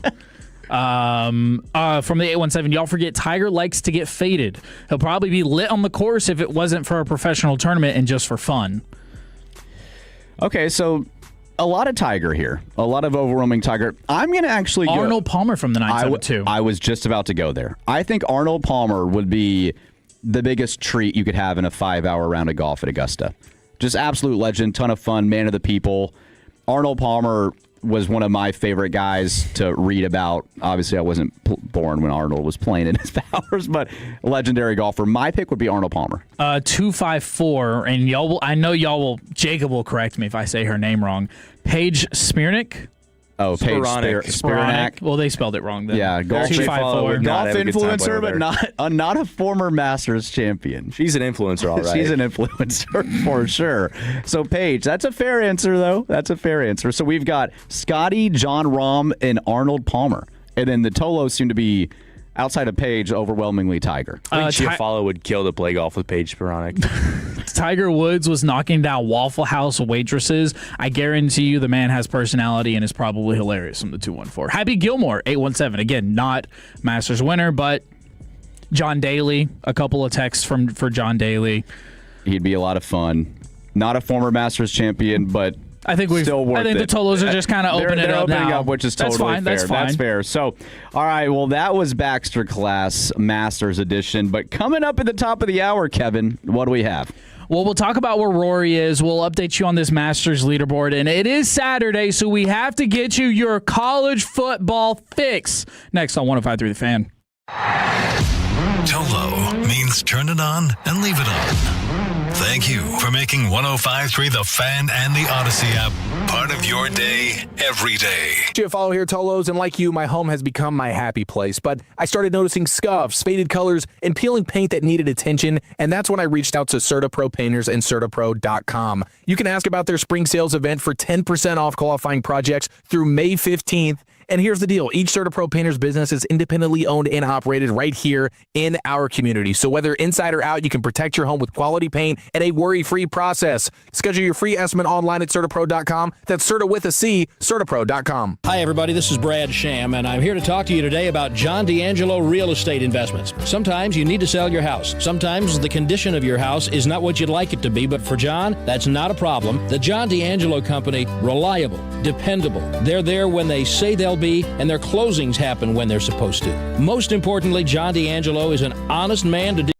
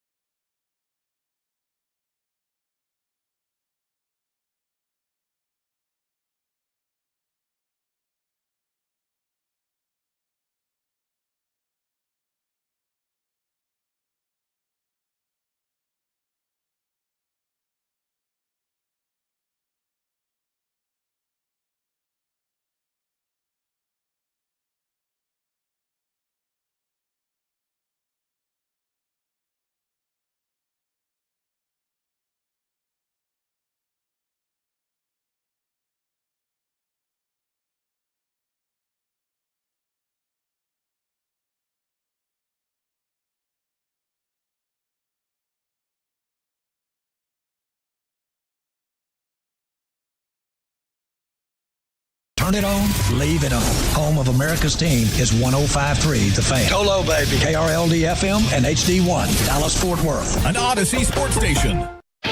Driven by our D&M Leasing Studios. Thanks for turning it on, leaving it on. 105.3 The Fan. Taking you all the way to 6 o'clock as we get you set up for the Texas Rangers. But we got to update you on the Masters leaderboard as Rory McIlroy is feeling the pressure as everybody, including Shane Lowry, is putting it on him at the Masters. It is a Masters Sunday. Thanks for turning it on and leaving it on. My name is Kevin Walker. I'm alongside Brennan Baxter, Jacob Ray on the 1, 2s, and 3s. We're about to give you your college football fix. Don't forget the Dallas Stars play the New York Rangers tonight at 4 at the American Airlines Center. And make sure that you're blowing up the Frankel and Frankel Injury and Attorney text line 877-881-1053 and 340. Don't forget it. Don't miss it. We're going to be doing a little Tolos on the telephone, so we will give you a chance to sound off on it, whatever it is that you want to talk about. Talk about the Tejas jerseys, which I know people do have opinions about. A lot of opinions about, for sure. And then whatever else it is that you want to talk about. But this is your college football fix. It is a Saturday, and I know we're far, far away. I think the closest thing that we even have remotely to college football right now is spring practices. But I do have some audio that I want to play for the Texas Tech boys in here. If I could go ahead and get a rec 'em from y'all real quick. Rec 'em. There you go. So, Joey McGuire, which the Tolos should definitely know who that is. Most certainly should know who that is. He's the head coach of Texas Tech right now, but he's a high school football legend in the state of Texas for sure. He sat down with Bussin' with the Boys, and I feel like we always pull audio from Bussin' with the Boys from this station. They do an incredible job. They do a good job. I know they're football guys, and they're a bunch. They ask a lot of crazy questions, and they're really funny. But they do really good jobs, or do a really good job interviewing some of these players, some of these coaches, and they got a bunch of really good answers. One of the biggest signings that happened in the college football world of free agency was Brendan Sorsby going to y'all's school, Texas Tech. And he had, and I know that y'all were nervous. And I want to kind of open that back up. How nervous were y'all about that, being that he was still going to take a visit to money-spending LSU? Personally, I had zero nerves about him. It was the worst-kept secret, I felt like, in the transfer portal. Yeah. I mean, he was linked to Texas Tech in November. Yeah, he was. So I just felt there was a lot of comfortability and familiarity there with Brendan and Texas Tech. Like, the rumors of him going to LSU, I think, were more of on an agent side. I never had any nerves that he wasn't coming to Tech. Jacob? I mean, anytime I had a question and was a little scared, I just texted Bren over here, and he held me like a baby and just told me, Jacob, it's going to be okay. He's going to go to Tech. And he was right. If you would, go ahead and give me cut 6. This is the Bussin' with the Boys talking to Joe McGuire about his concern of the Brendan Sorsby visit.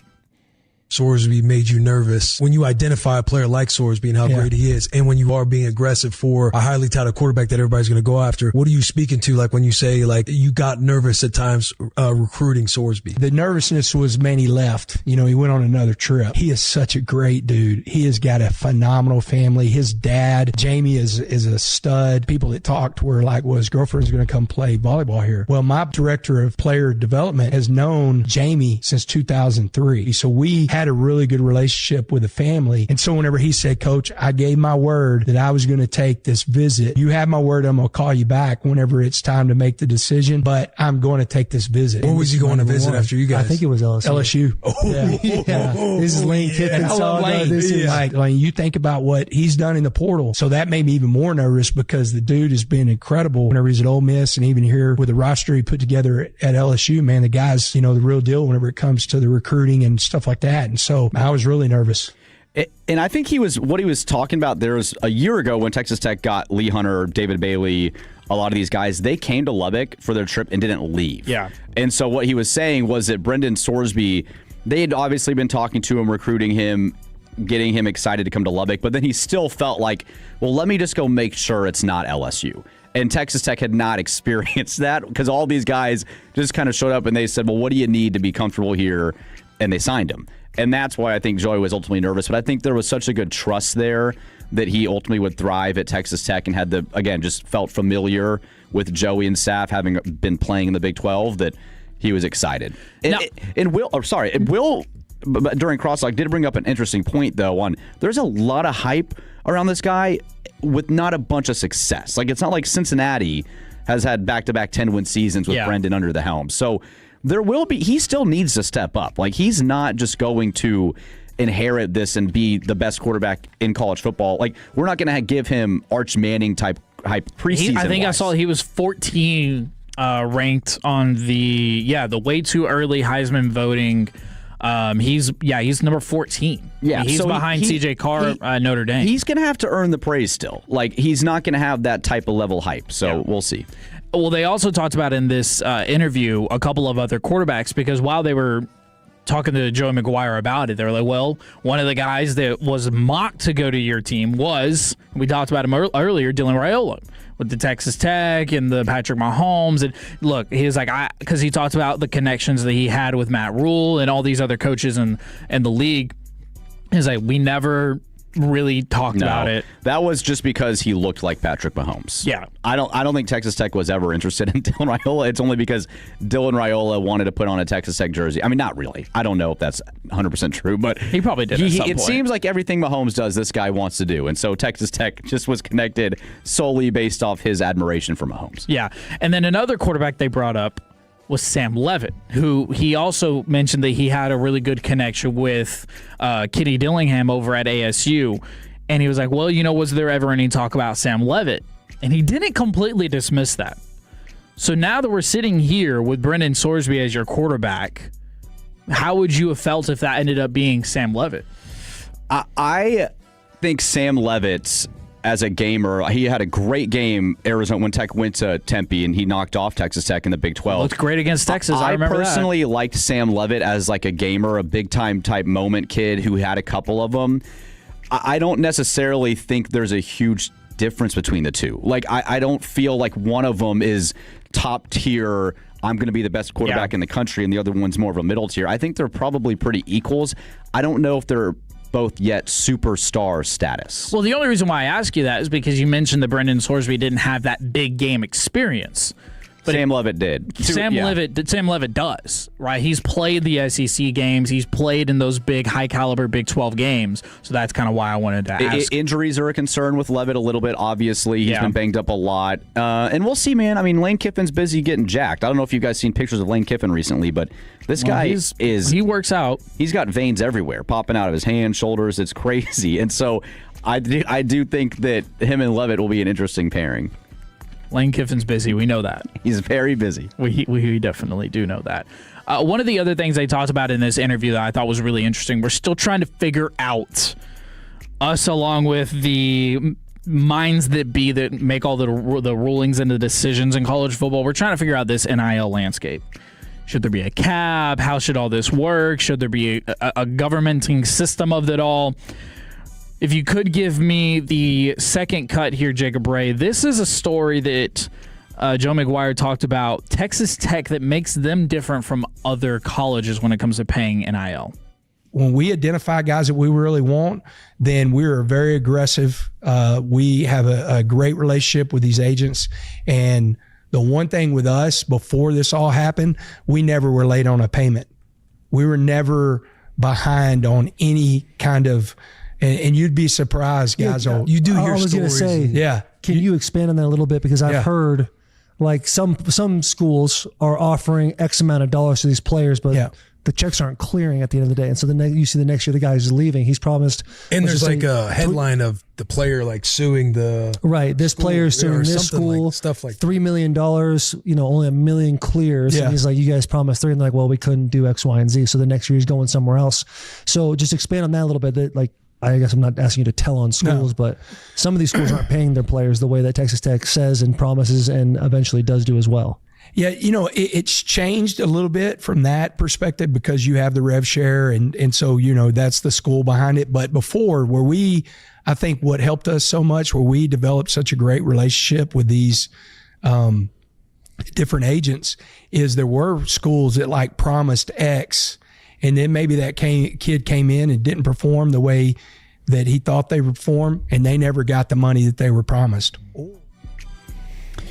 Yeah, we're seeing this a lot more, and I think this happens throughout multiple different NIL programs. And we've seen kids sue, we've seen schools sue. Yeah, we have. That you're not paying me what you said you would, or as a player, you're not holding up your end of the deal. Right.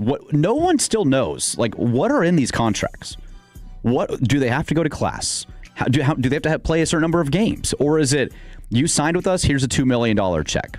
We don't really know exactly how these schools and these NIL agents are negotiating with each other. And another part of that with the agents thing, they don't have to be certified like you have to be in the NFL either.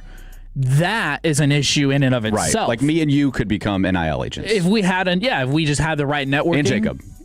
Yeah, of course. No, Jacob for sure. We could start a Tolo agency. Jacob would just kind of lend everybody. I think you should go to Texas Tech. I do the shady stuff. I don't have any connections there or anything, but I think Texas Tech's you've got the mean green logo. We're making a powerhouse. Mean green NIL fund now that Morris is gone. We're making a powerhouse. Just so that way they can go to another team next year. But you're absolutely right, dude. It is a huge issue, and Congress is trying to get involved, and Cody Campbell at Tech's trying to get involved, and Trump is threatening, not threatening, but he's suggesting a 5-year eligibility executive order. And I just think the fact that the sport's in a place where the president has to come out and talk about executive orders on limiting transfers and 5-year windows and all this sort of thing, it's just murky.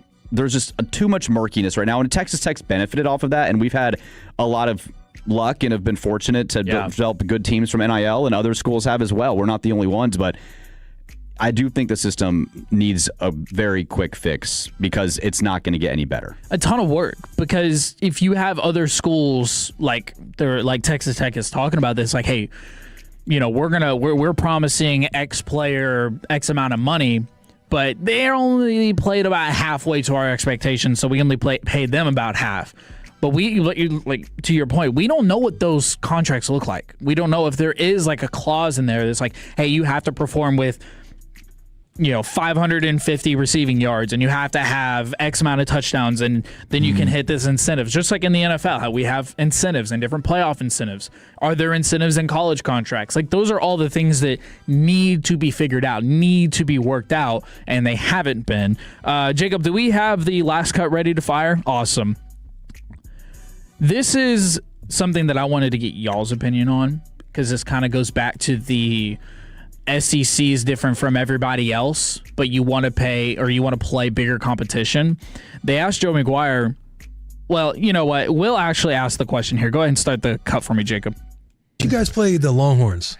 But there's 2 in state that we'd love to. We're still trying to work it out because we love to play Texas. It's a long-time rivalry, and Texas A&M, long-time rivalry. Both of them. Just trying to figure out. We would love to. So if they got an opening and whenever, I'm in COVID. I told my wife I felt terrible.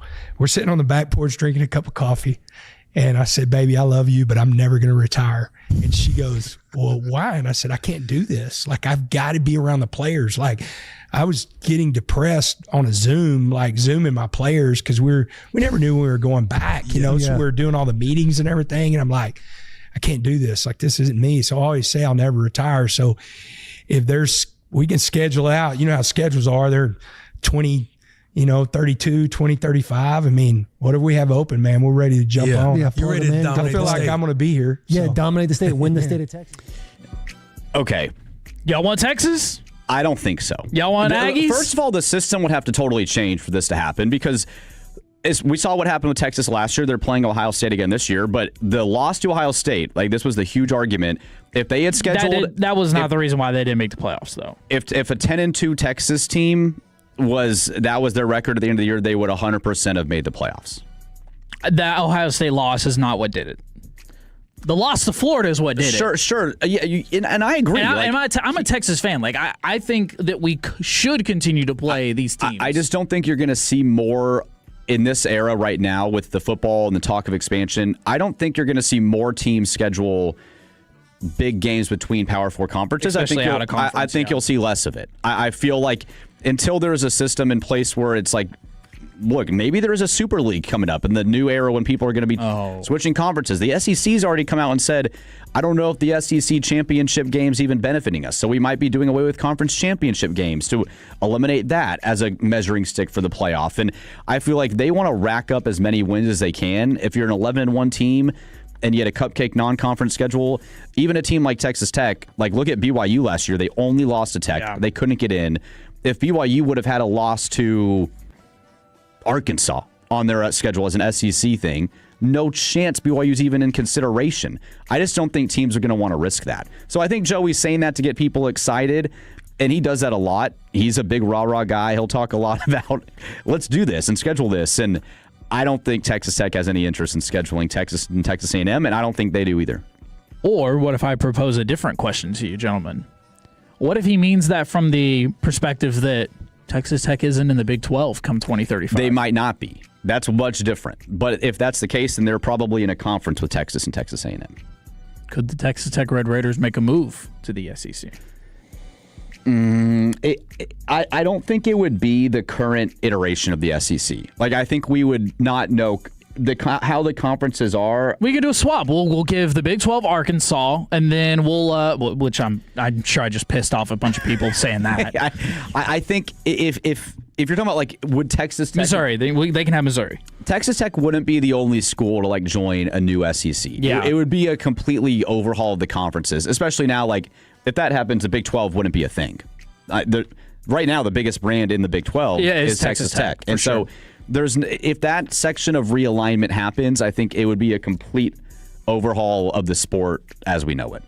All right, so let's see what the Tolos are saying. Guns Up from the 817. Joey Maguire is a good movie from the 254. The 682 just giving us more information on how to eat a bunk cake. 817, hate seeing guys transfer from you to here. Maybe put a tier actual limit. I think they're saying that you can only transfer so many times or to a certain place. 817, kind of expand on what you mean by that. 940, thanks for the college football talk. Your college football fix. Hook 'em. You get hook 'em from me. Probably not from these guys, but from me you will. And then 817, Texas is the most entitled, fragile, and insufferable fan base in the country. And 817, I ask you the question, who are you a fan of? Probably Oklahoma or the Aggies. And yes, we are insufferable only if we win. And look, I'll give you props. There's a reason why I'm wearing UNT today. Texas baseball lost to the Aggies last night on a multiple walk game. It was depressing. Texas softball lost to Oklahoma last night 3-0. It was depressing. So, it is what it is. Were you happy watching your football team swim in that pool of Cheez-Its, though, at the end of the season? Did that do it for you? That was fun. It was fun? It was fun. Yeah, it was a good sight. I didn't think we deserved to make the playoffs, to be honest. I mean, it would have been cool, but I didn't really think we deserved it at the end of the day. You can't lose to Florida. And you won your bowl game, That's big. You won the game that was in front of you. That's big. This year you have to play good, though, because Cam Coleman's not dropping footballs like the other guys were. That's just a little Texas hint for you, if you will. I do have a couple of birthday shout-outs I want to get off before we get out of here. I was out at the Alliance, the Hyundai and Alliance earlier. Walt in Waco, he wanted me to give a birthday shout-out to his girl, Becca, whose birthday is tomorrow. So shout-out to Walt in Waco, shout-out to Becca, and then my girlfriend, Abby, her sister's birthday was earlier this week. So a happy birthday to Alea. Sorry I couldn't make your birthday party. These guys are holding me hostage right now on the air. But a happy birthday for you. And then we got a boomer from the 469. Well, you're not getting a response from me on that.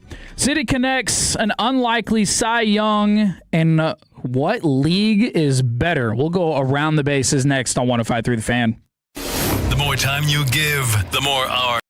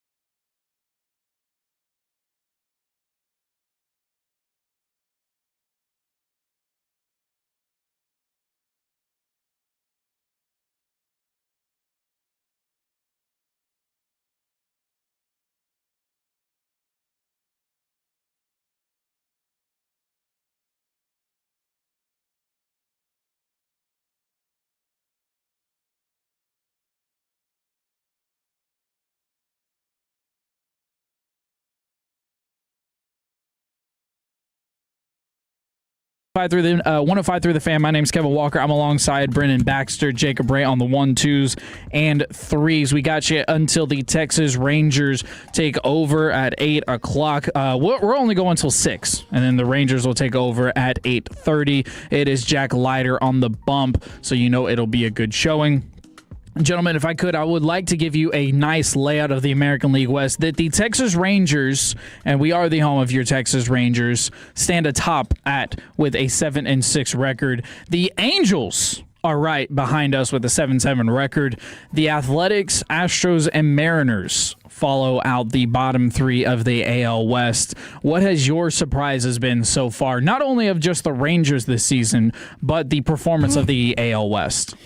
Yeah, this division coming into the year, we talked about earlier during spring training a lot leading up to the season that I wasn't really sure what to expect out of this division. You had the Mariners had a great year a year ago, and they've got a lot of solid talent, but they didn't seem to me like they were above and beyond better than anyone in the division necessarily. And sure enough, off to a 5-9 start this year. And then with the Angels, it feels like the same story every year.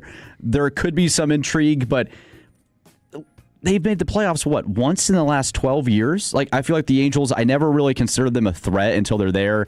Athletics have a lot of young, exciting talent, but they as well just are not there yet. So, and the Astros are kind of going through their transition period. It's not the Astros of the 2017 to 2023. So I do feel like that's why I'm excited for the Rangers this year, because I think this division could be one of the more wide open divisions in baseball. When you look at the AL Central, Cleveland, Minnesota kind of sitting there too at 8-6, but Detroit's off to a rough start. Chicago's off to a rough start. Ooh. I know, Jacob, I'm sorry. But you're more of a Cubs guy.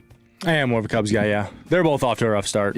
Yeah, both Chicago's are off to a rough start. So I don't know. And then, look at the AL East right now, Kevin. The Yankees are the only team that has a record above 500 currently in the AL East. We're going to talk about that here in just a little bit. What if I told you that after getting swept by the Blue Jays, that the A's have only lost one series so far this year because they took the series against the Yankees, they took the series against the Astros, and then they took the series they lost the series against the Braves. So after getting swept by the Blue Jays and then taking 1 of 2 from the Braves, they've won every series since.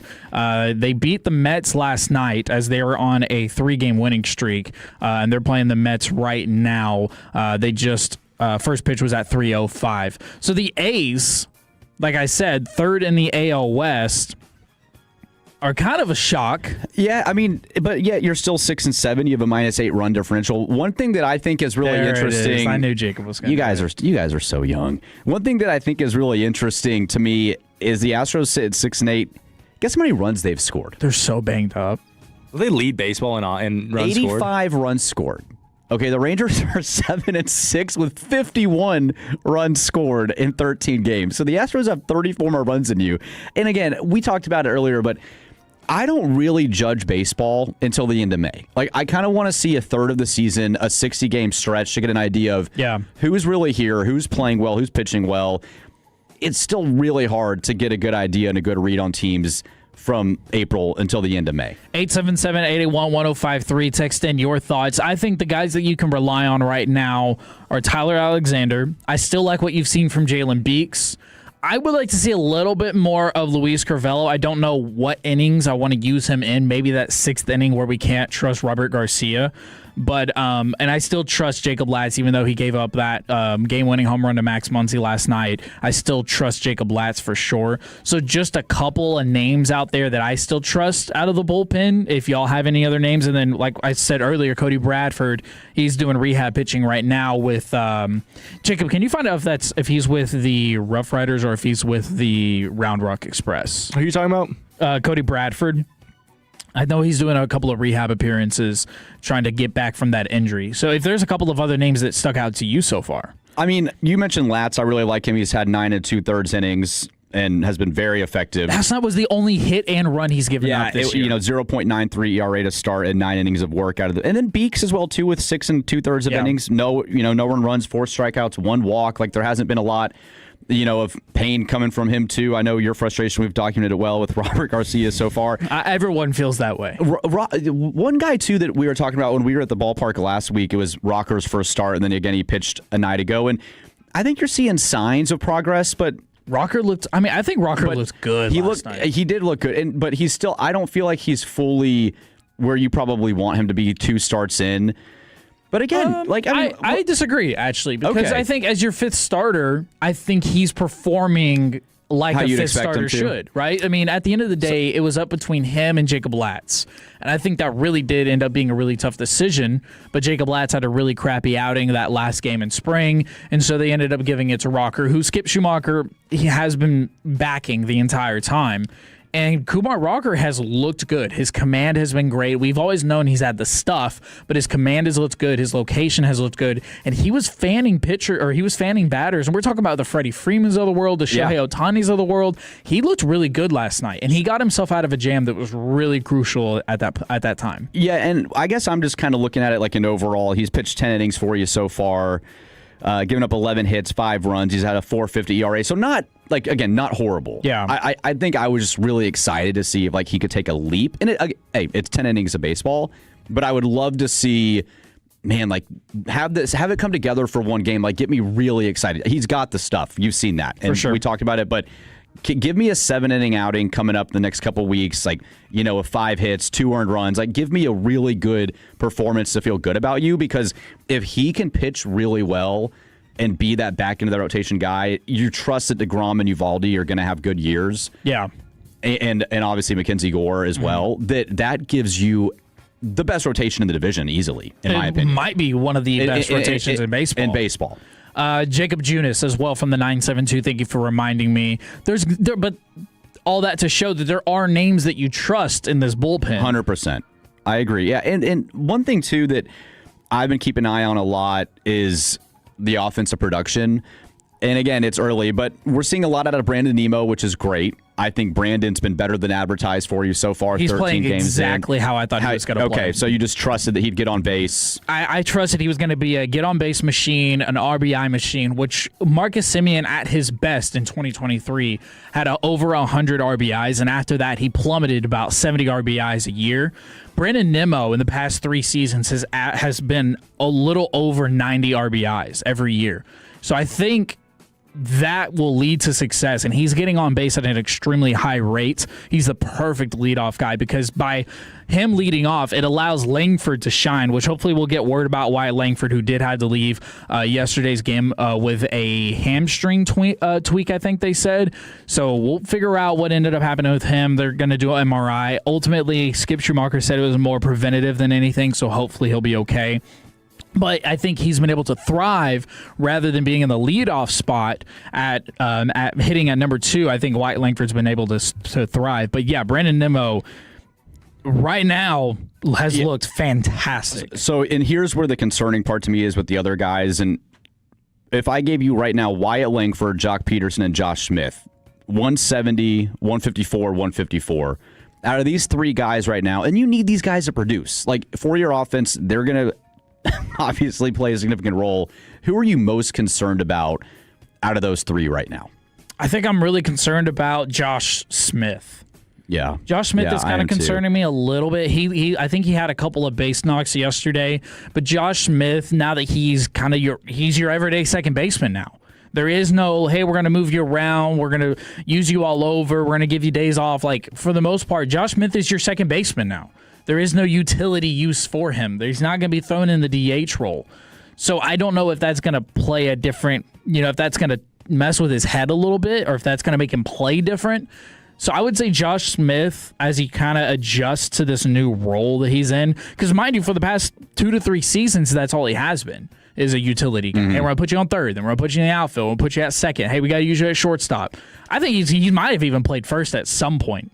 So I think just kind of adjusting to being your everyday second baseman, just playing literally every day, I think it's kind of an adjustment period for him. I would say that too, because Jock Peterson, and this is no disrespect to him, I just kind of feel like we're getting what we're getting. I don't expect Jock. He did play a big part in last night's game, though. He did, and I hope that can happen more regularly, but we saw it last year with the struggle. He's off to a 154 start here. I mean, he's got one home run so far this year, so you need more from him out of that DH spot. I think the offense, to me, I still don't have a lot of trust there.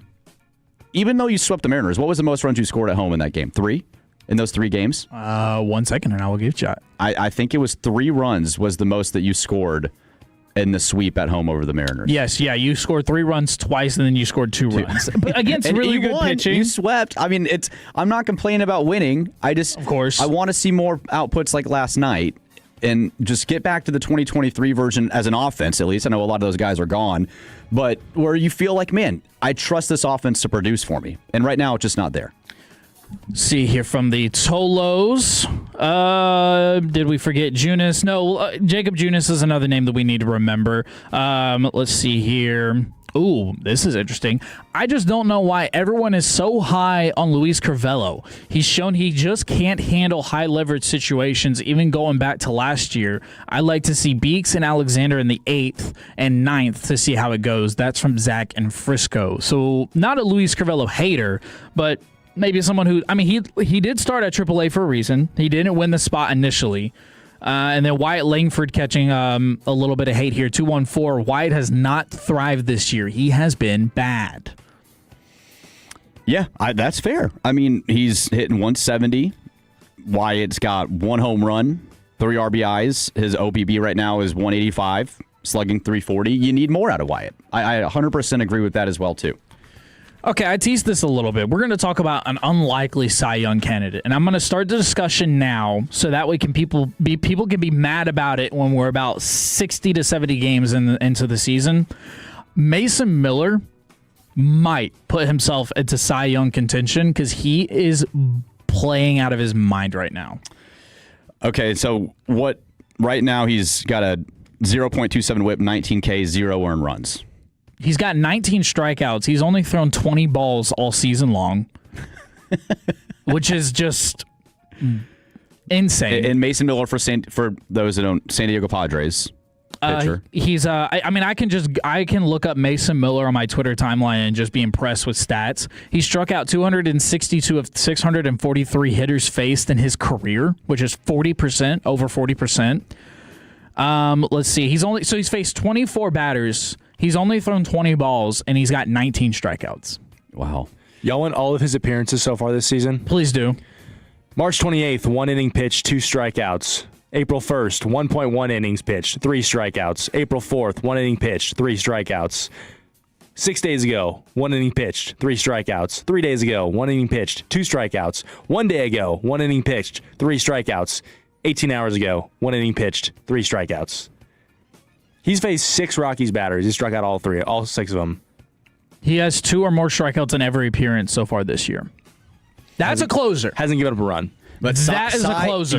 You're Cy Young, dude, out of the closer spot. At this rate, Brendan Baxter. At this rate, Mason Miller, if he continues this trajectory, yeah, sure. He'd be the greatest closer of all time if he continues this trajectory, that's for sure.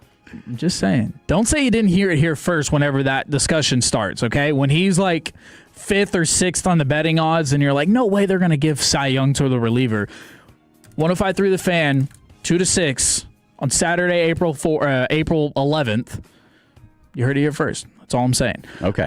817, hey guys, I'm blind. Let me know what you think about these City Connect jerseys versus last year's. So we'll talk about the City Connects real quick. Jacob Ray, we'll start with you. Not a big fan. But to be fair, I'm not a big fan of just like red jerseys in general.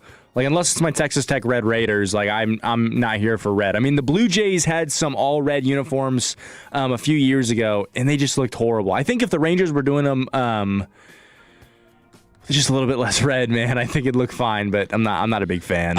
I like these better than last year's. I thought the pants for me were disgusting, like our old City Connect jerseys, and okay. I didn't like the TXE. I thought those were gross. I like the red better than those. And I love the tee. I think the tee is a homage to like the old school Texas Ranger tee. Yeah, the block. With the block. The Tejas is fine. It's cool. I think we're 0 for 2 though. Like personally. Damn. Like I think last year and this year I'd like more.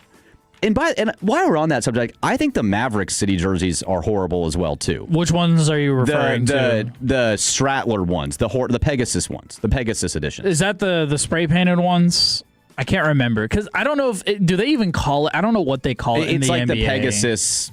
I'm blanking, but we got to be better, man. We're too good. We're too good. We got too many. The all black ones? Are they black? I'm a little colorblind, so they might be black. A little.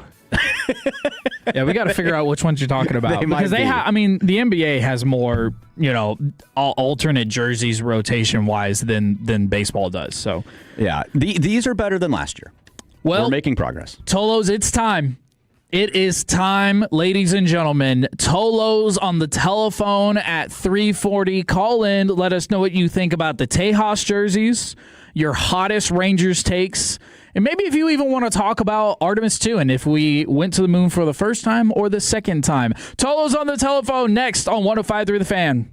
Hey, Tolo, Sean and RJ here with the official coffee of the morning show. Just love coffee. The coffee is legit, specialty roasted, up for Roaster of the Year. It's one of those spots you notice the difference after you take that first sip in the morning of Just Love Coffee. Smooth, balanced, not that burnt, bitter taste you get from a lot of other places, and real food made from scratch. That makes all the difference. Just an awesome, easy place to be. Just Love Coffee in Grand Prairie and Arlington. Tell them Sean and RJ sent you to Just Love. At Jack, my $4.99 jumbo sausage breakfast platter has grilled sausage, cage-free scrambled eggs, a crispy hash brown, and French toast sticks. That's a whole lot of food for $4.99. Guys, it broke the table again. Welcome to Jack in the Box. Plus tax, limited time only. Price and participation may vary. Hey, Texas, this is Ryan Watson, owner of Alliance Hyundai. We have over 600 vehicles in stock like the all-new 2025 Hyundai Elantra. Plus, every new Hyundai comes with America's best warranty. 10 years, 100,000-mile powertrain, limited warranty, and owner assurance. Visit us at alliancehyundai.net today. It's the first day of the first grade, and she found a new best friend. It's a laid-back Sunday afternoon you wish would never end. The homemade taste of Bluebell and good friends gathered round. The good old days are being made right now. New Bluebell Brookie a la mode ice cream brings brownies and cookies together like never before.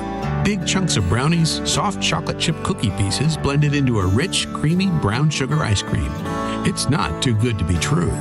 It's just that good. The good old days are being made right now.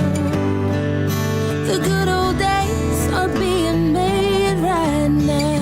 Look for Bluebell ice cream at Hess Meat Market in Valley View. At Odyssey, we believe in creating a diverse and inclusive workforce. We also value the power of community and encourage local organizations to help us in referring qualified applicants to our stations. If you're a community organization interested in receiving our vacancy information, simply email equalemployment@odyssey.com. You'll be notified of all our open positions. That's equalemployment@odyssey.com. And for all our listeners, please visit odysseyinc.com/careers for a list of job openings at all Odyssey radio stations.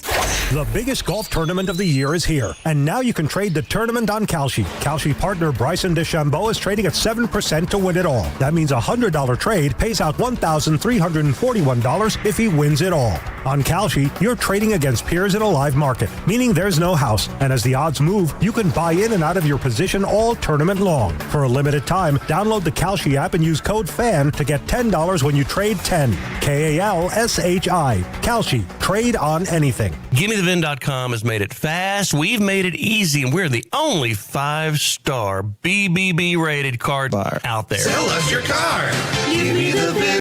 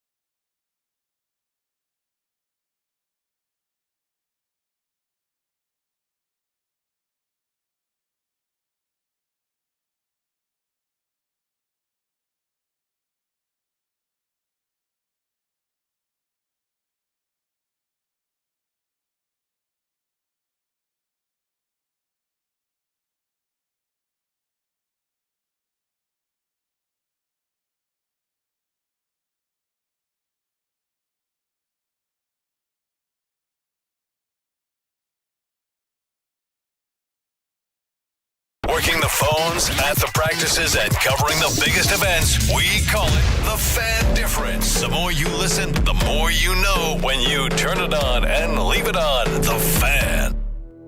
If you're in the market to upgrade your vehicle, get to Classic Chevrolet in Grapevine. The #1 Chevy dealership in the world, 3 years straight. They've got more new Chevys than anyone, all priced to sell. Visit ClassicChevrolet.com. This is Texas. This is Classic Chevrolet. Together, let's drive, relax, and enjoy the difference. Based on new Chevrolet registrations 2023 through 2025. I gotta say, I expected more from the Tolos. Only one caller thus far for Tolos on the telephone, but we'll see if y'all get in here. We'll see if y'all get in here before the end of the hour. We will do a little mock around and find out at the top of the 4 o'clock hour, and then we will do a little jaking off. Is that correct? That is correct. You got us ready for that? I'm always ready for that. Okay. All right. You sounded like you were a little worried about it. Hey man, don't worry about show prep. You always trust Jake. Yeah. I always got heat, Jacob. Because he's got a Master's edition, right? I got a Master's edition. Oh, okay. I can't wait. And all of his bets are going to hit. A Master's edition of jaking off. Master jaking off, one might call it. One might call it. I'm just saying. All right, so let's see here. Yeah, we'll see if we get a couple of more Tolos calling in. But for right now, let's go out to Cliff from Fort Worth on the D&M Leasing Hotline. Cliff, what's going on? Well, it just makes me sad that I'm the only one that's calling. Well, you got to get it started. Well, hopefully you say something and the Tolos climb in. They need to get on the phone and get on this. So here's what I'm thinking. Draft day, no matter what they have to do, no matter how they have to get it done, they need to walk out of that first round with either Caleb Downs or Sonny Styles. Oh. Because I'm an Ohio State fan. I'm from Ohio originally, so I've been watching them play their entire college career. And let me tell you, they are on the screen being mentioned for their gameplay more than any other person on that team. Well, aside from Arvell Reese, but he ain't going to be there. Yeah. So that's what they need to do. I'm telling you, Caleb Downs, Sonny Styles, Hall of Famer, both of them. At all costs. You're saying at all costs they need to get one of those guys, right? At all costs. If they got to trade up, or because I don't think either one of them's falling to 12. I just don't see that happening. I think because of positional. So they need to trade up with Cleveland or trade up with somebody, right. But they need to walk out of that first round with one of those two players. I think because of positional value, which is something that Brian Broaddus and Zach Wolchuk and the guys like Bobby Bell have been talking about. I think Sonny Styles is probably going to go higher than Caleb Downs will, and I think we'll talk about it a little bit more at 4 o'clock. But we got some audio. It's like, yeah, Caleb Downs at 12 might be a situation that you can look at, but like Cliff says, at all costs, if you got to talk to the Browns and get 6-39, then you got to get 6-39. You got to go get what Cliff, who is an Ohio State fan, saying, hey, look, I've been seeing this guy forever. This is a Hall of Famer. He put it down. He said this guy will have a gold jacket when it's all said and done. Cliff, let me ask you this. If you can only trade for one, obviously you got to trade up for one spot. Which one would you rather have, Caleb or Sonny? Honestly, I would take Caleb Downs, and here's the reason why. He started at Alabama as a freshman for Nick Saban. Nobody starts at Alabama on defense for Nick Saban in their freshman year. And then he transferred to Ohio State, and I'm telling you, that kid is a beast. He has an engine that does not turn off. He has one gear, and that gear is go. High speed, great tackler, good hands, and he's a dog. And that's what Cowboys need. They need some dogs. Okay, Cliff. Well, you know what? If I wasn't already pumped up enough right now, about the Caleb Downs situation, possibly at 12, Cliff and Fort Worth definitely helped out. Thank you, Cliff. We appreciate you. Let's go to Ferris, and we got Sergio. Sergio, what's going on this beautiful Saturday afternoon? What's going on, guys? How y'all doing? Doing absolutely fantastic. Watching Rory McIlroy kind of screw his way out of the lead right now. I know, right? It always happens, right? Quick question, guys. Seems that way. All right. Quick question. So, if McCoy, or would y'all rather take McCoy at 12, or would y'all rather just trade down, or even what would y'all do? That's my question. So, For me personally, and this is Brennan, thanks for calling in, man. I don't trust McCoy. I think the injury history, not having played a year, to me, you got to pick someone that you feel like you can trust at that 12 spot if you're staying there. So, as Cliff was just talking about earlier, I would love to see if a Downs or Styles aren't available. A lot of people are talking about Ruben Bain at 12-2. I wouldn't hate that. His arm length can be a little bit of a concern. I know people have some questions about his ability, but I trust that if you're getting a solid football player, I would rather have Bain than McCoy if you're not trading out of the spot. I think for me, it would really have to come down to 2 or 3 guys that the Cowboys have really high on their draft board. I would imagine that, and everything that we've seen is Caleb Downs and Ruben Bain Jr. are those 2 names that the Cowboys are willing to trade up for. So we'd have to imagine that they're really high on their draft board.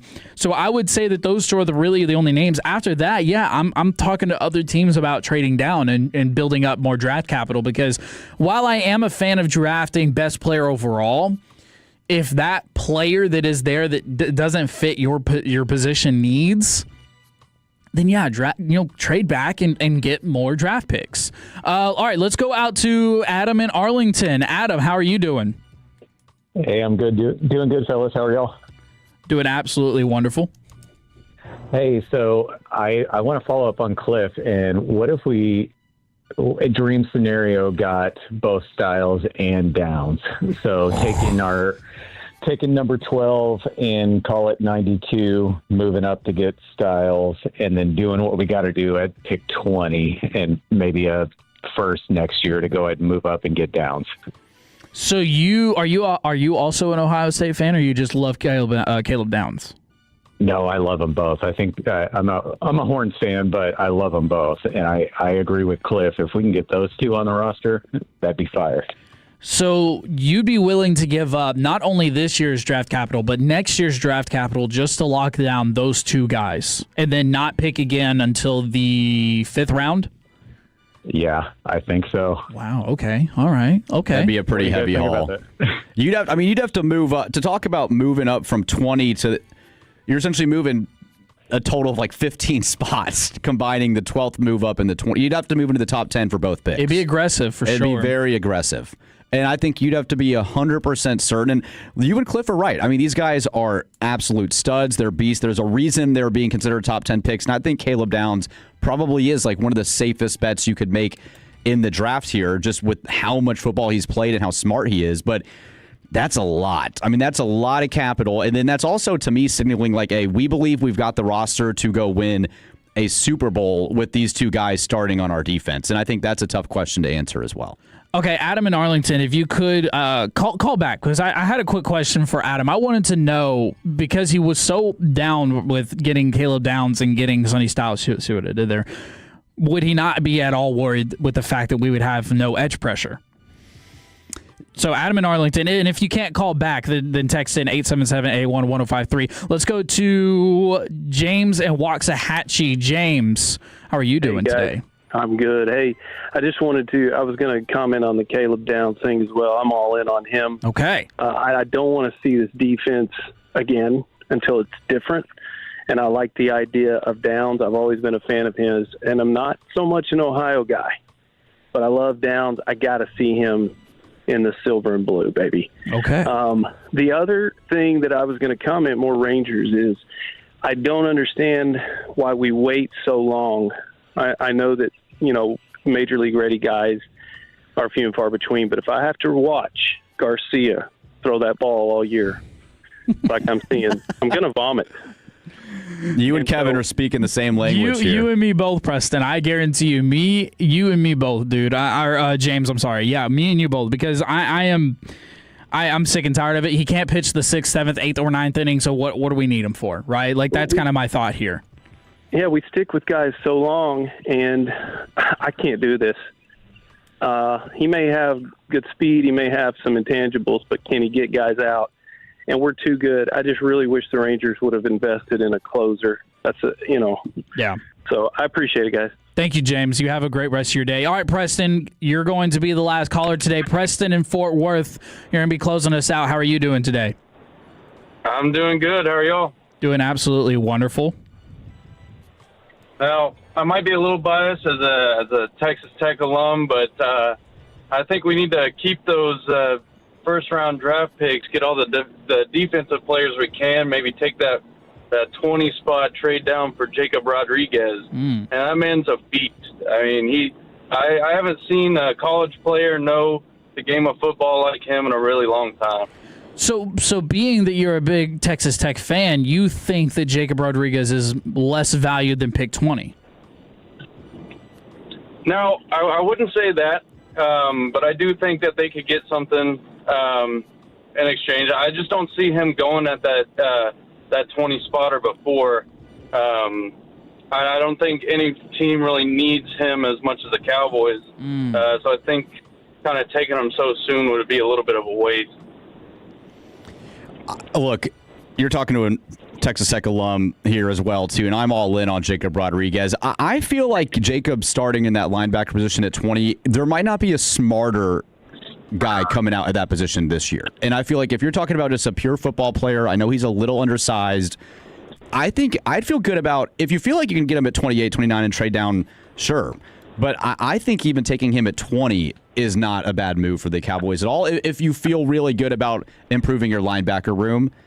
And I think the Cowboys really like him. I think Jerry Jones would feel pretty good about taking a kid from Texas, linebacker of the year in college football a year ago, and having him on your roster. So I wouldn't be surprised to see the Cowboys take him at 20.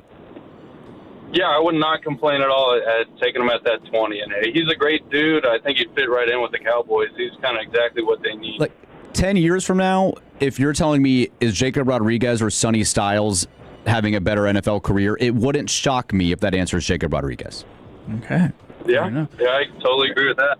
All right, Preston, we appreciate you for calling in. That was an incredible edition of Tolos on the telephone. Shout out to Cliff, Sergio, Adam, James, and Preston for all calling in. Let's do a little mock around and find out, and we're going to have to break the glass if Caleb Downs isn't there at 12. I'll tell you more about it on 105.3 The Fan. Take us with you wherever you go. Now heard on the iHeartRadio app.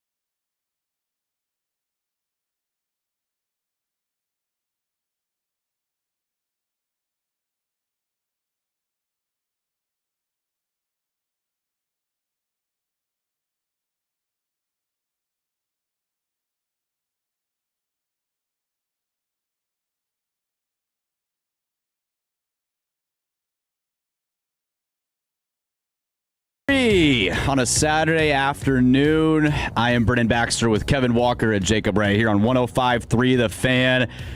Lots of Cowboy conversation with the Tolos there, the previous segment, and it is time to continue that conversation, Kevin, with one of your favorite segments. It's time to mock around and find out. Yeah, let's mock around and find out. I'm going to ask you gentlemen a quick question. At 877-881-1053, text in on the Franklin Frankel Injury Attorney text line. We can take this two ways. Do you want to be hyped up by the possibility of Caleb Downs at 12? Or do you want to know what we're going to do to break the glass if Caleb Downs isn't there at 12? Oh, let's break the glass. You want to break the glass? I like breaking glass, yeah. All right, let's break some glass. And shout out to Safari for just not working at all right now. Hey, dude, Safari is the op of this radio station. I've had so many issues with Safari. I'm a Chrome guy now, actually. Really? I made the switch. I've always been a Chrome guy. You guys are Safari guys? Well, on my Apple computer. I think because even when you set Chrome as your primary browser, it still pushes Safari your way because that's their browser. All right, so if we have to break the glass, Cowboys fans and Tolos, Joseph Hoyt of the Dallas Morning News put out another 7-round mock draft. He does an incredible job, as always. And this one is hey, Caleb Downs is not there at 12. Who do you think he has them picking? Before I give you the answer. Mansour? Okay, Mansour from Brennan. Jacob Ray? I'm either Jermod McCoy or Ruben Bain. Neither of those. Miami Edge Akeem Mesidor at pick number 12. He says, one of the things that needs to be hammered home, the first 11 picks could go a variety of ways. The lack of quarterbacks and, frankly, high-end talent at valuable positions makes the beginning of the draft incredibly flammable in terms of chaotic potential. The best tackles are mostly right tackles. The group of elite edge rushers includes one player who might be a better off-ball linebacker than and another whose short arms have become a major discussion point. There's one unblemished corner who could go in the top 11. So I'll say this. One thing I do really like about Mesidor is he's a little older, and you could look at that. That's the hit, right? That's the hit on him. That's the hit. He's 25, but I like that he's probably coming in a lot. He's played a lot of football. He's very mature. And this guy, Ruben Bain has maybe the sexier name, but Mesidor was top 5 in sacks a year ago. He was third. He was third in tackles for loss. He was tied for 5th in pressures. Very good, talented guy. Ruben Bain had more of like the name at Miami. Mesidor arguably was the better talent. Joseph Hoyt goes on to say, if Ohio State safety Caleb Downs is there, then you should select him. The same goes for LSU cornerback Mansour Delane or Miami's Ruben Bain Jr. But if they aren't, then you could take Jermon McCoy, you could take Falk, or in this case, you take Akeem Mesidor. I like Mesidor. Would you rather have Mesidor or trade back? At 12? At 12. Specifically, if you're not absolutely in love with Mesidor and you can accumulate more, get some second round picks, because you mentioned on the phone, like, okay, you trade 12 and 20, when are you picking next? Yeah, 39 if you trade with the Browns. Yeah, 39. So it depends. If it's Mesidor or trade back and accumulate more picks, I would probably trade back, but I really like Mesidor. I feel like if they end up drafting him, a lot of Cowboy fans will go, oh my gosh, like we took this guy. I just don't think that's a fair opinion of him, is my point. I think he's better than people probably think. He's going to be a top 16 pick. Yeah. Like he's going to still be in that range. So Well, and if I could talk the Tolos into it just a little bit, Jerry, Christian Parker, like all these guys, they've been like, hey, look, if we want to draft a guy that's going to be ready to go. We don't want to do any red shirt years. We don't want to deal with guys that might be injured. We don't want to deal with any of that. You don't have to worry about any of that with Akeem Mesidor, other than the fact that he's a little older, but he's going to come in game ready. He's going to be a day one starter, and he's going to start wrecking. He might just be the best presence that you have on the defensive line day one. Might be, depending. Might be, yeah. But I think that he has to be an interesting name that the Cowboys would talk about. So in a break glass scenario, you take Akeem Mesidor at 12 if Jermon McCoy, Mansour Delane is not there. I'm out on McCoy personally. Adam McCoy. Jacob Ray, I don't think you gave your opinion on Jermon McCoy. I mean, I like McCoy. I don't have an issue with him. The 4.38 doesn't do anything for y'all? No, that doesn't scare me. I mean, I still think he's a really good corner. I mean, you're just going to have to maybe deal with the fact that he's going to probably have to get another knee surgery at some point. It doesn't look like that thing got cleaned up all the way. But I don't know if you're necessarily at a point now where you're willing to take a risk over that. What other receivers are available at 12? So it doesn't... Jordan Tyson could be there potentially. I'd look at Tyson and maybe Lemon. Absolutely. So if you at 12? So if you entertained, okay, so that brings up a different topic. If you entertained a wide receiver at 12, are you only looking forward to using the franchise tag of George Pickens and then moving off of him? I mean, yeah, probably. I mean, I wouldn't necessarily say I'm looking to move off of him, but you need to have a contingency plan if it doesn't work out with him. You cannot go from rebuilding this defense and spending all your picks on the defense and then not being willing to match for Pickens. And then your defense is on the up, and then say your offense takes a step back. I mean, you need both of these units taking a step forward. And if it's between Jermon McCoy, who's got an injured a bum knee, and I think the Cowboys think Mesidor might be there at 20. I don't think Mesidor being off the board before 20 is necessarily a given. So if you can find a way to get a wide receiver like a Mekhi Lemon, like a Jordan Tyson, and still get your hands on Mesidor maybe at 20, you just have so many needs. I don't mind that. See, I think I'm in the opposite opinion. If wide receiver, and I kind of said this earlier, if wide receiver is the best position available at pick 12, then trade back. I'm a team BPA, man. Best player available. I'm on team BDPA, best defensive player available. I don't know. I just feel like, I'm with Kevin here. Wrong. I feel, look, you've got CeeDee Lamb, you've got George Pickens, Dak Prescott. Another receiver isn't fixing the defense. Like, that's just not. At 12, you've got 2 picks in the top 20. You don't need a receiver. Even if Mekhi Lemon is the best player available, I just don't think.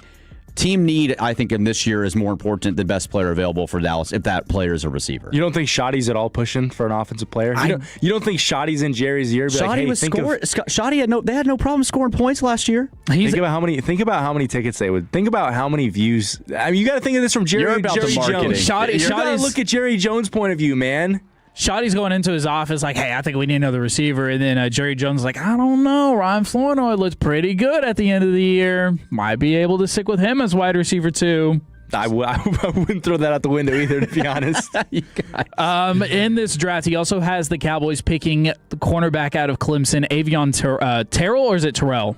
Terrell. It's AJ's brother. All right, it's Avion Terrell at pick 20. From Clemson, who also did not run a great 40. I think he ran like a 4.68, but he has a bum hamstring. So 903. The fact that he's 25 is not the only knock on him. He's also medically retired once already. Yeah, that's certainly a concern too. He's not my top choice. I'm just saying he had an unbelievable year at Miami. Yeah, and he does have health concerns just like McCoy, and I understand that. I think it's just a weird position to be in when you have 2 picks with an 8, and how aggressive do you want to get? Because you could get really aggressive. I mean, you could move up into the top 6, top 5 if you really wanted to here. I don't know. They're saying the Cowboys are the most talked about team as far as moving up goes, and Ruben Bain Jr. and Caleb Downs are the names that they're talking about the most. The Cowboys are the most talked about team, period. Yeah, you can do anything. But we're talking about the Cowboys more, even though Mike Vrabel is flirting with Diana Rossini. So. I would rather trade up for Caleb Downs than Ruben Bain. For sure. Because the way that I think about it is we think of Ruben Bain Jr., and you kind of talked about like the name aspect. He's got the bigger name aspect, but we do worry about his arms. When it comes to Caleb Downs, the list of things that we're worried about with Caleb Downs are very small. Maybe that he's undersized. Yeah, if that, but maybe that might play to his ability. He's just a football player, dude. Like doesn't miss tackles. Yeah, he's been around the block. I think he's like I said, I think he's the most safe bet. Like in terms of what you're going to get production wise, and that includes Arvell Reese, that includes David Bailey, that includes Fernando Mendoza. Like I think Caleb Downs is just the safest bet on production that you're going to get out of anyone on this draft board right now. All right, well, I told you what we were going to do if we had to break the glass at 12. Let me rejuvenate you with a little bit of energy. Let's go to Let's see here. This is cut 3. This is Peter Schrager with RJ Ochoa on if Caleb Downs is there at 12 and the possibility of it.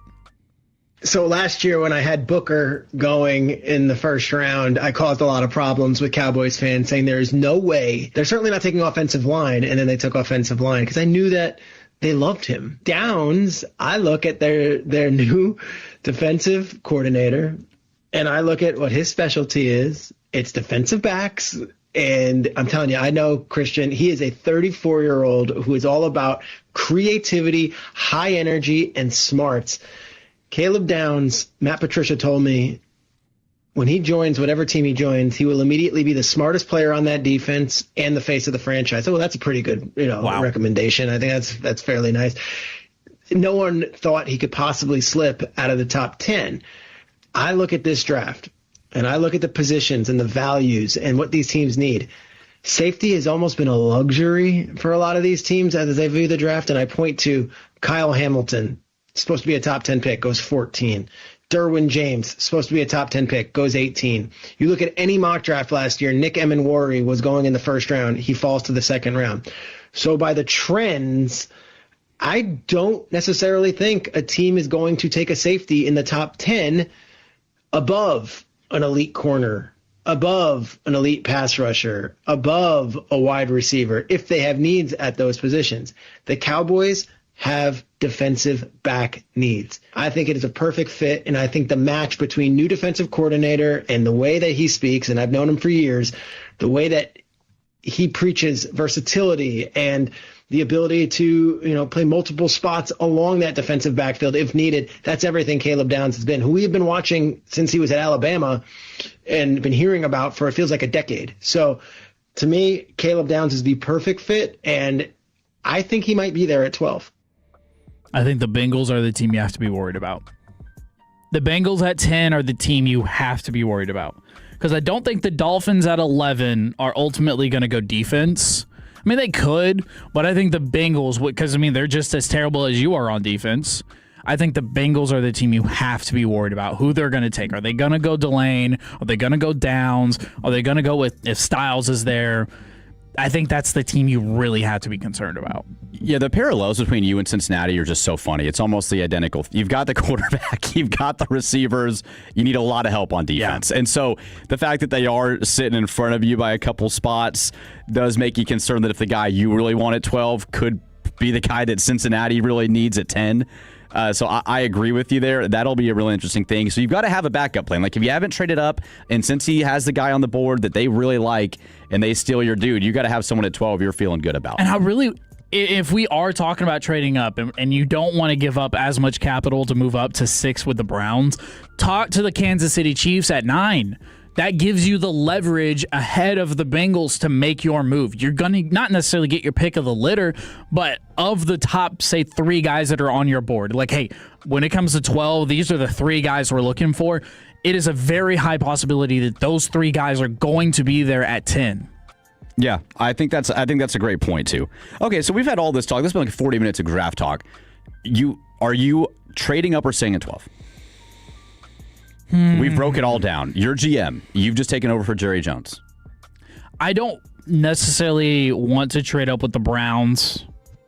I want to talk to the Chiefs and see what that looks like instead, but I'm fine with 12 and 20, and if we can't find our guys at 12, I'm trading back. I've seen a lot of mocks having the Chiefs try to trade up and get like a Bailey. I saw a mock draft on CBS Sports yesterday that had them trading up to 3. I don't know. I don't think Bailey's going to be there at 3. I don't. You think he's going over Reese? I think he's going to the Jets. I'd love that. I would too. I mean, I hate that for him because that's purgatory. But to see a Red Raider go number 2, sign me up. It helps y'all's program. It helps us for sure. It's David Bailey in purgatory, but it helps the Red Raider base for sure. The question that I had at the end of this segment was I was going to ask the Tolos with less than 2 weeks to go who they wanted. But the Tolos spoke. They spoke on Tolos on the telephone. They want Caleb Downs. The want for Caleb Downs, the yearning for Caleb Downs, might I say, has not died down. Everybody's in love with Caleb Downs. I'm scared. Yeah, I don't think it's going to happen. Brendan, I'm scared. I don't think it's going to happen. I'm afraid that I'm going to be lying down on the floor at pick 12 when Caleb Downs gets taken at top 10 or 11. I'm sorry, but yeah, I just don't see that, unfortunately, for the Cowboys. I think Caleb will be gone. So we'll see, man. We will see. But coming up next, Jacob Ray. It's time for your Masters edition of Jake and Off. Yeah, we've got the latest odds, and I've got the top 10 worst Masters performances of all time. That's next on The Fan. Our goal is to have you winning every sports debate with your buds. We'll do the homework. You just listen and enjoy. Turn it on and leave it on. The Fan and our Odyssey, iHeartRadio, or TuneIn apps. 50 years in the Lone Star State, a one-stop shop so you're never late. Price is so low that you want to know Which way to Specs? Come on, let's go. Specs wine, spirits, and finer foods. World-class service, that's all about you. Shout Specs, it's how we do. A huge selection since 62. Shout Specs, low priced, amazing. Here's to you. Shout. Cheers to savings. H-E-B is making price cuts across the aisles to help Texans save even more when they shop. From household essentials to daily must-haves, you'll find thousands of low prices are now even lower, with hundreds more price cuts added every week. Just look for the yellow and black price cut tags in-store and online and add up the extra savings every time you check out. Save even more with price cuts. H-E-B, another reason why here, everything's better. The rental team at ASCO is ready to help you find the right equipment to do the job. Choose from daily, weekly, or long-term rental options to fit your project's needs. Buy it, rent it, support it. We're on it at ASCO Equipment. Visit ASCOEQ.com for your next equipment rental. Hi, everybody. Brad Sham for John D'Angelo. If you have a house to sell that needs work, you need to talk to John D'Angelo. John buys houses, usually older homes that need work. Condition is not an issue. John will share current market information with you so you can make an informed decision, and you'll feel at ease dealing with John. You'll notice and appreciate the considerate way he does business. Call John D'Angelo today at 214-320-8816 or visit johndangeloinc.com. Most car buyers don't know this. The longer your loan, the more likely you are to owe more than your car is worth. Millions of drivers are stuck in 6- and 7-year loans facing negative equity. Leasing with D&M avoids that trap, letting you drive the car you want without years of depreciation. For 50 years, Texans have trusted D&M to keep payments under control and drive smarter. Call 817 or 972-35-LEASE or visit dmautoleasing.com. D&M Leasing, the smarter way Texans drive. We make leasing easy at D&M.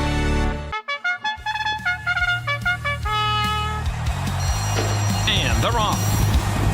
Lone Star Park at Grand Prairie, your exclusive home for betting in North Texas.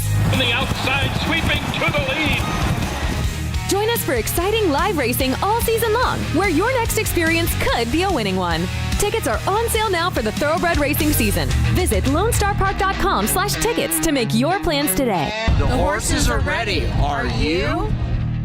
Tired of overpriced energy drinks? Ditch the can. Meet Whip Energy Pouches, a better way to energize. Whip is made with clean caffeine and great tasting flavors. No calories, no sugar, no nicotine. Just pop it in and go. Whip is the best way to stay focused without chugging another expensive energy drink. So next time you need energy, try Whip. Whip Energy Pouches, a better way to energize. Find Whip near you in Dallas and Houston at Murphy USA and Quick Trip locations, or visit WIPWhip.com. Sick of crashing out on sugary energy drinks? There's a better way. Meet Whip Energy Pouches. No calories, no sugar, no nicotine. Just clean caffeine crafted for smooth, lasting energy. Whether you're up early, grinding through the day, or staring down a workout, Whip is energy that moves with you. Find Whip near you in Dallas and Houston at Murphy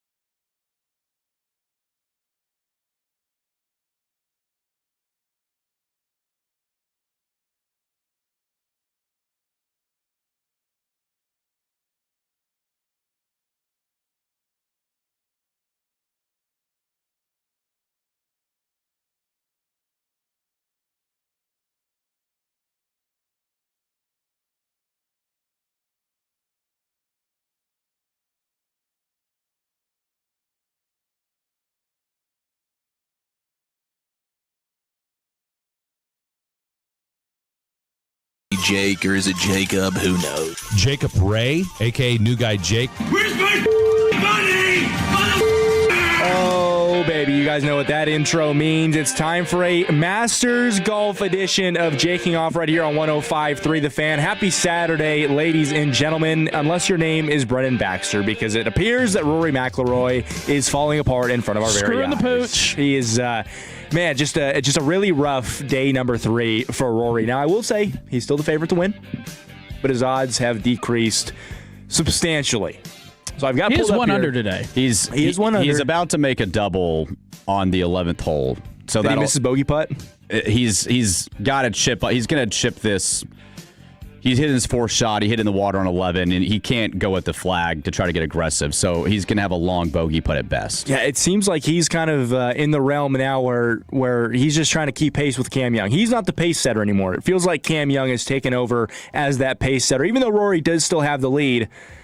But man, that kid's got a lot of momentum. Stay tuned. We're going to do a really in-depth Masters update in the next segment, 440. Yeah, we will. Here are the current odds. These are pulled up on DraftKings right now. They're updating, literally every second. I'm staring at them updating.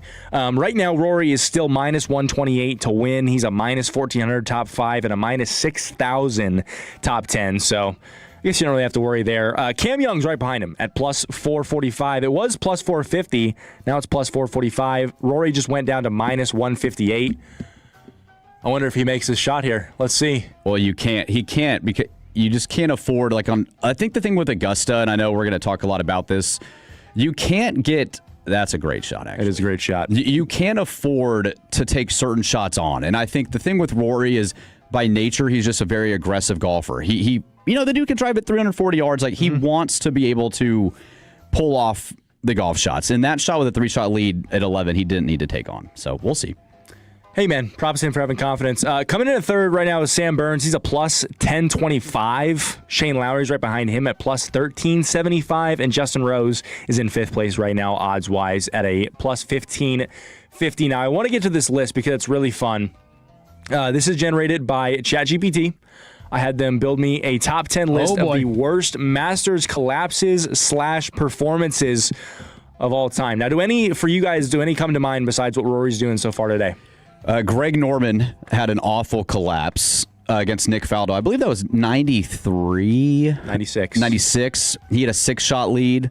But I think Jordan Spieth in 2016 has to probably take the cake in terms of what I actually watched. He had a 5-shot lead going to the back 9. Made a quad on hole 12 and lost that tournament to Danny Willett. All right, so before we get into that, I want to read some of these. So I have the historically worst rounds, I have the worst tournament totals, and worst individual hole scores. So let's start with the worst individual hole scores. Hole number 12, Tom Weiskopf. He put up a 13. A 13 on hole 12. How many times you got to hit in the water to make that's a 13? That's like me out there. Yeah, that's a plus 9. That's what do you even call that? A quintuplet? I don't even know. Do they send you home after that? They're like, you know what? See, with my friends, we just write down a triple and we move on. Right. They should have done that for him. Triple max. Only if the Masters allowed triple maxes. Yeah. Tommy Nakajimi in 1978 also had a 13 on the 13th, and Sergio Garcia in 2018 had a 13 on the 15th hole. Worst tournament totals across 72 holes in 1934. Cyril Walker, it took him 334 strokes to complete his Masters tournament. In 1956, Horton Smith, 336. Wait, hold on one second. You said how many? It took how many? It took him 334 strokes to complete his overall Masters experience. Brendan Baxter, how many strokes do you think it would take for you to complete Augusta? Am I playing the tips? Probably, yeah. It'd be championship level. Dude, are you beating 336? 336? You mean in 4 rounds? Yeah. God, can you imagine in 1 round? That's all that. You got blisters on your hand by then. I think I'm beating 336. Ooh. I'm probably shooting like 500. It's going to take me 500 strokes. I think I could break 100. I think it would take me 250 to complete 18 holes, if I'm being completely honest. I don't know. I'm gonna say between 480 and 500 for me. would be my guess. Horton Smith in 1956, 336, and then Charles Kunkel Jr., also in 1956, 340 strokes. Spell that for us real quick. Kunkle. Kunkel. Interesting. Now for the historically worst rounds.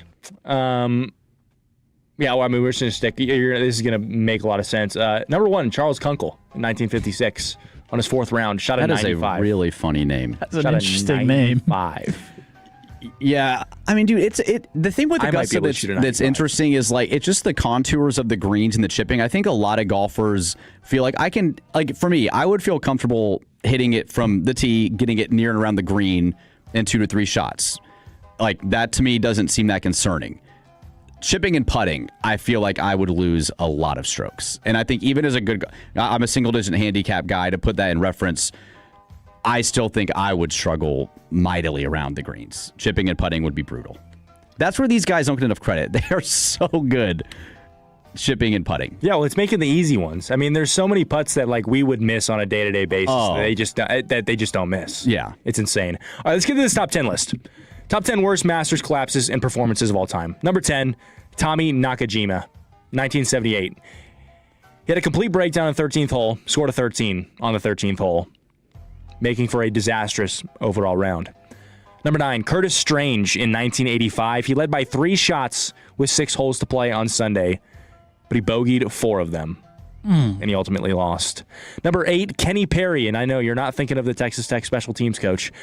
He led by 2 with 2 holes to play on Sunday, but he bogeyed both of them to fall in a playoff, which he lost. Number 7, Scott Hotch. He missed a 2-foot putt on the first playoff hole to win, eventually losing to Nick Faldo. That was in 1989. Do any of us remember those? Brendan, were you live during these? 1989? How old are you? I just turned 30. Oh, okay, so you're not even close. Okay. But you saw Kenny Perry one, probably. I mean, I don't remember it. I was still little. I was a young kiddo then. Not a real golf fan. I wouldn't say the Augusta is all too appealing to like a 5-year-old. Yeah. Like, hey, sit down and watch golf. The first tournament that I vividly remember watching is the 2005 Masters with Tiger when he chipped it off the side of 16. That's the first like real major that I remember watching a lot of. So then I was 9 years old. I think last year's was the first Masters I watched start to finish. Really? Start to finish, yeah. But I was rooting for Bryson last year. By the way, Okay. this list was inspired because Bryson missed the cut after 2 days and had a pathetic performance. So I wanted to find more pathetic Do performances. you think that's going to make the top 10 at the end of the day? No, probably just because missing the cut's not really like that bad. I mean, a lot of people miss the cut, but I mean, he was the second favorite coming in, wasn't he? Wasn't he right behind Rory? He had huge odds coming into the tournament. He had won a couple times on Live, back to back. I think coming into the Masters, and yeah. And pull it off. Real quick here, from the 940, my brother won a lottery and got to play Augusta in 2005. He shot an 83. He shoots between 65 to 72 at most courses. He is very good. And he shot 85. So he's about 83. 83. That's pretty good. Wow. 83 is very good. For the average golfer? Not for the average golfer. 83 at Augusta for a scratch golfer, I think, is very, very well done. All right, number 6 here, we got Robert DiVincenzo in 1968. He signed an incorrect scorecard. He signed for a 4 on 17 instead of a 3, and he missed the playoff. Oh, that's so brutal. Number 5, Ken Venturi in 1956 as an amateur, led by 4 shots entering the final round, but shot 80 on Sunday to lose by 1. Number 4, Ed Sneed in 1979. He led by 5 strokes with 3 holes to play, but bogeyed the final 3 holes, missing a playoff by 1. Well, shout out to the guy in second place, because that guy had to probably ball out.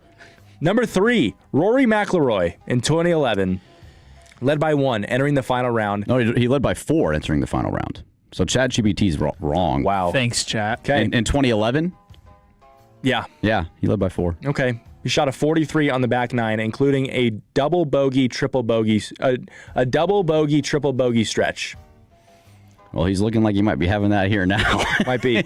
Number 2, we already alluded to it, Jordan Spieth in 2016. He held a 5-shot lead on the back nine Sunday before a quadruple bogey on the 12th hole. And then number 1, Greg Norman in 1996. He led by 6 strokes entering the final round, but shot a 78 to lose by 5 to Nick Faldo. It's an 11-shot swing in one round of golf. Yeah, it was a total collapse.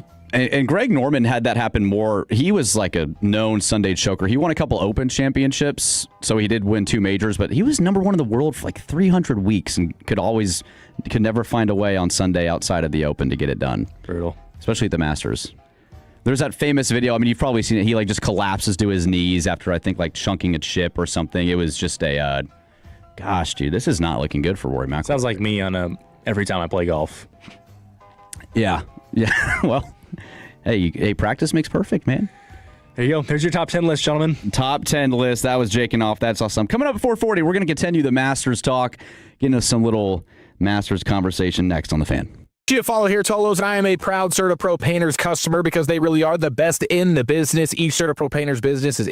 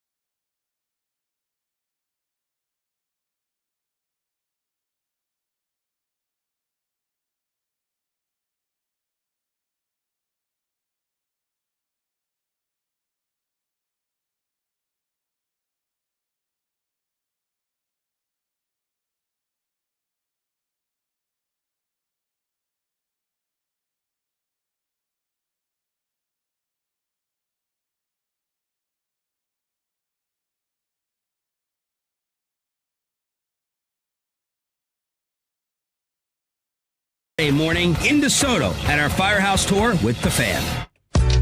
And it's back to the Fan University right here on 105.3 The Fan. This segment's brought to you by Classic Chevrolet. If you're in the market to upgrade your vehicle, get to Classic Chevrolet in Grapevine. The #1 Chevy dealership in the world 3 years straight. They've got more new Chevys than anyone, all price to sell. Visit ClassicChevrolet.com. This is Texas. This is Classic Chevrolet. Together, let's drive, relax, and enjoy the difference. Based on new Chevrolet registrations 2023 through 2025. We are back, 105.3 The Fan. Brennan Baxter alongside Kevin Walker and Jacob Ray. And we have a change at the top of the leaderboard at the Masters in Augusta, Georgia. Rory McIlroy goes double bogey on 11, bogey on 12, and Cam Young birdies 16 to take a one-shot lead. Just like that, Rory's 6-shot lead to start the day is gone. Anything can happen here at Augusta, Georgia. We were talking during the break. 6-shot lead. Is Rory going to run away with it? Guys, an American is now atop the leaderboard in Cam Young. Woo! Are you guys USA. An interesting statistic, if Cam Young were to win tomorrow, that would be the third straight year that the Players' Champion would have also won the Masters. Scottie Scheffler in 24 won the Players, which is what we talked about, which is the signature event on the PGA Tour, not a major. Rory won it a year ago, won the Masters. Cam Young won the Players this year, this March. His second win of his career. Might double dip for the third year in a row, Players Champion to Masters Champion. So that would be pretty insane. Who are you guys pulling for right now? I mean, you got Cam Young at 1100. Let us know at 877-881-1053 if you're watching the Masters. Listen to us. Let us know who you'd like to see win this tournament. But Jacob and Kevin, who you want Rory to find a way to bring it back, or you guys rooting for the American? I'm always going to root for Scottie Scheffler. Okay, yeah, and Scotty's by the way, he shot 65 700 today. He is tied for 7th, but now just 4 shots back. So it's fun to root for the underdog. Scotty, he's been the underdog. He is very much still in this golf tournament. It's just amazing how Scotty can have such a rough start and then have such a great day 3, and not only have a great day 3, but the pack starts to come back to him. It's just it's amazing. It's working out in his favor. I'm pulling for Scotty, but I'd love to see Cam Young win as well. So Cam Young is playing the 17th hole. And, I mean, yeah, it's going to be – this Sunday is going to be crazy now. It's definitely not going to be the Rory McIlroy double dip, just run away with the tournament now. He's going to have to find some work just to be in the final group tomorrow. Well, Scotty was actually doing a little presser after the Masters round that he shot today, and I guess he wasn't very pleased with a question. Is that about right, Jacob Ray? Yeah, he got asked a stupid question, and he told the reporter it was a stupid question. What was the question? I don't know. You want to play the audio? I'd love to play the audio. I was kind of hoping you would play the audio. Yeah. Oh, okay. I thought you were going to tee it up. I didn't know. All right, here's the audio, guys. That was a 65 today. What did it feel like it could have or should have been? That's just a terrible question. Next question. Awful. What enabled you to go low today as compared? Hey, I know you shot 7 under today, but what would you have done differently? What would you have done better? That is a... Can we hear that one more time? Yeah, just a question. From Scottie Scheffler, that's an interesting response. That was a 65 today. What did it feel like it could have or should have been? That's just a terrible question. Next question. What do you want him to shoot, 60? Yeah, I think... Now, Scotty missed, when we were watching the coverage, he definitely missed several opportunities within 10 feet. Like, he had a lot of birdie opportunities that he could have made. But I do feel like when you ask a golfer who should shoot 65 on one of the hardest courses in the country, hey, man, 7 under? Like, that's it? But I think it's kind of funny from Scotty's perspective. He's not usually pretty chirpy with reporters. So for him to just call that a stupid question and to move on. I love it. I love it, but I'm just not used to seeing fired up. I am not used to seeing Scottie Scheffler do that. I love it. He's fired up, and he's ready to go. Taking no stupid questions, Scottie Scheffler. As a reporter, like when you're talking to a guy... What are you hoping to get out of him? Yeah, like what are you really hoping to get out of that? Like, oh yeah, man, I wish I would have shot 59 and I wish I'd have a 5-shot lead. Yeah, today. Like what are we really asking about that? Climbed from I think it was like 28th to top 7. I mean, he's got one round. If the lead holds. Oh, eighth, my bad. It looks like Rory is struggling mightily. He's in the trees on 13-2. Cam Young has 2 holes left at 11. I mean, unless Cam Young goes birdie and finishes at 13 and Scotty's 6 shots back, if he's only 4 shots back going into tomorrow, he has got a legitimate shot at winning this golf tournament. We've seen this. Yeah, we've seen it. And there's guys in front of him, too. I mean, there's a lot of great. Burns has been competitive in the major championship.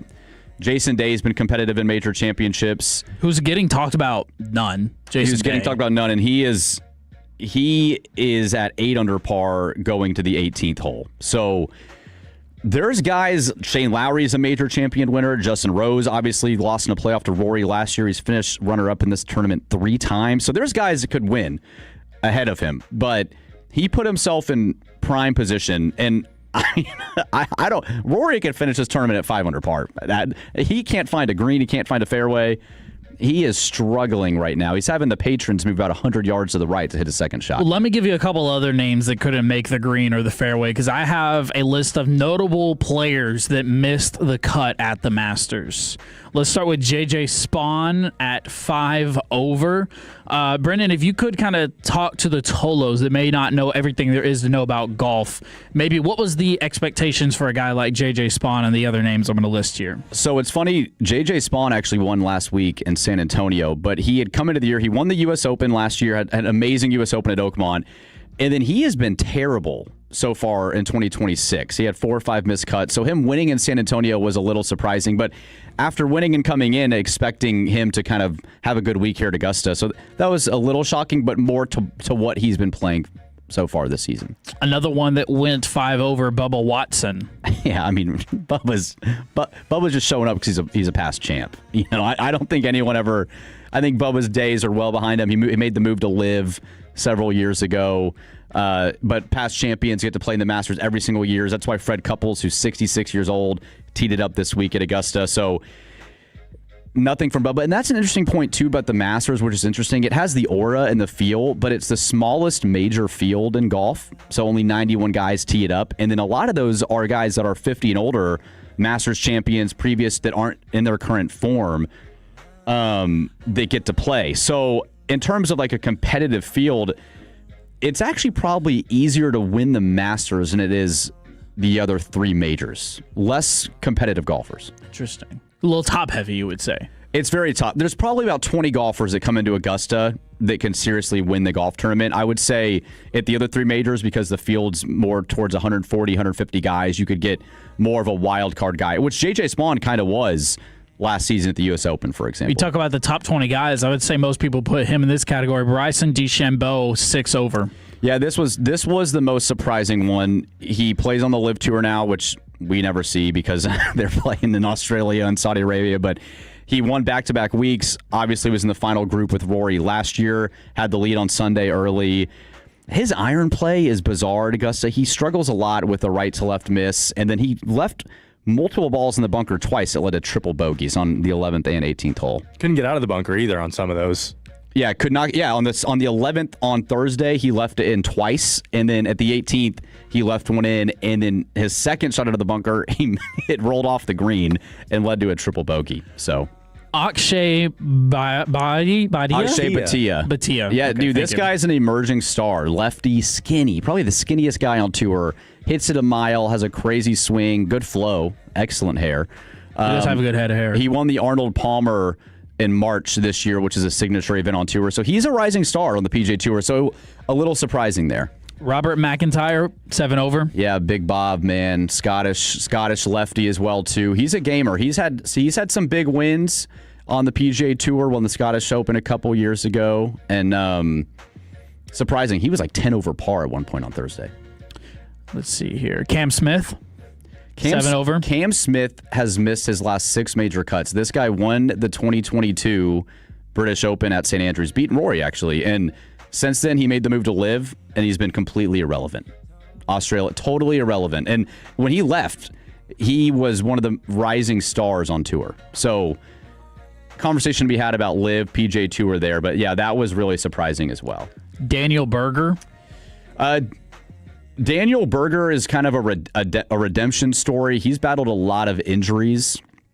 I feel like this is such a fun segment. Like you're just asking me about all these guys, and I'm trying to go through there, see what I can remember Testing about your them. knowledge. Yeah, my knowledge, but your small ball knowledge. But he's had a chance to win. He blew a lead on Sunday this season, but he at one time, like really back like 2017, 2018, was kind of emerging with the Jordan Spieths of the world, but not a lot of expectations for him to compete.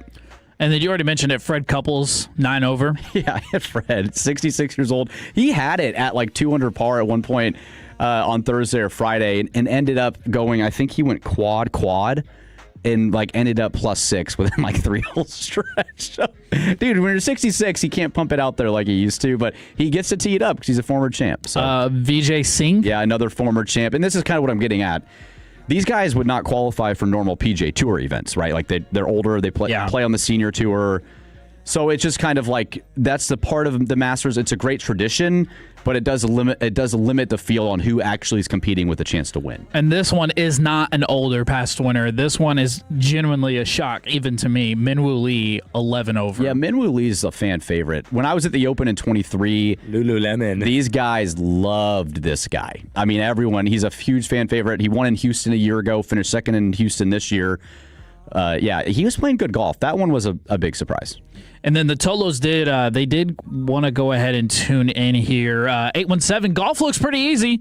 Pretty sure I could go buy a few gold sticks and shoot under 80. Adam in Arlington. Yeah, I think you're right. 817, I think you're right. 817, another one. You have to pull for Scotty to make this happen. Local guy, number 1 in the world, American. He's the whole deal. And then 972, I think this is talking about Scotty. He does get chirpy. Jeez Louise, sorry about that. Go pull his why did you hustle out of the bunker question at the Tour Championship a couple of years ago. Why did you hosel? Hosel is what I read. That's what they put. Does that sound like was he talking to his own club there? Like if you hit it off the hosel, it's like you shanked it. Okay. So I don't know. 972 talking knowledge that I don't know, but I guess Scotty has had moments in the past where the guy's been arrested and was like acting like nothing happened. I mean, he's a super nice guy. Yeah. He was just like, hey, your question sucks, dude. Yeah, that's a little surprising. I mean, you think he'd be in a really good mood coming off of 65 too? I think he was. I think that's the thing. Is he was in a good mood. Maybe that's why. And then this guy's first question is, what would you have done better? And I was like, dude, shut up. Shut up.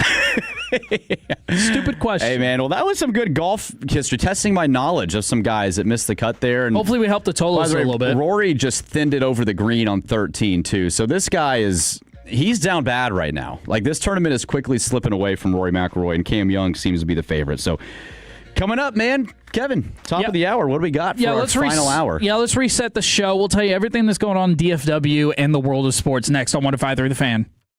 When your friends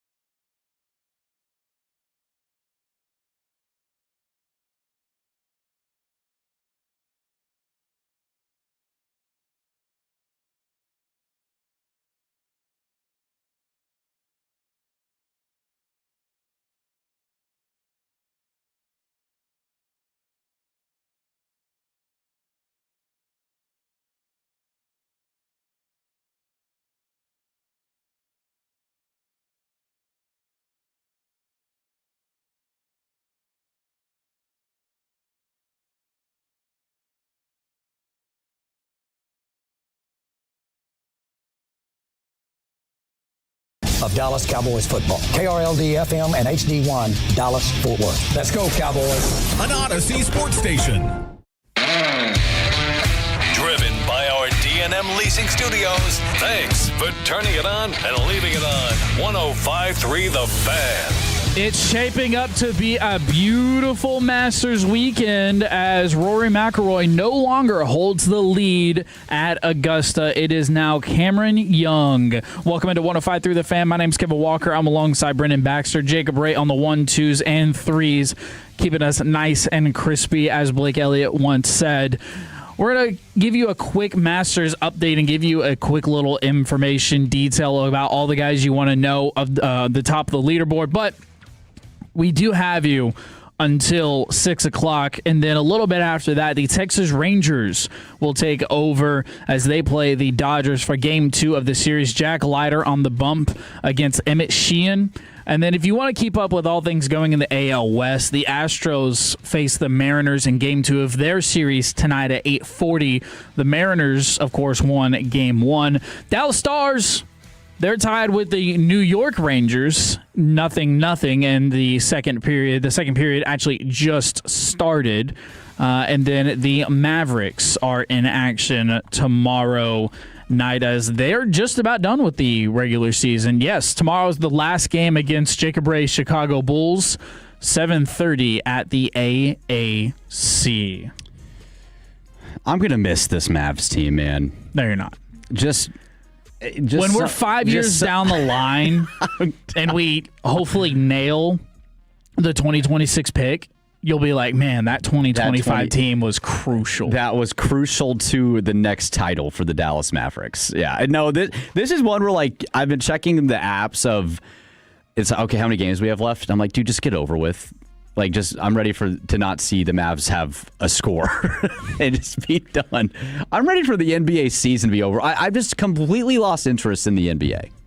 Do you like the NBA? Yeah, I mean, I like it. I liked it better, boo-hoo, wah-wah. I liked it better when Luka played for the Mavericks. It was appointment television. What can I say? Yeah, but just as a product, like, as a product? Like, let's say the Knicks and Pistons are playing tonight. Are you watching that game? If it's not the playoffs, then no.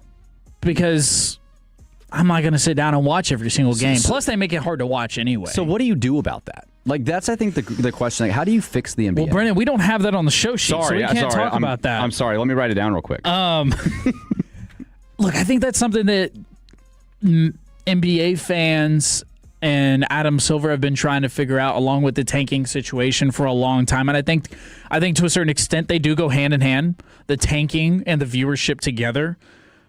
I don't know if I have the answers. They're just a social media sport. Kind of, that's just what they I think that's ended up being. A great way to put it. Like a social media sport. Like who are the true fans of the NBA? 877-881-1053. Text in on the Frankel Injury Attorney text line. Where do you get your highlights from? How do you know who? If you went to bed at 10 o'clock at night and you wake up the next day, how do you find out about what Cooper Flagg did? Probably going to find it on Twitter. Probably going to find it on Instagram, right? I think they're a social media sport in that way. Now, I think baseball's a little different. I think fans of their teams want to watch their home team. Like, I'll watch the Rangers, right? But as far as, like, what's going on in the rest of Major League Baseball, I'm fine with catching the highlights. I've got a good enough, I've built up my X account to a point where I will get the feed of what's going on in Major League Baseball one way or another. So I'll know who's doing good, who's doing bad, and all those different things. But I'm watching my hometown. I'm watching the Rangers. So if I were to have you rank the top, rank the big four in order. So NBA, MLB. Well, NFL's king. NFL's king. And NHL. Probably always will be king. Is this just mine? You. I think the NFL, I think baseball is 2. I'd go hockey, and then I'd go NBA. Regular season purpose only, because playoffs are different. Okay, so let's rank up. So regular season, you've got NFL, obviously that's number 1. Yeah, NFL's king. Then you've got MLB, then NHL, and then NBA. Yes. What's that different in the postseason? I would probably Do I want to change it? Now that I'm thinking about it. Jacob, what do you think?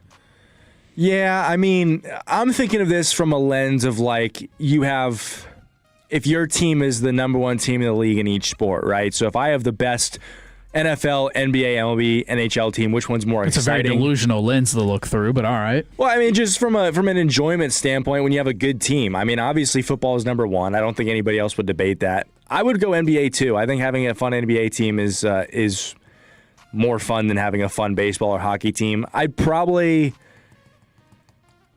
lean baseball 3. Interesting. But like you said, I mean, hockey playoffs, there's just nothing like it. So I'd lean baseball 3 in regular season, but I'd probably put hockey 3 playoffs. Baseball playoffs kind of stink in my opinion, if I'm being honest. Really? Yeah, I'm not a big fan. Really? Yeah, dude, because you got, I mean, I disagree. I don't know. I'm a big offense guy. I love homers. I love high scoring MLB games. I don't did the long ball. I'm not the biggest fan of playing baseball games when it's 20 degrees outside, when you have two pitchers throwing 6 shutout innings and guys are too cold to even swing the bat and catch up the ball. That's in Chicago. Well, yeah, that's what I'm saying. I mean, it's not even in Chicago. It's in Philly. It's in Cleveland. But Philly's crowd is what I imagine when I think of Major League Baseball playoffs. Like, it's a crazy thing for a Dallas person to say. I'm just saying, from the Phillies' perspective, their crowd shows out. Yeah, but I don't know.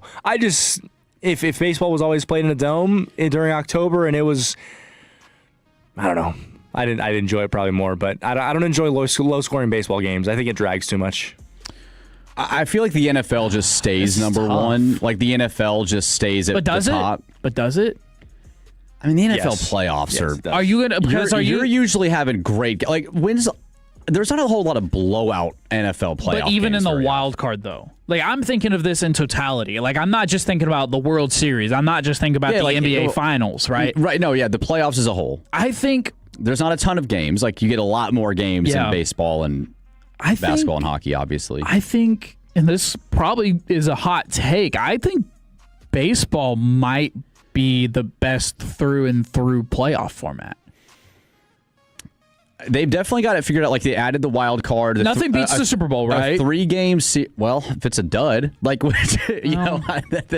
this Super Bowl was pretty boring. Like it wasn't a great sports watch. But in terms of the hype around the game, man, I would say NHL to me, just the physicality of hockey, dude. Like when I was at the Stars Wild game a couple nights ago, it just felt like in their fighting, you feel it. In hockey, the energy is different just emotion ratcheted up, and it's a different emotion. It's so fast. It's consistently moving. At any moment, it switches. I don't know. I might put hockey number one. Really? Okay. And maybe that's biased because the Stars have a chance to win a Stanley Cup. Well, no, I mean, they've been really good. But like Jacob said, like if you're thinking about it from the perspective of like my team is number one. Yeah. If not, and you're just talking like, man, this is highly entertaining. Like not like 3 hours of television, the action that I'm getting. It's not the NBA. Like think it's because if you go in totality, the play-in for the playoffs is a joke. The 7 versus 10 teams stink in the league, and you rarely have a 7 seed or an 8 seed or a 6 seed advance. Like it's extremely top heavy now. Those series don't typically go 6 or 7 games very often. You're talking about the NBA. Yeah. I'm trying to piece it together in my head. I think I'm doing baseball, football. Baseball ahead of football playoffs? I think so. As a whole, playoffs as a whole. I mean, look, we're splitting hairs here, right? I mean, they're all amazing. I don't think we are. Okay, so you've got the NBA at 1. No, I'm NBA at 2. Or what did you have at 1? NFL. Okay, and then you've got NHL. Baseball's are we doing playoffs now? Yeah. Okay, playoffs. Yeah, NFL playoffs, and it's by a mile. Then I'd probably go hockey playoffs, then NBA, then MLB. 817 NFL one and done, NHL physicality, NBA endurance, MLB too long with quote unquote nothing going on. See, but I disagree. But I am a baseball guy through and through though, so like maybe that is part of it. I think MLB has they've got like the stigma of our season changes. Like, it's October, right? Like, you feel it, the fall, you have the colder games. Like, if you gave me, maybe it's just a romantic thing, but like the Red Sox Yankees in October, right, in the ALCS or the You're ALDS, sitting down to watch that. You're sitting down to watch it, regardless of if you're a fan. It just feels different. I don't know if you get that. Like, if I'm watching who's going to be in the West Finals this year? Like, for the NBA, the Thunder and Spurs. Like, do I care about that? That'd be a fun matchup, though. I'll probably watch it if it goes. There's no historic value. I don't care to watch that. I'll probably watch Game 5 or 6. Right? Like, if it gets to that point. So you're letting it go 4 or 5 deep. You know, where like if the Rockets and Warriors matched up, I'd watch. Like, that'd be fun. Really? Yeah, dude. You bounce back to the Rockets and Warriors when both teams were good with Harden and all that.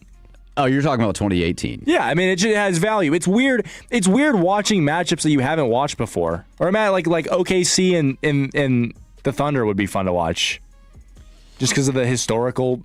They don't have to necessarily be like top tier rivals, but like I want a matchup that I'm watching to trigger some sort of nostalgia in my brain that reminds me, like, man, I really hope this series leads up to what it was last time. So my final list is MLB 1, NFL 2, NHL 3, NBA 4. I'm in a complete agreement that the NBA is last.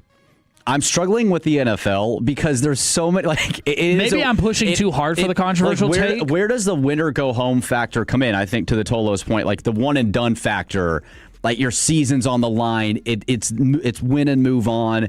You know, the NBA, you could get down 2, even the MLB, NHL, you can get down 2-0 and still find a way in. It's like, dude, if the Cowboys lose in the wild card of the Packers, like, bye. There's no other opportunity. I get it, but it also feels like different ball games depending on what pitcher you're throwing out there. Like, if you feel like, okay, game 1, we don't have the advantage on the mound, but if we win game 1 and game 2, we feel like we do have the better advantage on the mound, then really we could close. Like, it's like the mentality thing. 940, I'll watch, and I hate the NBA because Wemby is must-watch TV. I don't know. Just the whole appointment television. The whole thing about some of these 7-game series that's like not as good as the NFL is like when the away team wins game 1, it's like, oh, they stole home field advantage or home court advantage. It's like, okay, that's just it's kind of lame to me. I don't like the fact that you can take a break and regroup. I don't like the fact that you can come out for 2 games and play some of your worst basketball of the season and still be in a series. You like the punishment of, like, you've got to give it to me now. Wow. Yeah, I like do. You want it one and done. Yeah. Yeah. That's why the NFL is better. I don't know. Yeah, anybody who says NFL at 1, I don't know, or not other way, like anywhere besides 1 is interesting. I just said that. Okay, let me take take this to another level. Let me go one step deeper. Game 7 of each individual sport. So you're watching a Game 7 MLB, Game 7 NBA, Game 7 and NFL would be interesting. Game 7 NHL, and then let's go conference championships of each. So no Super Bowls, no finals, no Stanley Cups. So like you got the AFC Championship, NFC Championship, Game 7 of the conference finals, or championship series in baseball. Which does that add any? If they're all win or go home. I mean, the fact that we have to put these all at win or go home games kind of just proves why NFL should be number 1. Your point? But I don't know. I'd probably go. Man, I go. When it gets to the wild card, or not the wild card, when it gets to the conference finals, like that's when the NFL is, for me, takes the cake no matter what. Once it reaches the conference, like once it reaches the conference championship, that's when I'm like, all right, it doesn't matter who's in this game, I'm watching it. Oh, and another good point, 940, college football playoffs over the NFL. The college football playoffs have not. There's been very few games that have stepped up to the plate. I mean, I like college football over the NFL. I do too. But the playoff format needs tweaking. Think about a Brandon lot and I of had these. a very sour college football playoff experience. Yeah, I mean, Tech loses 23-zip. But think about a lot of the quarterfinals in totality, same thing. Like Arizona State, Texas was good a couple years ago, but I was sweating. Tech, Oregon was bad. Alabama, Indiana was bad. Awful. Bama OU was okay. Like, I like the idea of having the home games. I think that should be more of a thing. Oh, yeah, for sure. But there haven't been a lot of great, quarterfinal and first round college football games. 2-4. Like James Madison, Oregon, Tulane, Ole Miss, 214 NFL, NHL, MLB, NBA in that order. NHL Game 7 all day from the 940. And then from the 214, the thing about the NFL is that if it's not a close game, then it's not that interesting. With multiple games in a series, a team can lay an egg and still have a chance to make it a series. Somebody stinks right out of the gate. What are the chances of getting another Music City miracle? I guess, but that's exactly the point. And also, another thing you have to take into account with the NFL is you can sit down and watch a matchup in an afternoon. Like, you don't have to, for a 7-game series, how many people, unless that's your diehard team, how many people, even if you're a diehard fan, how many people are sitting down and watching 7 games of a series? You know? I guarantee you, if you're a diehard fan, you are. Look, I'm remembering this from the perspective of watching the Rangers in the World Series run. Yeah, like I watched which every is one game of the best, a collection of the best moments of my life. And I watched every single game. How old are I'm you? 23. That makes sense. I mean, I think there's just a lot of non-winning football around here, and it's kind of that's also tough to. That's I think also fair, Jake. Okay, well, so to be fair, I'm a Buffalo Bills fan. I have family from Western New York. I'm a big Bills guy. Like, their game against the Jaguars and Broncos this past year, they've had some great games. They've lost a lot of close games, but those are edge-of-your-seat playoff games. Like, you're locked into them. Now, they've lost a good majority of them when it's mattered, but it's highly entertaining. Like, you feel the pressure of, like, a 3rd and 9 or getting a stop or, you know. If a throw or if a catch was a catch or an interception. If it was a catch or interception. Like, there's been some wild moments in those games. And I think if you get that type of environment, that's hard to beat. That's the point. It's like in NFL, you have those edge of your seat. Like every play matters in the NFL. There are no plays that don't matter in an NFL playoff game. But you get a situation where you're the 1 seed in the NBA playoffs. You're playing the 8 seed who just finished their 2 play-in games. They're already tired. You go up 3-0 in this series. Okay, you lose game 4, and the winning team's like, who cares? We're good. We know no team's ever come back from down 3-0. We're fine. And then it's like, okay. Then you reach a point in that game where the team goes down 20 and they're resting their starters the entire 4th quarter. Like, this is the playoffs. What are we doing? It's like it would be like bringing a position player out in the MLB playoffs. It's just like nobody wants to see that. Best bookmarks right around the corner. We'll go around the room and see what the guys have saved, and you as well. The Tolos next on 105.3 The Fan. Sean and RJ, the KNC Masterpiece, G-Bag Nation, and Fan After Dark. Live and local. Turn it on and leave it on. 105.3 The Fan. And our Odyssey, iHeartRadio, and TuneIn apps. Follow here.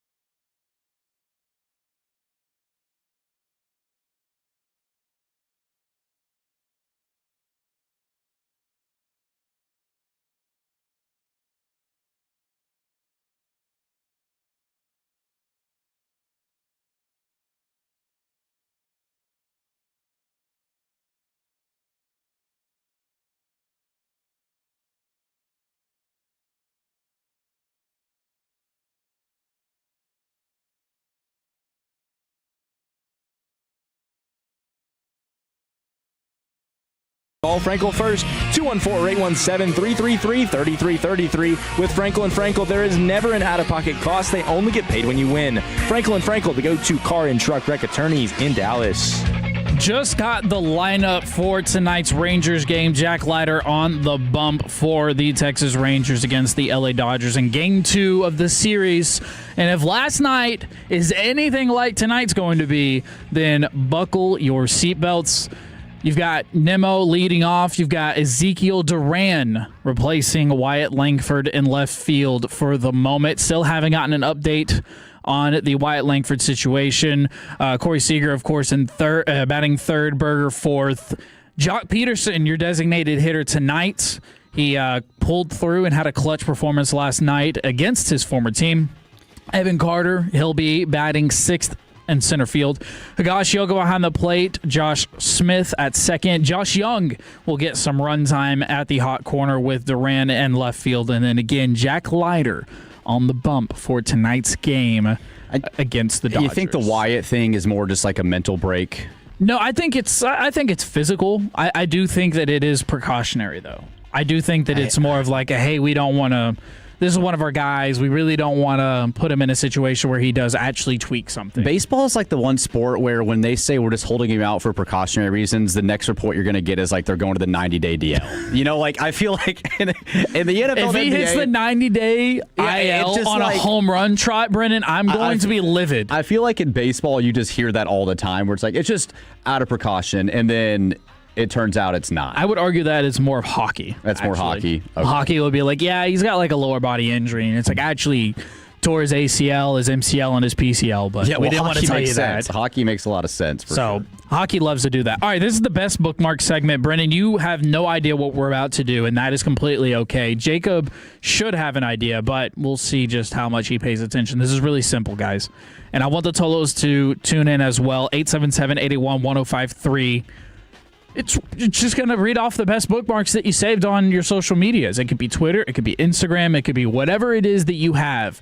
Just your time to just give random bits of information that you saved. You were scrolling through, you were doom scrolling as one does, and then you're like, look, that looks interesting. I'm going to go ahead and bookmark that. So this is the moment where we talk about our bookmark segments. The first bookmark that I want to talk about is the bat on Ichiro Suzuki's statue being broken when they unveiled it. Did y'all see this?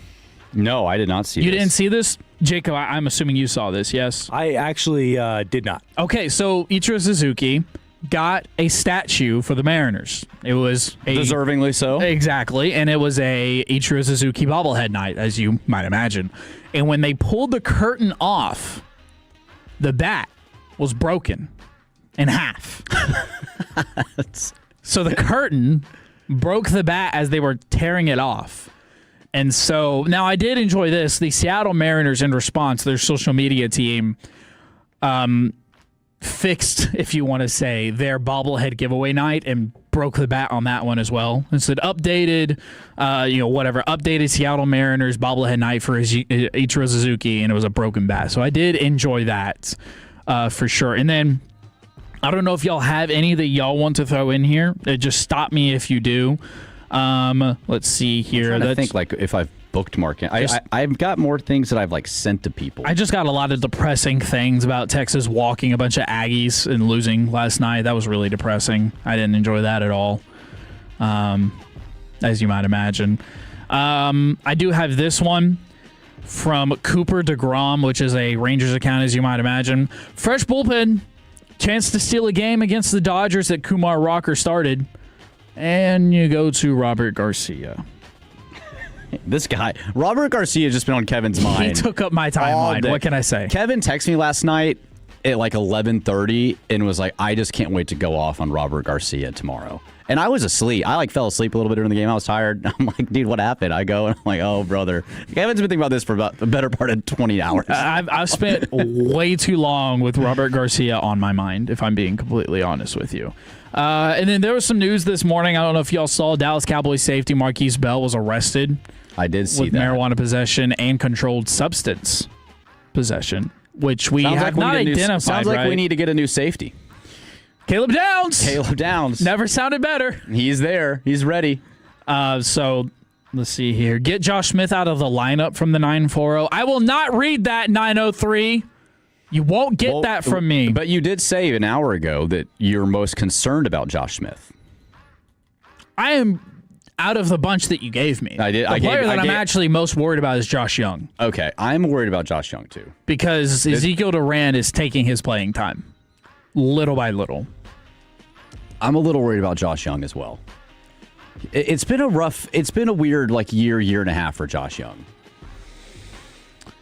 Yeah, it really has, because during that World Series run, it was like, okay, Evan Carter's going to be a guy, Josh Young's going to be a guy. We knew Wyatt Langford, he was coming up the next year. We were like, oh, this is we are here. Right. And then Josh Young, he just kind of he's struggled. Yeah, that's the thing too. I think if you would have asked back in 2023 when you had Evan Carter have the World Series, he's had Josh Young's coming up, knowing you're getting Wyatt Langford, how exciting those three would be as a potential core. And none of them yet. I mean, Wyatt started playing really well towards the end of last year, but have really taken off to the level that you probably thought they would 3 years ago. Right, for sure. I've got the 16 prospects. Yeah, that's right. Only 16 prospects that are going to be attending the NFL draft in Pittsburgh. They said, I don't want to go to Pittsburgh. Your very own David Bailey will be there. Ruben Bain Jr., Mansour Delane, Caleb Downs, Keldrick Falk, Colton Hood, Mekhi Lemon, Jeremiah Love, Francis Mauanoa, Caden McDonald, Caden Proctor, Arvell Reese, Ty Simpson, Sonny Styles, Carnell Tate, and Jordan Tyson. No Mendoza? No, Mendoza's staying home. That fits him. He's staying home, and his mom, I want to say, is in a wheelchair as well. Yeah, that makes sense. I think he just wants to spend it with family. And I think he announced that last week or something, that he was going to be doing it from home, which we've seen. Yeah. We've seen that happen before. So there's a little bit of that. And then, I did enjoy this. Zach Wolchuk, he played this on the G-Bag Nation earlier this week. It was Luke Kuechly's praise for Jacob Rodriguez. Yeah, he said he reminded him of Luke Kuechly, who was a pretty good linebacker. That's a pretty good comparison back in the day. Go ahead and get that gold jacket fitted. Yeah, Luke was one of the best to do it during his playing days. So I will say that, it's going to sound biased, but I had the privilege of being around the team. I've interviewed Jacob a couple times. I help cover Texas Tech sports, and another thing that I do. This guy is as advertised. And when I talk to him, when he's playing football, the way that he rallied, look, Bailey's great. Romello Height was fantastic. They needed a leader in that locker room to bring those transfer portal guys together. And Joey McGuire looked at J-Rod last spring and was like, if we don't win the Big 12 championship, it's because of you. It's because you didn't do your job with this locker room. And I feel like the Cowboys you've got Dak on that side on the offensive side, but I think you need a guy that people want to rally around, and J-Rod defines that. And so I feel like outside of his measurables, what he would bring to the locker room and his IQ as a football player at one of the most important positions on the field, you'd be very blessed to have Jacob Rodriguez as a Cowboy. And then for those that didn't see, Arike Ogunbowale is coming back to the Dallas Wings. I'm not going to sit here and pretend that everybody here is a massive Dallas Wings or WNBA fan, but it is a big signing nevertheless. It is a 7-figure deal on a multi-year contract extension rather than taking a $1.4 million Supermax, which is the essentially like a franchise tag in the WNBA. Mm-hmm. So we're already seeing... they signed that new CBA. They're still trying to figure things out. They're trying to increase the contracts for these players, rightfully so. And now big time stars like her are getting 7-figure contracts as they're being described. Yeah, I saw Brittany Griner signed one too. Yeah, she's going to a different team. But I'd be lying if I said I knew where that was. In Russia, but I guess not. She's still good. Nothing good to know. Allegedly. Allegedly. Well.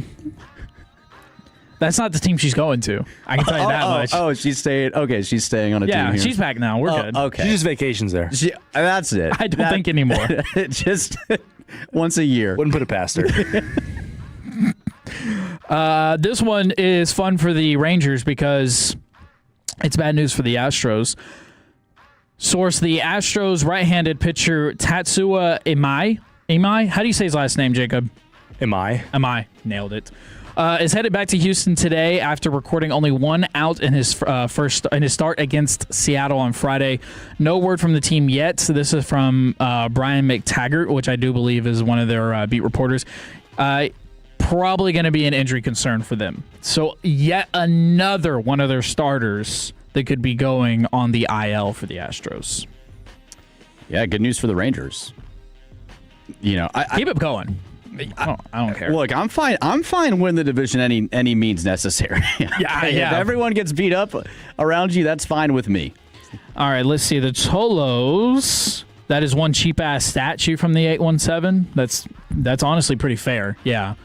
817, why on God's green earth Robert Garcia still has an opportunity in the majors blows my effing mind. It makes my blood boil. There are a lot of strong opinions about this guy. Look, when you're playing really good against the Dodgers. I know, but you're 13 games in, man. You don't want to spoil the opportunity. I mean, there are a lot of strong opinions. I get it, though. 214, Josh Young has had hits last few games and making plays. Be patient. It's not that I'm not patient. For him, I'm a little worried because he is kind of turning around. He's kind of finding his way back. It's also just staying healthy. But Ezekiel Duran's balling right now. Yeah, well, okay. I mean, can you put Duran kind of in that utility position and have him Duran plays fine at third. Well, what about second? Well, Duran, you don't have to worry about because that's Josh Smith now. But I'm saying Josh, but if we're concerned about Josh and the struggle, and if Josh continues to struggle, do you just start using Duran like you used Josh, who was a utility guy? You have used him like that in the past. Yeah. Ezekiel Duran's been used like that in the past for sure, but I think if I'm viewing it as a direct competition with Josh Young and Ezekiel Duran, I'm just a little concerned. I think at the end of the day, they're still going to give him the leeway that he needs to take it. I think they're viewing it as his position for the moment.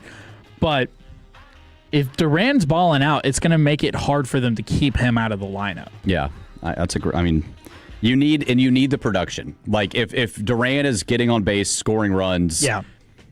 You need people like that right now. It's like you can't really afford to not have someone like that in your lineup. 469, I'm curious, why is it called bookmark? Do people actually bookmark stories? I always think a bookmark like saving websites or something like that, Zach in Frisco.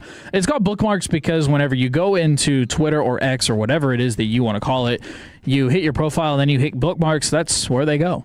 So best bookmarks, people like a little alliteration, so I kind of threw that in there. 469, Garcia's trash. 214. I didn't know, man. 214. Dak needs an elite running back. What, you want to go get Jeremiah Love? Is that what we're saying? Trade up for Jeremiah? I think the Tennessee Titans have already made his jersey. Yeah, you got to get into the top 5 to get Jeremiah. I don't think.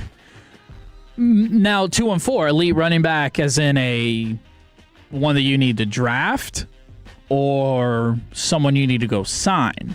That's what I want to know. 817, I'm not going to lie. Ever since I heard Paige Beckers is I'm boycotting the WNBA. Interesting. That's just the WNBA for you. I don't know what you want from me, okay? Can we also talk about Chris Martin? The singer for Coldplay? Yeah, I think really good, really talented. I think that's what the 903 is shooting for right there. Chris Martin hasn't looked good either. No, he is not. I think you used the last bit of what he had last year. Yeah. Yeah, and so this begs the question. Let's say you get to the trade deadline and you feel like you've got the team to make a run. You've got to be pretty aggressive on the bullpen then. Or are you just hoping like end of July, let's say you got a 4-game lead in the division, but what do you have to give up? That's the thing.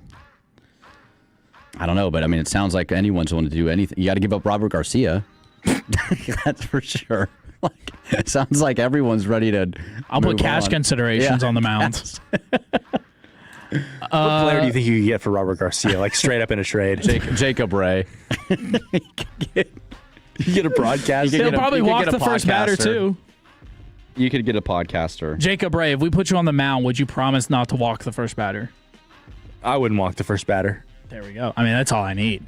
That's already better than no free passes. I'll make him earn it.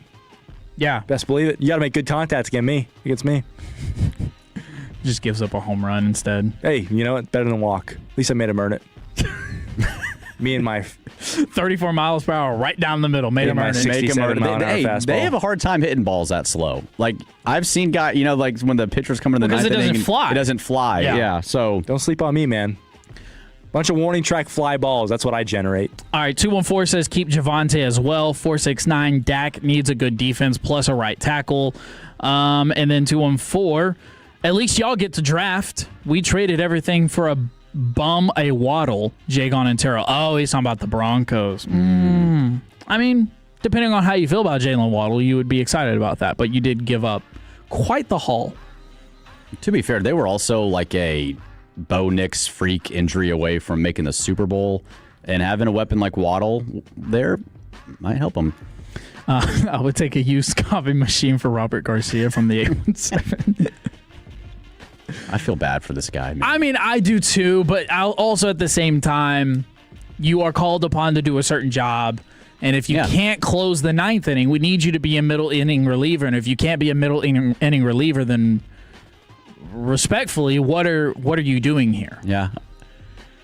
There's still time. There's time. It's April 11th, right? Let's not give up. So yet. you're like let's give them to the end of the month. I want to see a couple more outings. God, come on, Robert, turn it around. Brendan Baxter. It's closer till May. Let's go. If we are up by 2 to 3 runs tonight, and they throw Robert Garcia, he's going to get it done. You're going to get a call from me. He's going to get it done. I have faith. Okay. Someone's got to believe, man. Someone's got to have some optimism. Just trust the girthy lefty, man. Come on. Let's carry over that Rangers belief into the next segment as we get you shaped up and ready for first pitch next on 105.3 The Fan. Sean and RJ here with the greatest of bass power.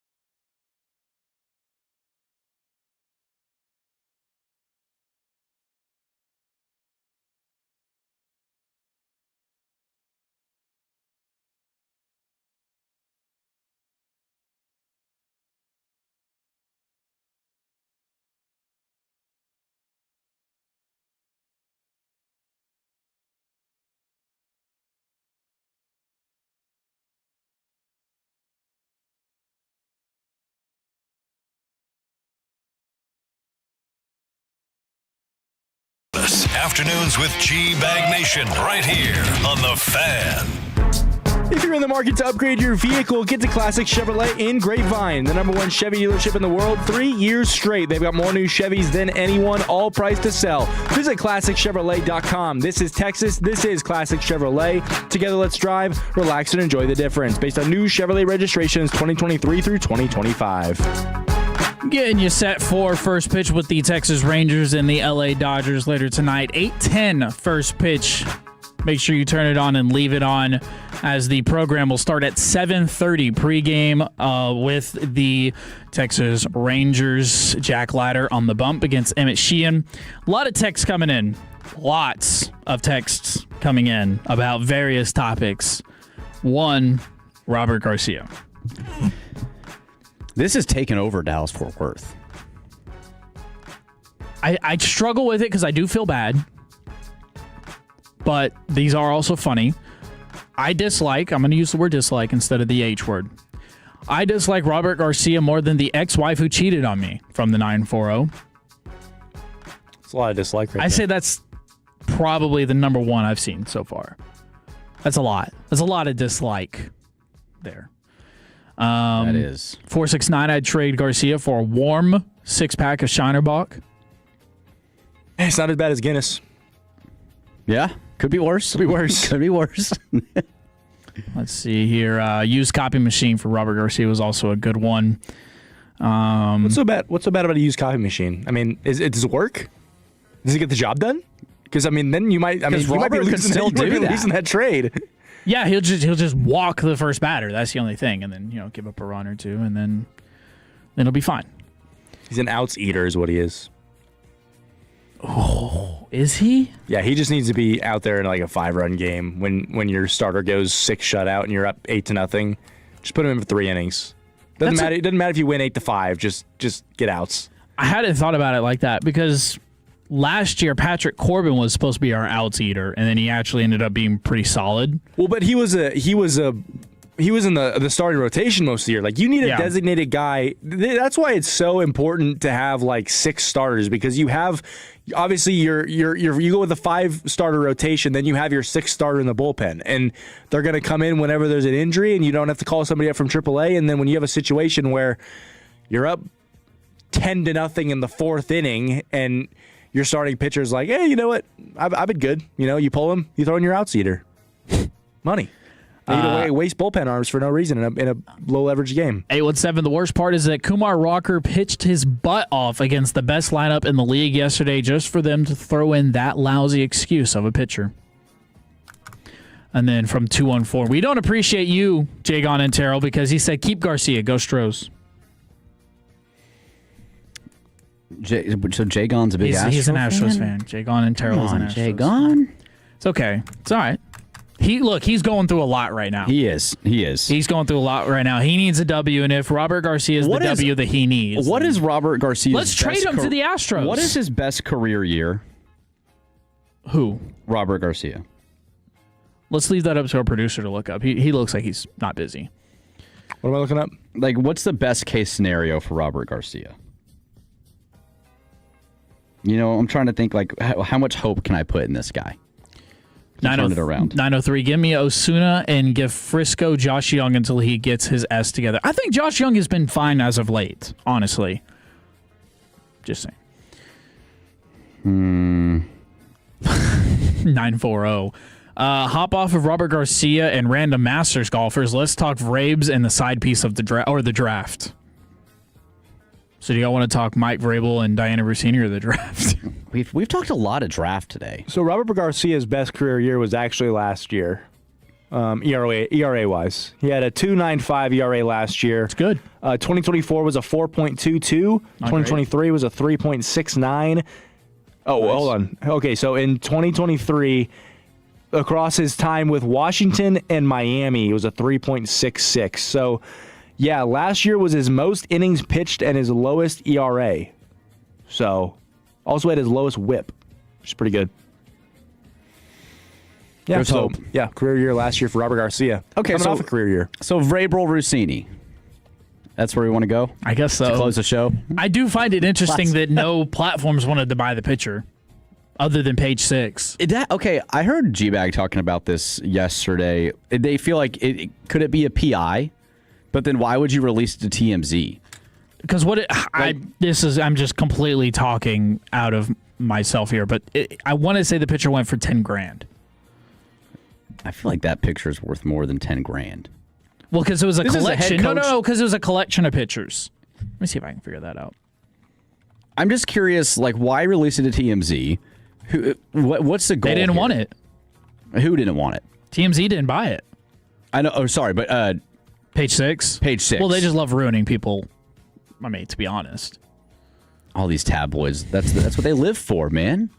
They live for ruining people's lives. Let's see here. Yeah.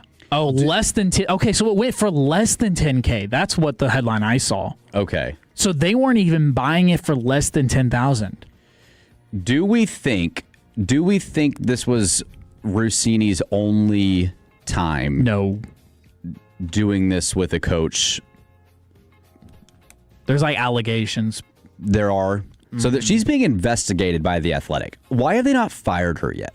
Because they don't have evidence as of late, brother. I mean, I get it. Yeah, I get it. The audio is pretty damning. The pictures are pretty damning. But until they have hardcore evidence, I just think of collusion.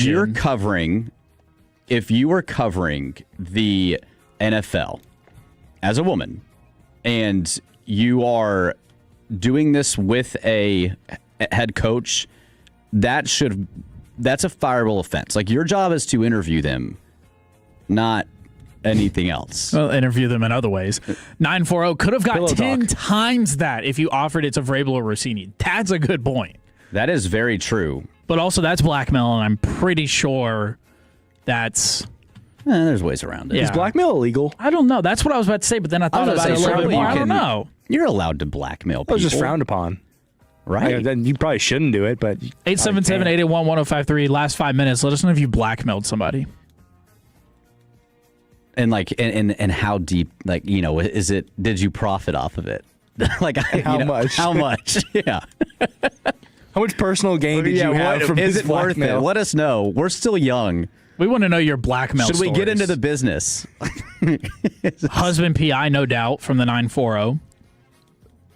Yeah, see, that makes more sense to me. But then why for 10,000? Like, you want to ruin your... Less than 10,000, though. So that's the thing. It's like, if you're a husband PI and you're trying to get Rossini, one, you have all these allegations. You probably, unless you're just totally naive, you probably know. But then you're going to have the pictures taken to you and say, yeah, release these to the public. Like, that's how you want to go about it? I feel like he and then can get dogged on in your friend group and everywhere else. I feel like there's better ways. And has he filed for divorce yet? Have we found a public court filing? Let me find out what Kevin's up to. What's the deal with Vrabel and his wife? Do we have any news on that? No. Yeah, have they filed? Yeah, I mean, what are we doing? This is not a good... He's not being a good role model for Drake May. Okay, Drake May's in a great relationship. Now, this is bad. Correct me if I'm wrong here, but doesn't that get you fired from most jobs? I got to be careful what headlines I click here. Adultery? Yeah. So, like, if you're the paid... I know this is going to sound silly. It's like, dude, it's the NFL. It's the head coach. But, like, is there a character clause? Like, could you fire a coach for that with clause or no? I think adultery can even get you kicked out of, the military. Yeah, but I don't think... But is it a character clause thing where, like, you could let go if it's too bad at PR and you're like, I got to get... Now, the Patriots aren't going to get rid of Vrabel, but, like, if you wanted to get rid of... We've seen coaches do this. Sharon Moore. Like, where you because of certain things, you can get them out. I just wonder if that's a character but Mike clause. Vrabel took them to the Super Bowl. Let's not act like that doesn't matter. No, it does. That's what I'm saying. I'm saying it probably would have happened at Vrabel, but like if Sharon Moore won a national championship. Yeah, but he was Sharon Moore. It was a fake national championship. Yeah, he rode the coattails of the Harbaugh. Beat Ohio State. Yeah, he did beat Ohio State though. 214. Robert Garcia must be blackmailing someone because he's still in the lineup. So I guess we don't know. And it's a serious felony apparently to blackmail from the 469. Can we chat GPT it? I believe the 469. Blackmail is 100. Okay, so we're being made fun of because we didn't know if blackmail was 100% illegal, and it is. That's good to know. I'm not buying it. I mean, I've never done it, So you can make fun of me, but that shows our ignorance. Ime Udoka got fired from the Celtics for his affair, but wasn't that in the team? No, I don't know if that was in the team or not. But that's kind of where I'm saying, I feel like that should be a character clause issue. And if you're doing it with, if Vrabel was doing that outside of an NFL reporter, then I don't see it. I mean, I see an issue with it, but I don't see like an NFL potential problem. I don't know, this. I feel like this should be a bigger deal, in my opinion. I think it's getting a good amount of run. No one's reported on it. No national media has reported on it. Why does it feel like everybody's blowing it off too? That's what I'm saying. That's what I'm saying. Statements, and it's like, that's no big deal, and we're just going to take their words. That's the bigger part that we're really the mass media is not really talking about, is that nobody bought this for less than $10,000. That's TMZ. That's obviously the Athletic, but that's all the major publications, right? Barstool included. Why?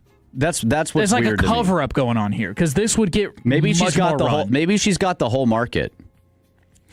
Maybe she's taking care. She is the NFL. She is the NFL. Maybe Diana Rossini runs the entire operation. She got dirt on Roger Goodell. Yeah, she's blackmailing Goodell.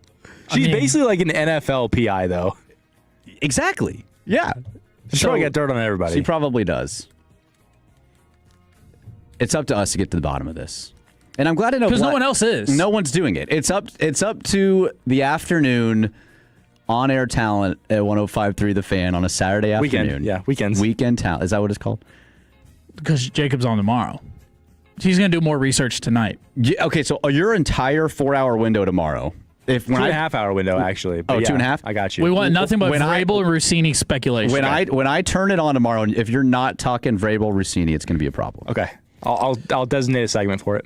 No. Thanks so much. I'll designate an hour for it. To Brennan Baxter. It was a blast sharing the airwaves with you. Looking forward to doing it again, hopefully. Jacob, another great Jaking Off segment. Let's hope all the bets hit and the top 10 list stays the same. For myself, Kevin Walker, Brennan Baxter, Jacob Ray, and of course the Tolos. We'll catch y'all next time. Be sure to leave it on for Texas Rangers baseball next on 105.3 The Fan. Tolo means